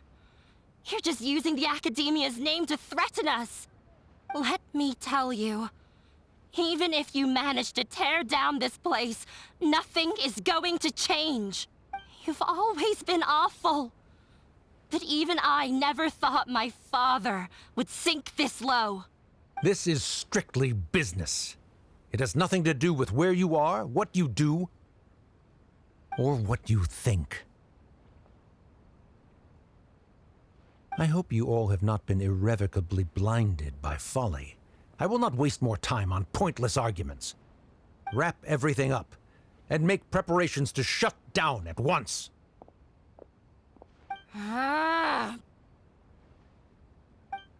Why is he always like that? This is quite the misfortune, but there's nothing we can do. That's it for today, everyone. Let's clean up. I'll go talk to them again tomorrow. The storms that come out of the blue are always the hardest to deal with.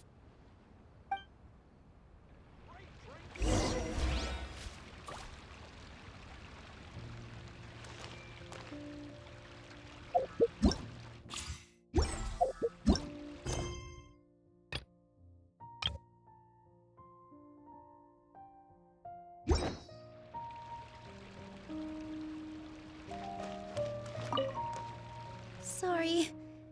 I invited you thinking this was going to be a happy occasion. I didn't... There's no need to apologize, Nilu. No one could have seen this coming. Paimon just wishes she could have at least gotten to the food. Is what that guy said true? The Academia has already given you many warnings? Yeah, I guess you could say that. They've always seen us as being meaningless. Knowledge is king in Sumeru, and their pursuit of it leaves no room for the arts. But if that's all it is, there's also no reason to go so far as to demolish the theater. After Anaya ran away from home, I brought her here to Zubair Theater. She rarely talks about her family. All I know is that she didn't get along with them. I never expected it to blow up like this. If you did nothing wrong, then there's no reason to listen to the Academia, right? Nahida? You mean Lesser Lord Kusanali? She'd probably help if she knew what was going on. No matter how nasty the Academia could get, surely they can't win against Lesser Lord Kusanali. No. I wasn't doubting her ability. I just feel like we shouldn't bother her with such a trivial problem. Plus, if the Dendro Archon were to intervene, then it wouldn't feel like our victory was earned. That's true. Who cares? Let's just take him in a fight. That's true. I'll try to think of something. We can't just let everyone suffer in a perpetual state of fear and uncertainty. What to do? Can you pretend to shut down, but secretly continue to hold your shows somewhere else? Or we could go through a list of customers and try to see if anyone in there might be willing to help out. A debate? Huh. Well, scholars do love to use them to solve their problems, but how would that work in this case? Oh, if we can prove to Inaya's father that the Academia's position doesn't hold water, then they won't have a reason to demolish the theater! I see. Defeating him in a debate. It's a good idea, but which one of us could hope to win against a researcher?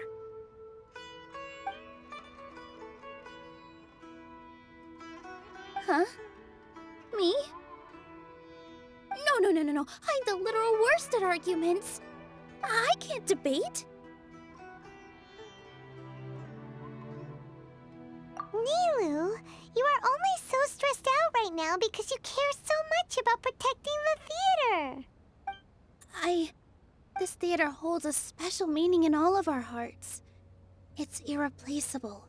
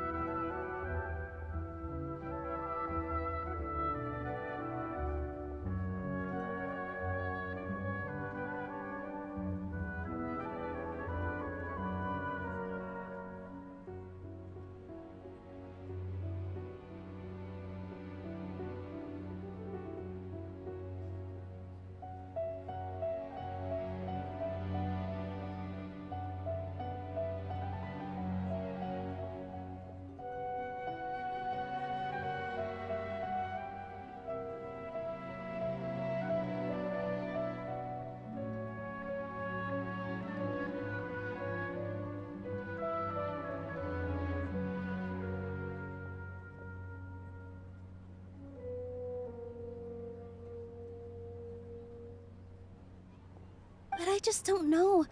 Can I really take on such a huge responsibility? Paimon will help too. You'll feel a lot more confident after doing some prep work. Believe in yourself. Thanks, you two. Alright, I've decided. Even though I may fail, I'll do my very best for everyone's sake. That's our Nilou. We're rooting for you. Okay, let's head back and tell everyone what we came up with.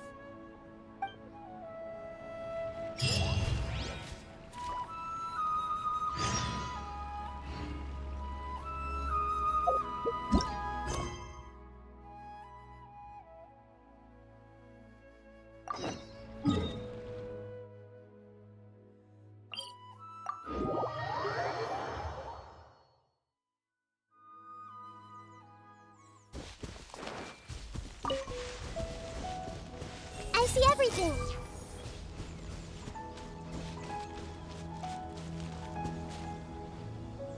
Everyone hold hands.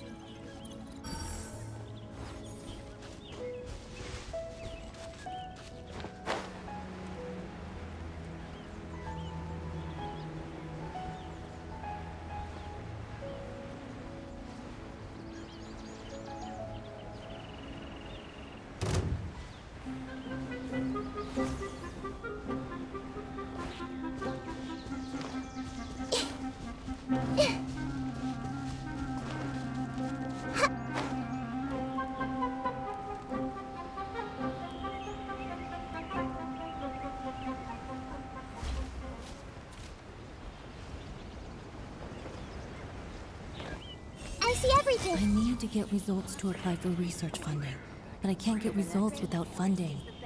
What am I supposed to do? The Evaluation Council always deals with such bothersome issues.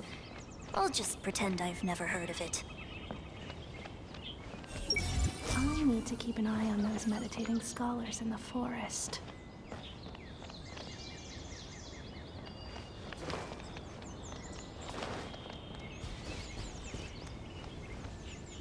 Good morning. Looks like you're awake. Yep, yep. I prepared some breakfast today. Please have a taste. I hope you'll like it. It's nice to have you here so we can eat something yummy. Well, now that I've recovered from Elazar, I'm feeling better than ever. I can even prepare 4 or 5 meals a day now. And Paimon bets they're all delicious. Oh, by the way, someone brought a letter for you after you went to sleep last night. Nope. Paimon wanted to read the letter with you after you woke up, so Paimon didn't open it. Alright, oh, it's from Nilou! Ahem. We're going to hold a feast at the Grand Bazaar and celebrate Cyno's reinstatement as the General Mahamatra. As heroes of Sumeru, please be sure to attend. I'll wait for you. The date of the banquet is written on the back. It's in 2 days. Oh, I've also heard that you've become heroes here as well. That's amazing. Sometimes I'm really envious of strong and confident people like you. Oh, you're embarrassing me. Anyway, let's go to the Grand Bazaar to have a look. Oh, before you leave, be sure to inform Master Tainari.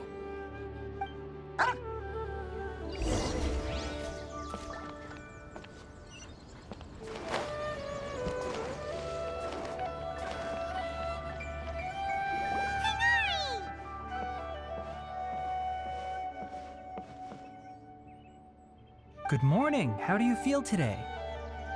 We feel much better. How about you? I'm recovering well. Thanks for asking. But from the looks of it, you seem to be already busy with work again. It's fine. I'm not that busy, really. The Elazar patients have recovered, as well as Hypatia. For now, I only need to tend to my Forest Watcher duties. It seems once Irminsul started getting better, everything else started to recover too. Yes, but there are still some residual effects. The withering is one example. Though it won't spread anymore, the existing zones won't just disappear. We forest rangers will still need to do the work. By the way, we have some good news. Sino got his position back! This news is hardly new. He had already mentioned it to me before. Huh? You mean he was already here? Why didn't he come to say hi to us? He visited once, but he was afraid of disturbing you while you were resting. He just asked me a few questions and left. Then you probably already know all about the celebration feast. Celebration feast? No, I haven't heard any. Huh? But didn't Nilu say in her letter that they would celebrate Sino? He didn't tell you? Perhaps, or alternatively, he doesn't know about it either. Come to think of it, Sino doesn't seem like the type who'd enjoy a celebration feast. You and Kale are both Sino's close friends. Why don't you come to the feast with us? Kala has taken over some of my tasks these days. I don't think she'll have time for it. Not to mention me. You see, some VIPs have come to the forest recently. Huh? VIPs? Very important. Well, technically speaking, they are former VIPs. The sages involved in recent incidents have begun their training in the Avidya forest, and the people they had previously imprisoned have all been released. Huh? Yes, he's a little weak, but he isn't injured and his condition is stable. Lesser Lord Kusanali, in her boundless mercy, has decided to spare Azar and the other wrongdoers. Supposedly, they were ashamed of their shallow ideologies and have decided to dedicate the rest of their lives to cultivating wisdom in the Avidya forest. When they learned that Lesser Lord Kusanali had defeated the Balladeer and saved Irminsul, they were shocked at first, but also became happy, feeling that the sacred light guiding them on the path of discovering wisdom had begun to shine once again. As a result, work has increased for the forest rangers. That sounds really exhausting. There's nothing we can do, really. But that's another topic. Back to the matter at hand. Are you two planning to head out? Ah, right! We're here to request permission to head out. Would that be okay? You've recovered well. You may go, but be careful. Yay! Will do!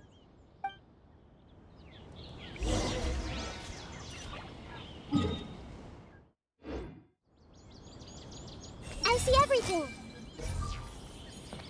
Is there anything else you'd like to ask about? Ah, yes. Thanks for remembering her. She continued her training in the forest after she recovered. As a scholar, she never slacks off. A lot has happened lately.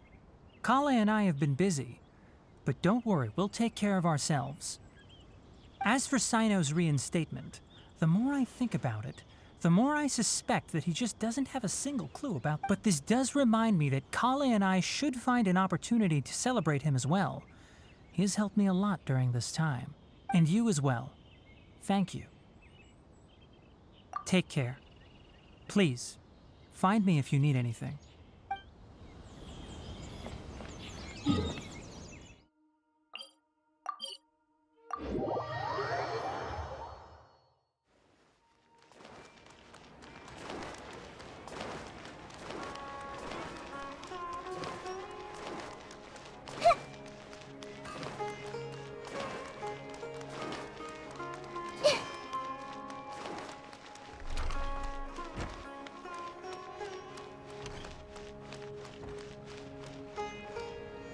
Well, there won't be any problems if the feast starts at that time. Everything has already been prepared. Mr. Zubair, I finished tallying things up here.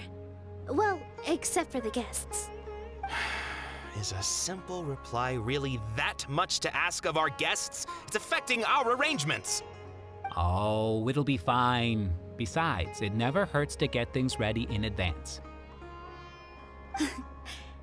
I was thinking the same thing. The feast will be held sooner or later, right? Hey, Nilu! Traveler, Paimon!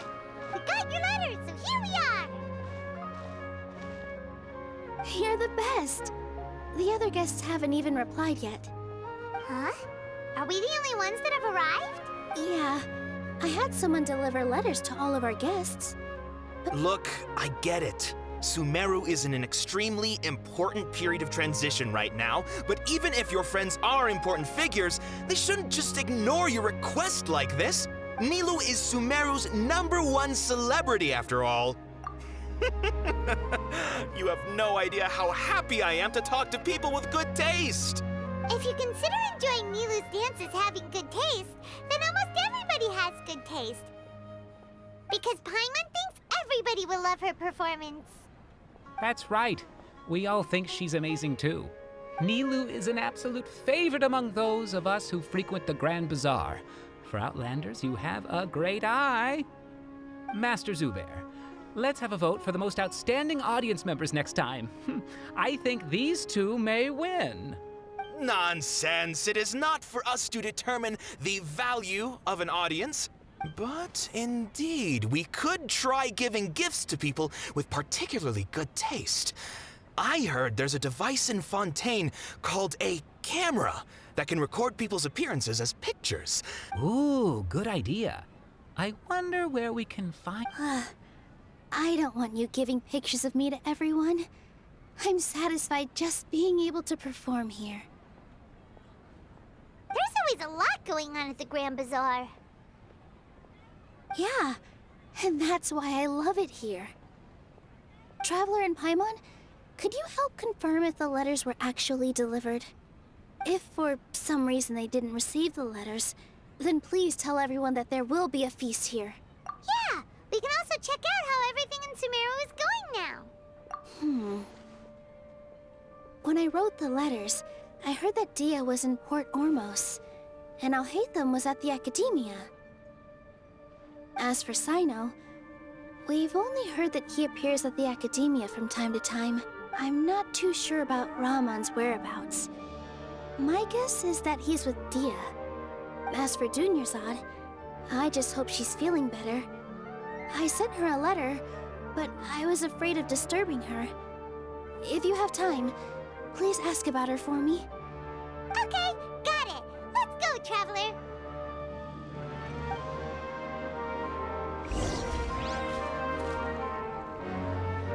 Everyone hold hands. I'll go to the Adventurers Guild later and ask Ms. Catherine if she knows how to get one of those cameras. Yes, please do. I'm sure the audience would be thrilled at the chance of receiving commemorative gifts.